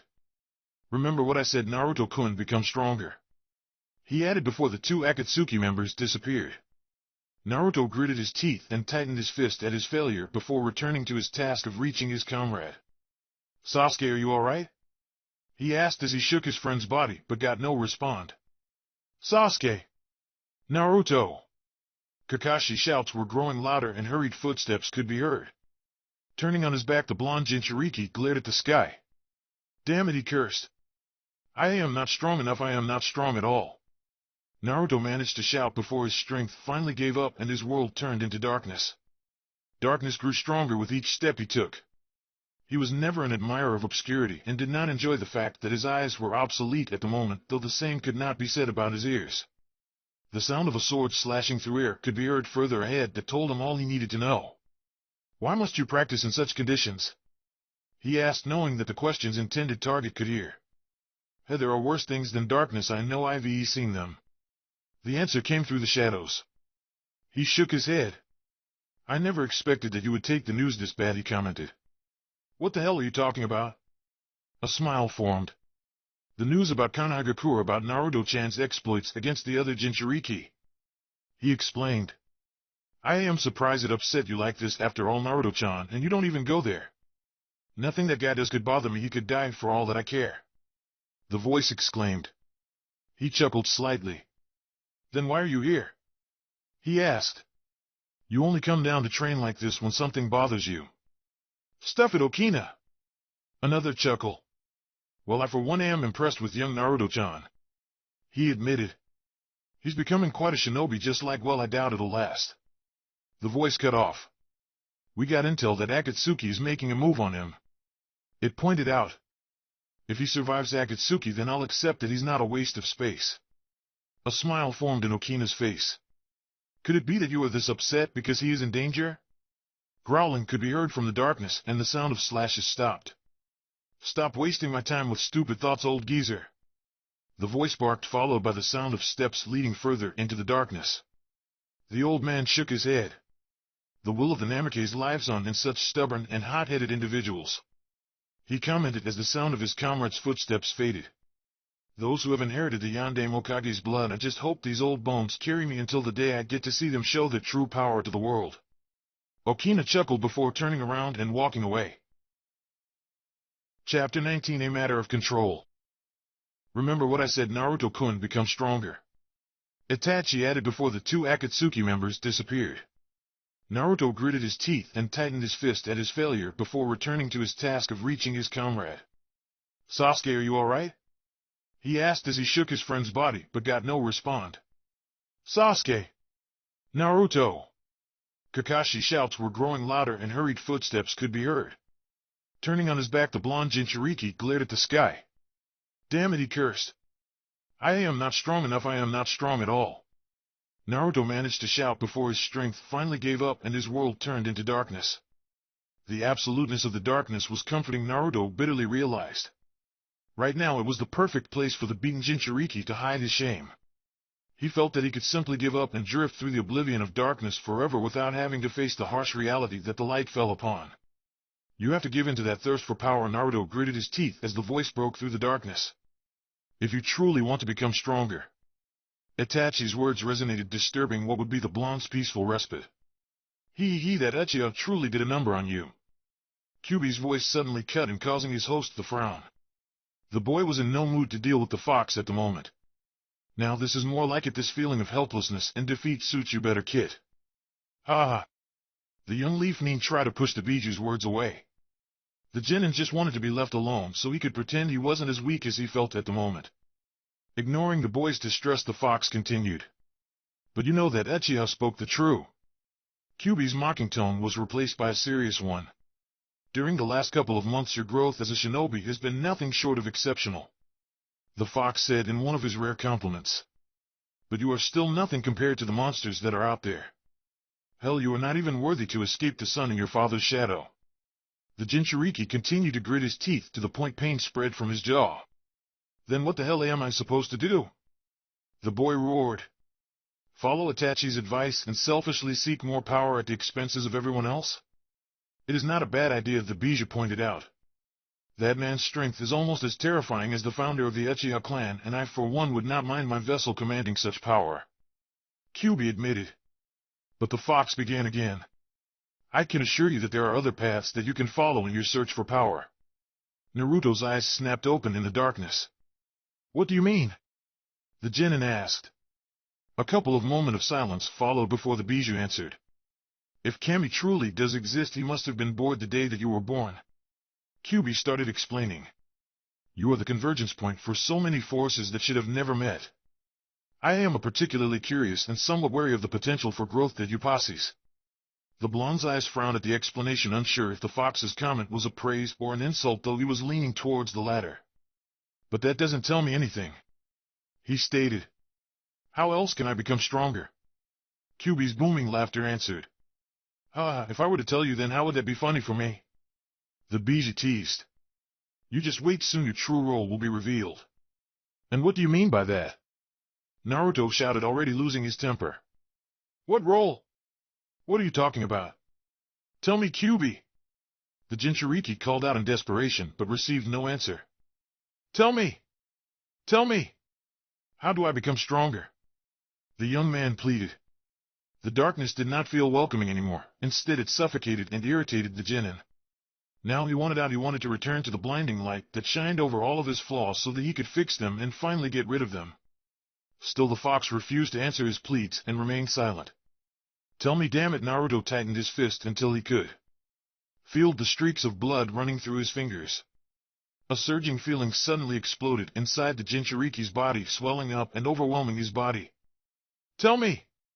Light suddenly rushed into the blonde's eyes as he felt his world going vertical once more. Yash! I didn't know you wanted to learn my exercise regimen that badly, Naruto-kun. A voice cut through the brightness. Shaking away the nauseous feelings of exhaustion, Naruto's eyes started to make out the forms around. It did not take long for the leaf genin to realize he was in one of many dull and depressing rooms in the Konoha hospital. As he scanned through the room, the Jinchuriki's gaze fell on the older boy seating by his bed. The usual vibrant smile adorned Rock Lee's face as he sat wearing a hospital robe and a set of crutches lying on his side. What happened? Naruto asked the older boy. The taijutsu user looked confusingly at his fellow dead last. Don't you remember, Naruto-kun? He wondered before explaining. Guy-sensei and the others brought you here to the hospital. It seems that you were left in pretty bad shape after a big fight. Naruto remained silent for a couple of seconds, considering the black-haired boy's words. Yes, the Sharingan user finally said. The images of his second encounter with Uchiha Itachi were far too clear in the Jinchuriki's mind, and the mere memory of them caused his fist to tighten out of reflexes. You have been out cold. Lee continued. So I tried seeing if maybe you would wake up if someone talked to you. When I was getting to my daily training, you suddenly started screaming at me to tell you. By now the memories of fight ran so wild inside the blonde's head that he could barely register his comrade's words. Managing to push back images of Itachi's haunting gaze, Naruto took a deep breath. How long was I out? He asked. Lee took a couple of seconds to think. Well, you were brought here on Kakashi-san's back yesterday afternoon, he commented. And it's almost noon today, so about 19 hours. The young man answered with a smile. We saw you been brought in and decided to keep you company, and I guess we ended up spending the night without realizing. The Jinchuriki tilted his head. We? Suddenly the Sharingan user felt something stir by his side. Looking down, Naruto could not stop a smile from forming at the sight. A blue-haired girl seemingly slept with her head resting just by the blonde's pillow. Hinata stirred slightly before her head slowly started to rise from the hospital mattress.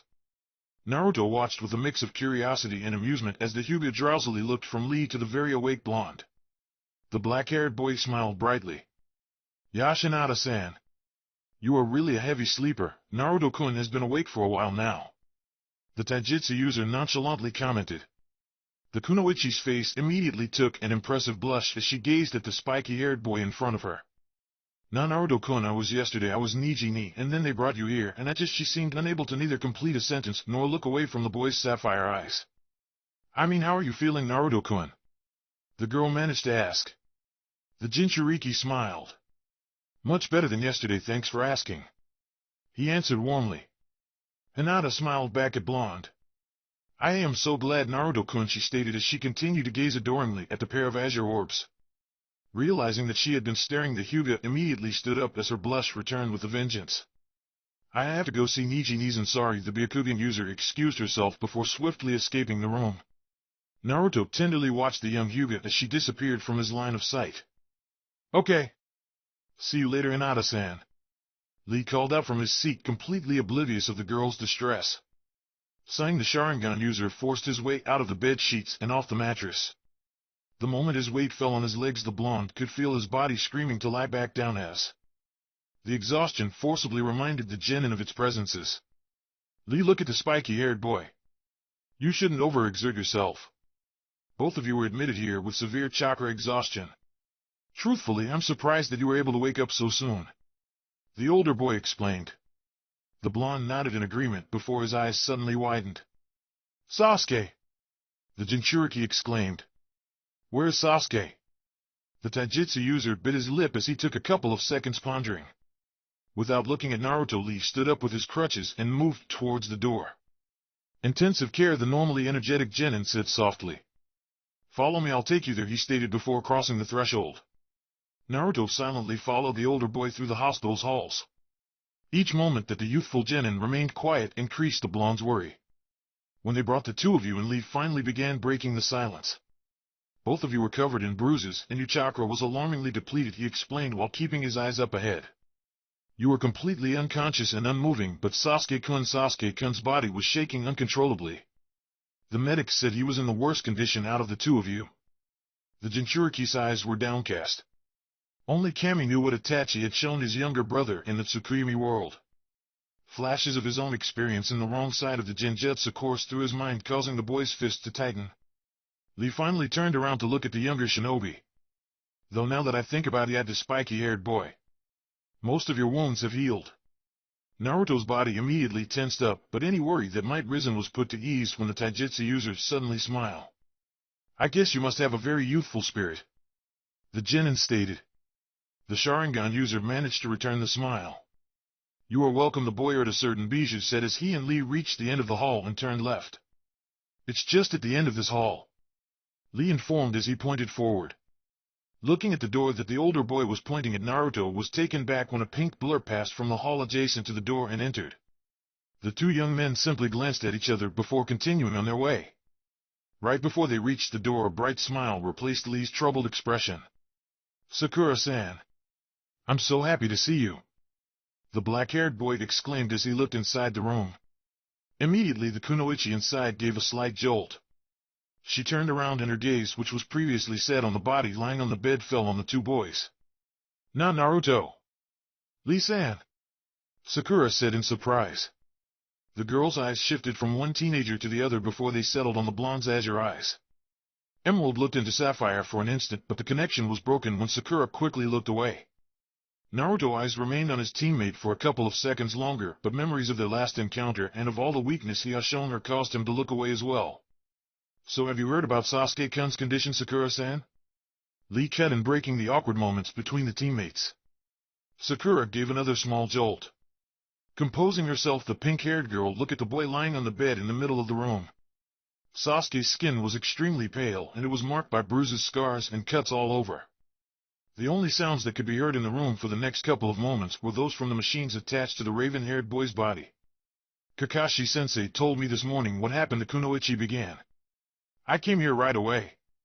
The medics told me that they managed to stabilize Sasuke-kun overnight. His chakra has been replenished, and while he's currently out of danger, he is Sasuke-kun. As she choked slightly as one of her hands moved to the unconscious Uchihas. The medic said that Sasuke-kun's mind is unresponsive. It seems that he had some nerve damage, and they don't know when he'll wake up. Sakura struggled to inform. Naruto took a couple of steps forward. The blonde's eyes fell on his unconscious teammate as he remembered how Sasuke's body had stopped moving as he fell prey to Itachi's genjutsu. Suddenly Sakura's eyes shot to the spiky-haired boy that was now standing next to her. "Naruto, I was going to visit you too," she stated.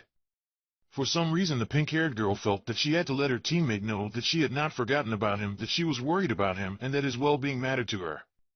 "After I had checked on Sasuke-kun, I was going to see you," the girl desperately said as she looked pleadingly into the young man's eye.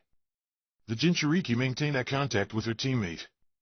Naruto was confused. He had never seen such a concerned look on Sakura's eyes while they were looking at him, but then again he had stopped taking the time to carefully observe those emerald orbs since long ago. "Oi! There you are, brat!" A strong and rough voice was heard immediately, causing the pair of young shinobi to realize that they had been staring at the other's eyes. They broke eye contact right away. Fighting the embarrassment that threatened to overwhelm his face, the Sharingan user glanced at the new arrival. "Ero Sanin?" Right at the door's threshold stood the legendary Jiraiya, grinning broadly at the group of genin. "I was told you got worked over pretty good," the white-haired man commented as he looked at the blonde. "But seeing you walking around like this, I guess you probably were overreacting about a mere scrap." Naruto glared at the iconic figure. "So you tracked me down just to make fun of me?" he asked dryly. "Naruto!" Sakura exclaimed, obviously having recovered from her own bout of embarrassment. "How can you talk to a Sannin that way?" she asked, bewildered. "Ha ha!" Jiraiya boomingly laughed. "She's just as quick to reprimand you as my teammates were with me," he commented, looking fondly at the pair. "Anyways, I have something important I need to discuss with you." The white-haired joking tone died out slightly. "Why don't you and your friends come with me to the cafeteria and talk there? I haven't had anything to eat the entire day," the Sannin said as he led the way out. "So your guy's student, I should have guessed," Jiraiya exclaimed. The Sannin and the three genin sat on a table in the hospital's cafeteria. The white-haired man had insisted that they ate first before getting to more serious matters, and now 8 empty cups of the hospital's instant ramen light table, 5 of which had been eaten by Naruto. Lee took the white-haired man's comment as a compliment and immediately smiled brightly. "Yash! I am Rock Lee, the proud student of Midogai, the strongest jounin in the Konoha," the boy proclaimed. "Ha ha! I like that spirit," the legendary shinobi stated as he smiled at the energetic boy. "I'll tell you what, Lee-kun," Jiraiya started as he searched for something in his pockets. "I am going to show you something that I never showed you, sensei, because I thought you would not be able to handle." The man smiled slyly. "But I believe that you might be able to pull it off." The taijutsu user's round eyes widened as he could barely contain his excitement. The young man's wild imagination had already several mental pictures of this mystery thing that was too youthful for Guy-sensei. Continuing to smile, Jiraiya finally brought out an orange book from one of his pockets. This he signaled to the object in his hand. "Is the best book series in the world, written by yours truly, and only a selected few can comprehend its tremendous power," the white-haired man cunningly said. A trembling hand moved towards the book.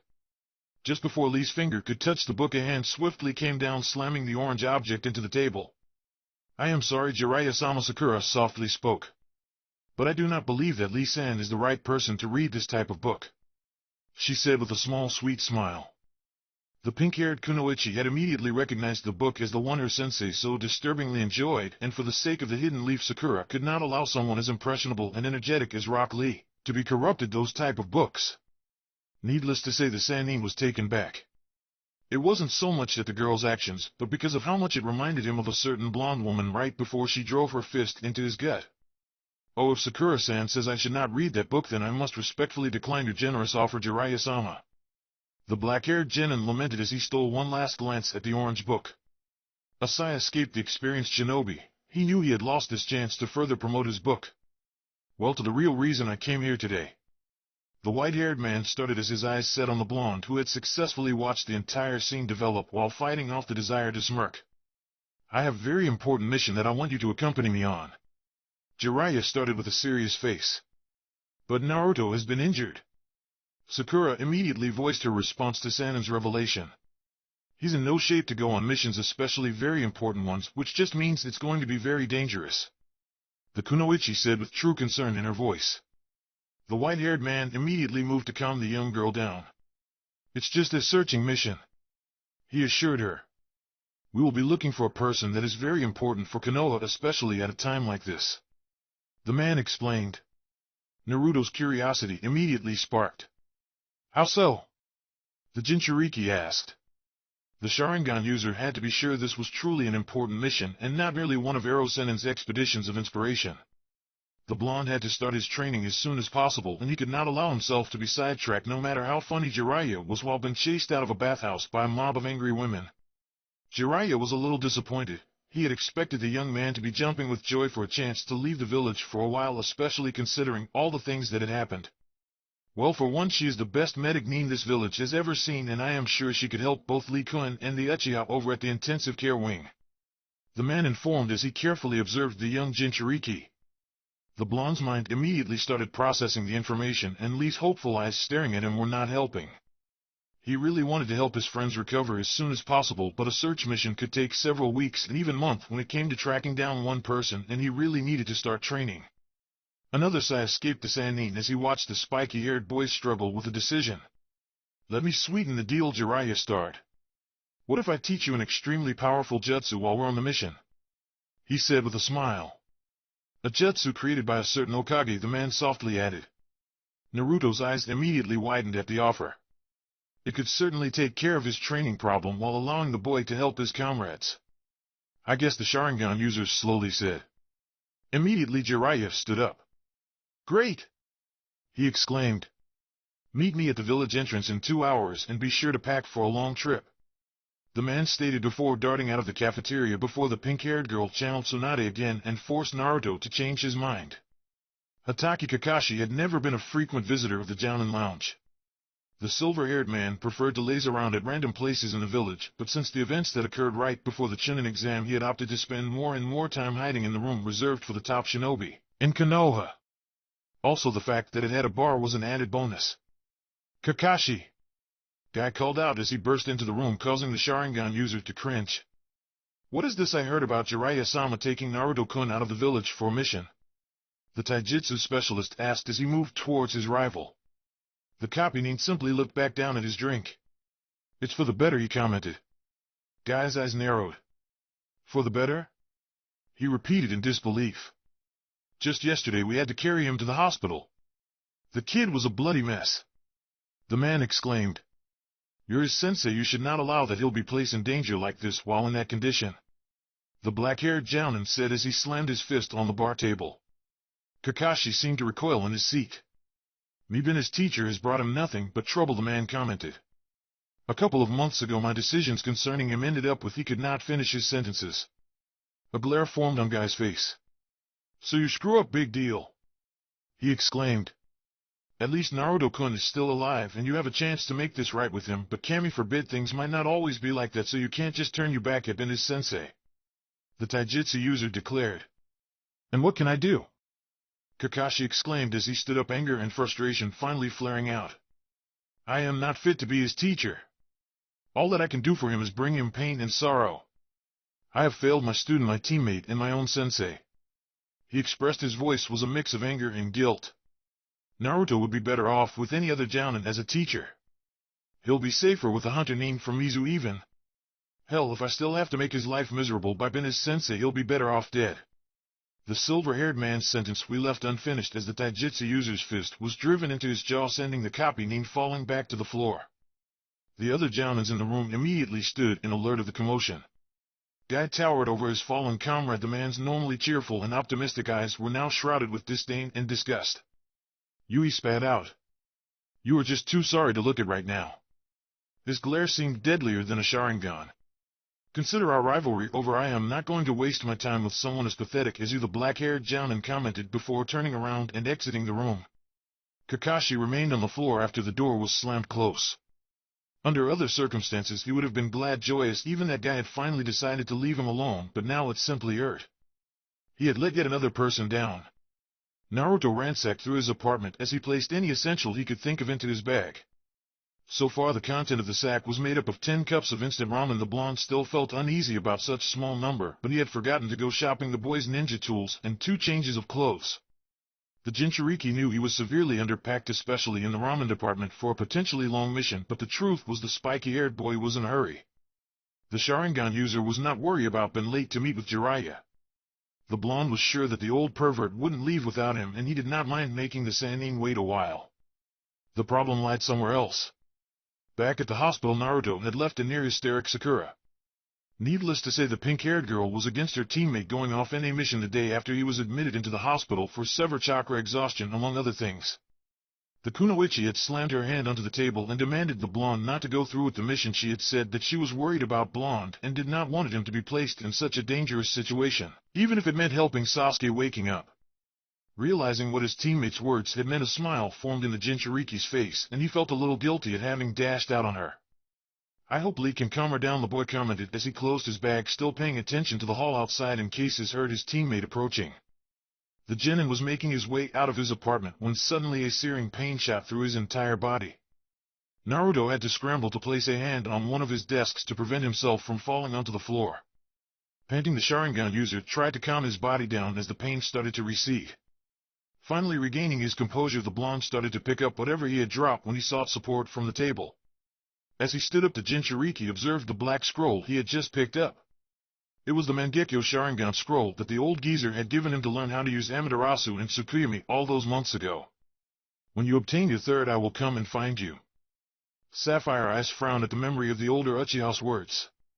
Opening the scroll, Naruto scanned through it. The text gave an explanation of both Amaterasu and Tsukuyomi, depicted how chakra had to be controlled and distributed when performing the dojutsus, and warned about the drawbacks of long-term use of the jutsus. No matter how much the blonde read the scroll, there was no mention of a third dojutsu. Sighing in frustration, Naruto put the scroll away, deciding that it would be best to examine it more thoroughly some other time.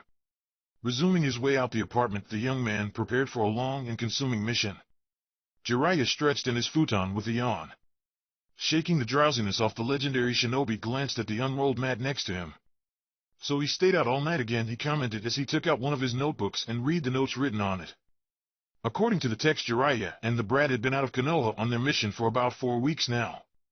Needless to say, they had not been successful so far. The Sannin scratched his head. What am I doing wrong? The man wondered.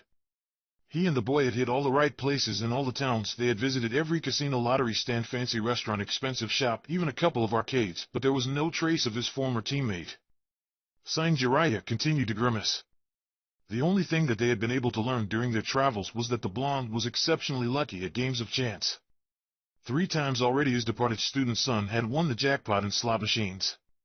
The frustration of their fruitless search and the jealousy of the brat's good luck in casinos would have driven the Sannin to simply abandon his mission and hit the nearest brothel had the legendary man not found a new source of entertainment. If the two-leaf nin had been on their mission for 4 weeks, then Naruto had been trying to learn the Rasengan for 3.5 weeks, and the keyword was trying. After enduring 4 days of the blonde's constant nagging and pestering about the new jutsu he had promised him, Jiraiya had finally shown him the technique that Minato had developed. It came as a shock to the seasoned ninja when Naruto had effortlessly succeeded through the water balloon and rubber ball stages. The young Jinchuriki was making the jutsu that had cost the Konoha Yellow Flash 3 years of his life look easy. That was when Jiraiya introduced the spiky-haired boy to the 3rd stage of the jutsu and the fun started. The white-haired man fondly remembered Minato's many attempts at forming the perfectly shaped chakra sphere, as well as the cuts, explosions, and collateral damage that resulted out of them. Jiraiya had never expected that he would be granted an encore to that show, but the last 3 weeks with Naruto had presented him a performance as magnificent as his former student had unwittingly given. For all the chakra control the young genin had and the leaps and bounds that he had done toward mastering the jutsu, the young man simply could not form a sphere. What the Jinchuriki could do was create craters, cut himself all over, and send his own body flying several feet in the air. It was a blast for old Jiraiya to see the brat struggle trying to learn the Rasengan. Chuckling to himself, Jiraiya picked up some of the bandages discarded all over the floor. It appeared that the Naruto's regenerative power were no match for the Rasengan. The boy was getting cut faster than he could heal himself and temporarily leaving scars for the first time the Sharingan user's body. Watching the brat wrestle with his own bandages was quite an amusing sight. Throwing the dirty straps of cloth in the garbage, the Sannin moved towards the room's window where a glorious sunrise could be witnessed. "Don't kill yourself, kid," the white-haired man softly said. "I wouldn't be able to bear another loss," Jiraiya stated before starting to prepare for the day. Pants were the only thing that could be heard through the devastated field. Forcing his body to move, Naruto managed to crawl his way out of the sizable crater that he had created during his attempts. "Damn it," the blonde swore. "What the hell is wrong with this jutsu?" he exclaimed as he held his right arm with his left hand. The Jinchuriki's right limb appeared as though it had gone against barrage of shuriken and lost. There were so many cuts running down the length of Naruto's arm that his regeneration abilities could not keep up. Wounds were healing at a much slower rate now, and there were a couple of scars been left behind. Lying on his back, the pair of sapphire eyes observed as yellow streaks broke through the darkness of night. "Great," the blonde complained. "I didn't even realize that I wasted the whole night." Naruto remembered when he first started learning the Rasengan. Bursting the water balloon and rubber ball had been easy enough. The boy simply had to send chakra down his arm and released from his palm. Inside those two sphere objects, the Sharingan user's chakra behaved just as it was supposed to, just as Jiraiya had instructed. But once the guides were taken away, the mere thought of shaping his outpouring chakra would cause the pseudo Rasengan to blow up in Naruto's face. "I just can't control my chakra," the spiky-haired boy shouted as he pushed his body off the ground and sat up. "Shaping the chakra, it's impossible for me, completely out of my control," he told himself as he clutched his right arm harder. "It's not a matter of control, Naruto-kun." The blonde's eyes snapped open as memories started rushing into his mind. Sometimes chakra can neither be forced nor controlled. Instead, you have to let its flux continue and merely nudge it the way you want it to go.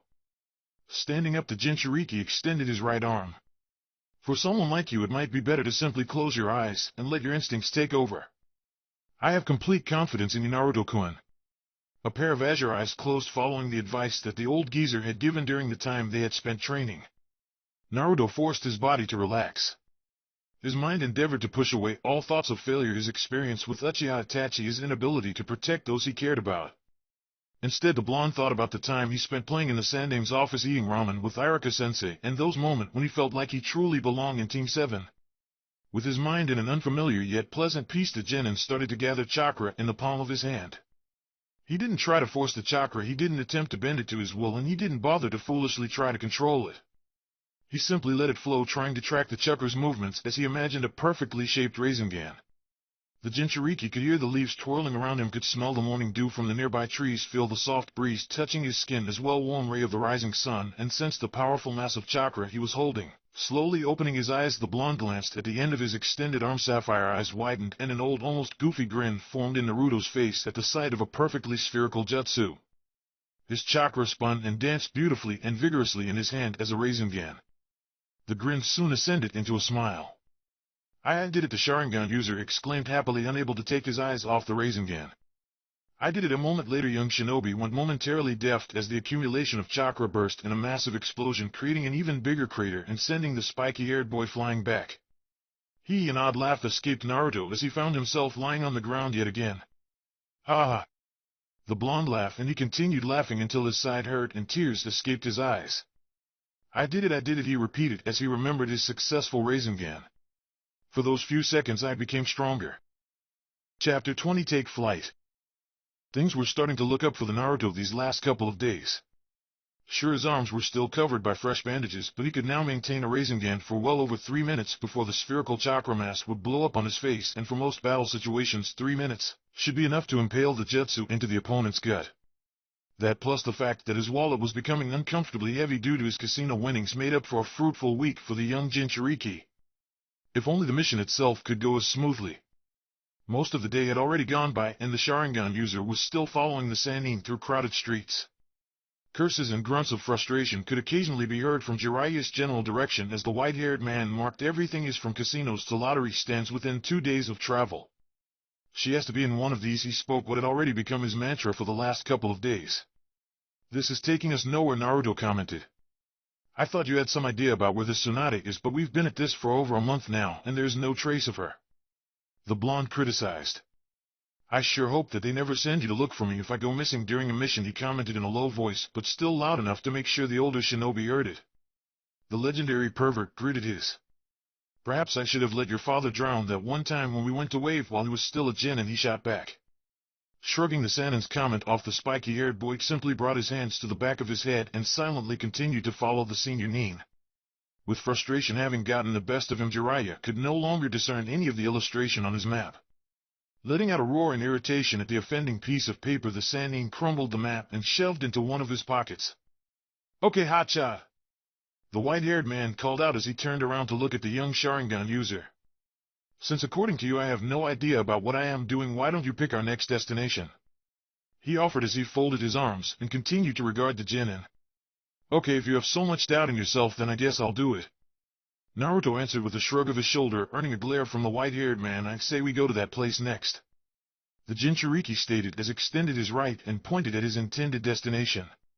Jiraiya's eyes followed the direction indicated by the blonde. There? He asked, looking at the boy with confused eyes. But that's only a restaurant, the legendary shinobi pointed out. The spiky-haired genin nodded. Yeah, get the hint, Naruto commented as he proceeded to fold his arms as well. We haven't eaten anything since breakfast yesterday, the Jinchuriki reminded as he started to walk towards the establishment. Grunting in defeat and sighing, the Sanin started after the young shinobi. Very well, we'll take a break for food, but you're paying, he exclaimed. Naruto ignored Jiraiya's declaration. The blonde's eyes were solely on the restaurant's door while his mind was preoccupied hoping that they got ramen in the establishment. As he followed the Sharingan user through the door, Jiraiya's trained eyes immediately scanned the room. The white-haired man's field of vision was moving from one side of the restaurant to the other when suddenly something caught his attention. Oh, there is no way the kid is that lucky, he exclaimed in a mix of surprise and frustration. I cannot believe you tracked me down. Naruto was currently sitting with Jiraiya in front of a grouchy, well-endowed blonde woman, a nervous black-haired assistant, and a pig wearing a red jacket. Needless to say, Naruto was a little skeptical about the famed Tsunade, but the genin decided to leave the situation for the adults to deal with for now because they're a bowl of ramen right before him meriting all of the spiky-haired boy's attention. Jiraiya laughed at the angry face his old teammate was making. And I can't believe that you lost so much in the casinos that you have to dine in a roadside restaurant instead of those fancy ones you enjoy so much, the white-haired man teased. Looking from her teacher to male Sanin and to young boy preoccupied with his food shiz inside. It had been a long and hard day for her, and it showed no signs of letting up anytime soon. Still been unable to mask her anger, Tsunade addressed the legendary pervert again. So are you going to tell me the reason why you came looking for me? The healer questioned. Because I am damn well sure that this is no social visit. The goofy grin immediately disappeared from Jiraiya's face as he regarded the female blonde with a serious look. I like to think that you are not so detached with your past that you have no idea of what has been happening in your own village, the white-haired nin stated. Tsunade's eyes narrowed. First of all, she began, I have left everything from the past where it belongs. The healer clarified as she looked at her former teammate as if he had just wronged her somehow. That being said, I did hear word that you were attacked by hidden sand, the kunoichi confessed, folding his arms and leaned back against his seat as he matched the blonde woman's glare. And did you hear that Sarutobi-sensei was killed during the attack? A mild look of surprise appeared in the female Sanin's face, but was shrugged off the next instant. So the old man is finally dead, she said with a bored look. It took him long enough to roll over and die, she added, her voice void of any sadness, compassion, or melancholy. Next to the legendary healer, Shizun realized that the young spiky-haired boy had suddenly stopped eating. Unlike his teammate, Jiraiya's voice was tainted by a hint of anger. Anyways, the council is asking for your return to the village to receive the position of Godame Hokage. There was a general surprised shock from the rest of the dinner party. What? Naruto exclaimed as he looked at the white-haired man for an explanation. Tsunade watched the other Sanin with a slightly bewildered look on her face before she started laughing. Haha, I swear, Jiraiya, you have the worst sense of humor. She dismissed her former teammate's statement. Like I would even consider such a pathetic, stupid job. Only a deranged fool would take up such responsibilities that only lead you to a worthless death. If the blonde woman had any more comments, they were drowned out when the spiky-haired boy slammed his fist on the table.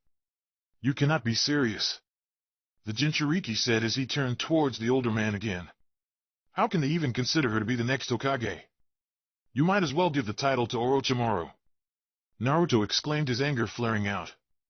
She doesn't deserve it, she will only taint the title of Hokage, he added as he turned to glare at the healer. The female Sannin regarded the Jin, and her eyes meeting the same level of contempt present in his. Now listen here, you little brat, she started. You know nothing about the title of Hokage, she exclaimed as she slammed her fist as well. All you see is the glory and the praises, but you ignore the fact that all it does is break families up and condemns people to pathetic and lowly deaths, she stated. Naruto's glare intensified. It's not only that. The Sharingan user rejected the woman's declaration. Hokage is the person that everybody entrust and look up to. He is the only person that is there for you and makes you feel safe in this dark and horrible world, the Jinchuriki fervently stated. And I will be damned if I let you insult the title of Hokage, let alone become one, the legendary healer snorted. And who are you to stop me? She questioned. The Genin's eyes narrowed as they were filled with determination.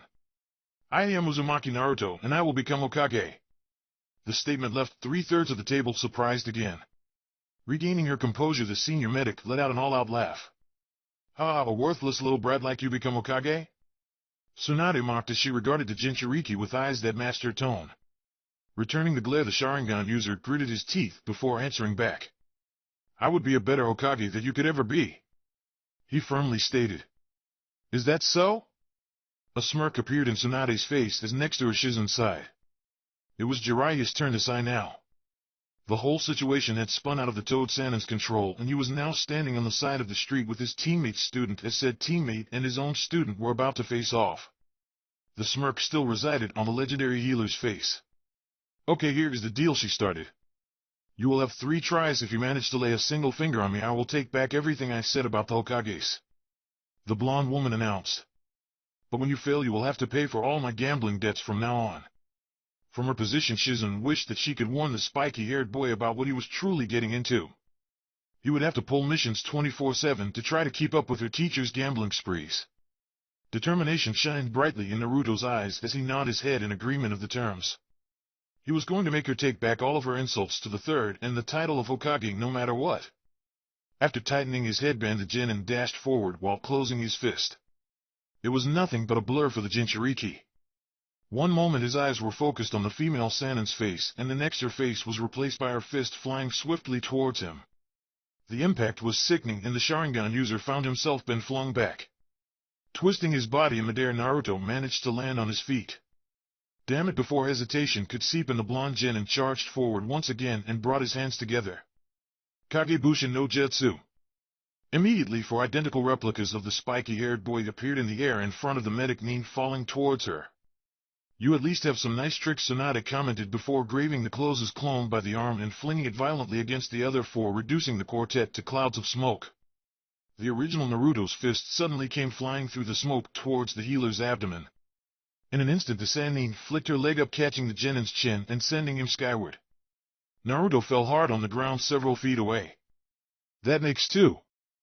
Tsunade reminded the young man, currently trying to get back to his feet. Shizun, make sure to get direction for the nearest gambling house, she commanded her student.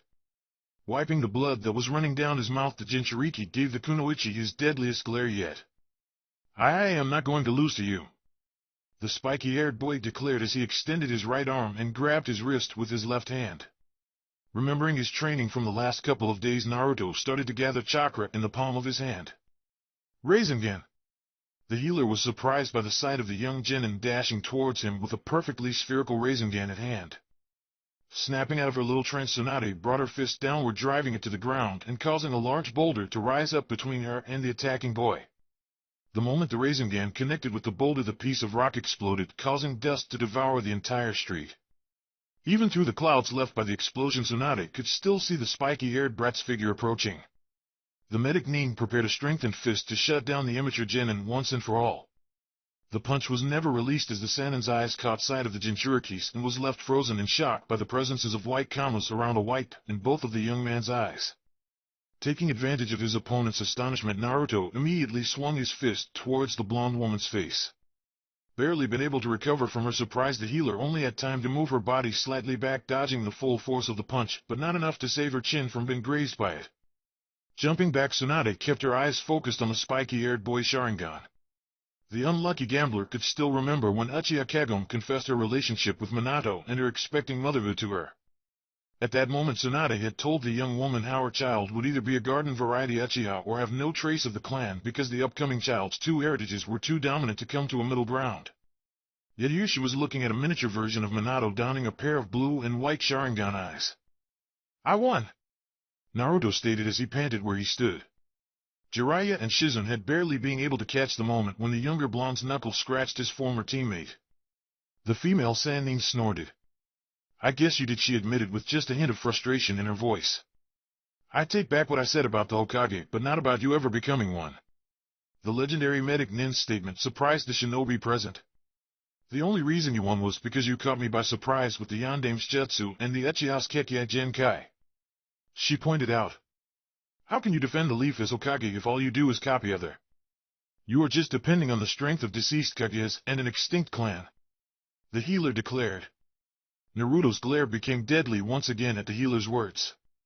"That's not true. I rely on my strength," the Sharingan user firmly stated. "Then prove it," Tsunade simply stated as she continued to observe the young man in front of her. At the look of confusion on the Genin's face, the blonde woman elaborated. "Let's make another bet. Prove to me that you can acquire power of your own and I will acknowledge that you could become a Hokage," she offered. "But if you are unable to do so after a week, you will not only have to quit your foolish ambition of becoming Hokage, but also quit being a ninja altogether." The Jinchuriki's eyes widened at the possible consequences of the proposition presented to him. "Quit being a shinobi?" The statement resounded in his mind. Eyeing the spiky-haired boy with a mix of mock and curiosity, the Sannin decided to nudge him. "What happened with the confidence from a second ago?" she questioned. "Okay, what if in case you do manage to win, not only will I acknowledge that you have potential to become a Hokage, but I will also give you this." Surprising the pair of shinobi spectators, Tsunade presented her necklace to the Genin. "My grandfather's the Shodai Hokage necklace." The medic Nin smiled at the look of surprise on the young man's face. "So what do you say?" Shizun walked the already familiar path through the forest near the village they were currently staying at. Entering the clearing for the fourth time that week, the black-haired woman did not longer felt the urge to gasp in surprise at the sight that greeted her. It seemed that an explosion had gone off in the center of the clearing. There were burned trees, broken trunks, and craters all around the blonde Genin lying on the ground.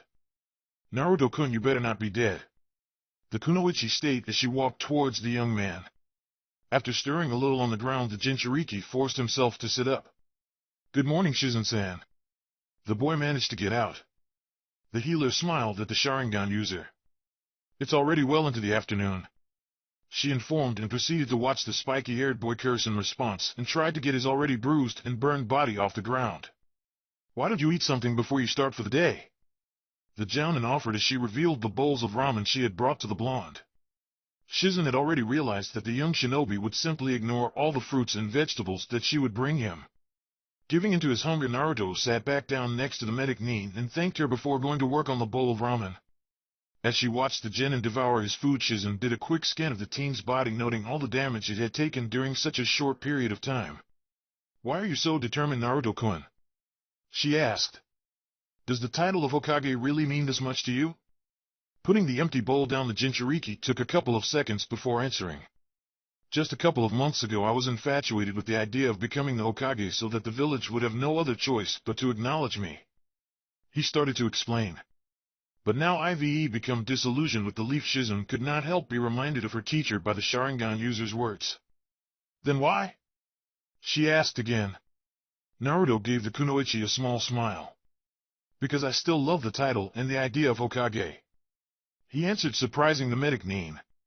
"And it is the only thing I have left from the only one I had while I was growing up," he finished before standing up. The black-haired healer watched young Leaf Nin gave her his thanks before turning around and walking towards the edge of the clearing. It had been 5 days since the bet with Tsunade had been made, and the Genin had yet to check in on the hotel, having spent the last 4 days straight in the forest training until he passed out. Part of Shizun wanted the young man's work to pay off, but the other feared for the boy, because if he was willing to go this far for a bet, how would his life as a shinobi be like? The last 12 hours had completely sent Shizen's week to hell. It all started when she walked into Naruto's training spot on the evening of the 6th day to find the blonde lying unconscious and unresponsive in the middle of the clearing. The healer immediately put her medical abilities to use, and after doing everything she could at the time, brought the still lifeless genin back with her to the inn. After locating an unusually pensive Tsunade so that she might be able to further help the young man, her teacher proceeded to knock her out. Shizen was awakened by a surprisingly conscious Naruto the next morning, and the two immediately set off to find the Sanins. Finding Jiraiya was as easy as walking out the front door, but seeing the white-haired shinobi and the weakened stayer teacher had left him, and the black-haired woman had no choice but to reveal the whole truth about the proposition Orochimaru had made to Tsunade. The three managed to locate the other two Sannin just in time to save the healer from Orochimaru's subordinate Kabuto. The fight that followed was inevitable. Jiraiya moved to deal with his former best friend, while Shizen and Naruto were left to make sure the bespectacled young man would not get near Tsunade. As soon as the white-haired man gave the snake Sannin his attention, the blonde genin asked the Kunoichi to leave Kabuto to him and to focus on defending her teacher. Because if I cannot deal with him, how can I stand against the real monsters out there? Had been the explanation that the spiky-haired boy gave her. Now while the two male Sannin had worked themselves to a stalemate, the medic Nin had to watch horrified as broken and bloodied Naruto struggled to pull his body off the ground, while a smirking Kabuto stood a couple of feet away. All around the two young men was proof of their battle. Scattered flames, both normal and black ones, a couple of craters from Razengans that missed their intended target, and the Sharingan user's blood marked their war zone. Yet every time she tried to intervene, the blonde boy would insist on being left to handle the situation alone. Wow, if this is my handiwork, I would hate to see what one of those real monsters would do. Kabuto's mocking words snapped Shizen out of her train of thought and pulled her attention back to the battle. Panting heavily, Naruto glared at the gray-haired shinobi. Damn you! The Jinchuriki managed to bark out. The blonde threw a kunai at his opponent. Before the blade could reach its target, the leaf genin set his Sharingan eyes on a covering with black flames, the explosive tag he had attached to it, and causing a sizable explosion. Knowing better, the spiky-haired boy immediately looked up where the bespectacled young man had jumped to avoid the explosion. Kabuto's body was currently falling towards the younger shinobi. The former leaf nin's hands were already glowing with chakra, prepared to strike. With a quick sequence of hand seals, the blonde raised a granite wall between him and his opponent, which the bespectacled shinobi proceeded to smash with his chakra scalpels. As soon as Kabuto's face was visible to the granite rubble, Naruto sent chakra towards his eyes. Amaterasu! The spiky-haired boy called out. Unfortunately, the moment that the medic nin's body was covered by the black flames, it detonated, causing a powerful explosion and sending the genin flying back. Naruto-kun, please stop this. You can't fight him. Shizen screamed for the young blonde to come to his senses. Emerging from the ground, the spy observed the effects of his attack. At the absence of any sign that indicated that the Sharingan user would back down, the smirk in the former leaf genin's face widened. Such tenacity at the face of certain death, Kabuto started. You certainly take after the late Sandai Mokage, Naruto-kun. The gray-haired man's smirk widened just as the spiky-haired boy's eyes did. Orochimaru tells me how the third was so adamantly refusing to die even when his former student's sword pierced right through him. Shizen could have sworn that she heard something snap somewhere. The moment after the words left the young man's mouth, Naruto was standing just a few feet from him with a Rasengan in his hand. The blonde was so preoccupied with ramming the Rasengan into his opponent that he was barely able to notice when Kabuto grabbed his wrist and flung his body into the ground. Before Naruto could even think about kicking himself off the ground, the medic Nin gave him a jab with enough force to bury the genin deeper into ground. Naruto! Seeing the black-haired woman running towards him, the gray-haired young man jumped to a safe distance. Not caring about what the young Sharingan user wanted, Shizen immediately started to administer medical aid. And no, don't were Naruto's first words as soon as he regained consciousness. The healer refused to acknowledge the young man's request. When the genin tried to stand up, the Kunoichi immediately placed a hand on his chest to hold him down. You are done, Naruto-kun, she stated. The Jinchuriki moved a hand towards the Jounins and grabbed hold of her wrist. Please, Shizen-san, let me do this, the boy requested once more. Stop it! The shout caused both Naruto and Shizen to look back. Tsunade had shaken off some of her shock she had received from witnessing blood. Don't you care about your own life? She questioned. You'll accomplish nothing by getting yourself killed here. The younger blonde remained silent for several seconds before he simply removed Shizen's hand off his chest and stood up. I've made a promise to both the person I love the most and the one I hate, the Sharingan user informed. I promised them that I would never back down and that I will continue to keep stronger my own way until I could protect those I care about. How could I face them if we're to give up now? The medic Sannin glared at the young man. What's a stupid promise compared to your own life? She asked in anger and frustration. Because that promise is the reason I have to keep on living. Naruto answered back. As someone who has so little, I will not allow this to be taken away from me. He stated as he stepped out of the small crater that his body had made. So long as I have my promise, I'll know I haven't lost myself in the darkness and hatred that plagues this world. The young man firmly stated. Both Kunoichi sat in awe at the determination that radiated from the Leaf Genin. Setting his eyes on Kabuto, the Sharingan user brought his hands together. Tiger, dragon, rat, bird, ox, snake, dog, monkey, tiger. Everyone was able to feel the spike of chakra in the area. I am Uzumaki Naruto, son of Namikaze Minato and Uchiha Kagome and Shinobi of Kanagakuren. The blonde declared as he extended his right arm and grabbed his ring with his left arm. And this is the power I have acquired for the sake of those that got me this far and to protect the people who are precious to me. Flames appeared in Naruto's right hand, immediately enveloping most of his arm. Ryoku. This time Shizune was sure that she heard something snap. The flames danced gracefully yet dangerously in the Jinchuriki hand as his gaze fell solely on the gray-haired medic. I am not going to lose to you, Kabuto. The spiky-haired boy stated. If the former Leaf Shinobi was intimidated by his opponent's newest jutsu, he did not let it show. You truly are an interesting specimen, Naruto-kun, the young man commented. After I kill you, I will personally dissect your body. He added. The two ninjas immediately charged for one another. One's hands covering in chakra while fire adorned the others. The confidence that he would never let the Katan Jutsu touch him was so much that the only thing that Kabuto could see were the vital points on Naruto's body where he was going to strike. It was already too late for the medic Nin when he realized that the trail of fire his opponent was leaving behind had taken the shape of a giant wing. Arg! With a thunderous roar, Naruto raised his hand and brought it down, causing the flame wing to rise and fall along as though about to take flight and rain down an inferno on a bewildered Kabuto. A large explosion followed suit, swallowing the two shinobi. The wait for the dust to settle was unbearable for Tsunade and Shizune. Finally a form jumped out of the cloud and fell to the floor.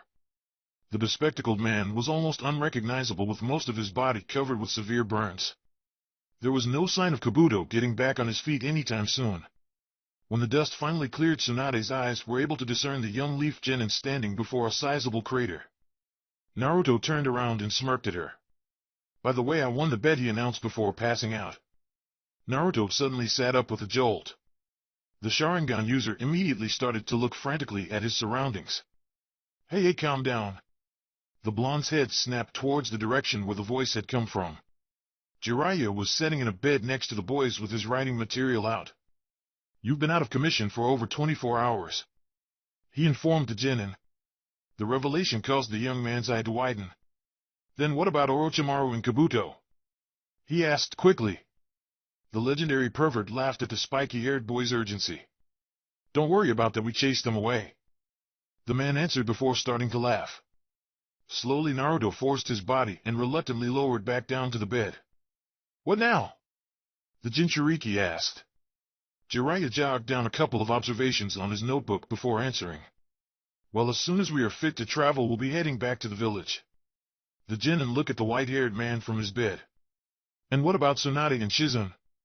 He asked. Oh, they're coming with us, was the short answer that the boy received. The look of confusion and surprise was hilarious for the Sannin, but nevertheless he decided to explain further. It seemed like your little show back there knocked something loose inside Tsunade, or perhaps it knocked something back to its rightful place. He commented before giving the young man a bright smile. She's going back to Konoha to become the Godame Hokage. The white-haired man announced. The Genin remained silent for several seconds before his gaze left the writer and set on the room's ceiling. I am still not convinced that she's Hokage material, Naruto commented, earning another bout of laughter from Jiraiya. I was beginning to fear you were not going to show up, Okina commented, as on a rest stop along a mountain trail. You know I would show up as long as Okina smiled. The graying shinobi reached into his inside pocket, taking out a sizable amount of money and placing it next to him on the bench. The old man waited until the money was taken from its place before turning around. It is good to see you again, Kakuzu-senpai. He greeted his fellow former waterfall shinobi. It was strange for a veteran and seasoned shinobi like Okina to gaze at his senior and say an essentially young ninja. The Akatsuki member simply gave a nod to return the greet before going down to business. You know that there is no much that I can tell you. The missing nin stated. I know. The bearded old man said. You cannot tell me how Akatsuki's hunt for the gobi is going or how the Sanbai managed to disappear from the radar. Okina commented. After a minute of silence passed between the two missing nins, the youngest started again. You can talk to me about what you have yet to do, like the capture of the Kyuubi Jinchuriki. He offered. Kakuzu's green eyes narrowed. You are always interested in the fox's Jinchuriki, why is that? The bounty hunter asked. The graying man laughed again. Because unlike you, Kakuzu-senpai, I truly believe that this up-and-coming generation will surpass all of us. He commented. And I am willing to bet that Naruto-chan will be in the front lines of this new wave that is rising. The black-haired man remained silent at his Kohai's words. Anyways. Okina started again. Tell me about Naruto-chan, what does Akatsuki think of him? A look of confusion was barely detectable in the Akatsuki member's eyes. Nothing more than a target. He answered plainly. It was Okina's time to look confused. What? Akatsuki did not make any observation? Or maybe gauge his abilities as a shinobi? The younger man proposed, starting to become disappointed with the red cloud-wearing organization. Kakuzu's eyes narrowed. When would we do that? He asked. At the question, Okina's black eyes started to widen, and what came next confirmed his suspicions. Akatsuki has yet to make any move on the Kyuubi Jinchuriki.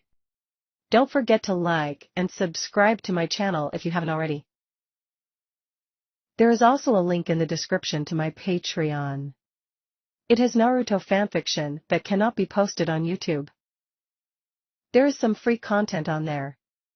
So, you don't have to be a paying member to enjoy listening to excellent fanfiction.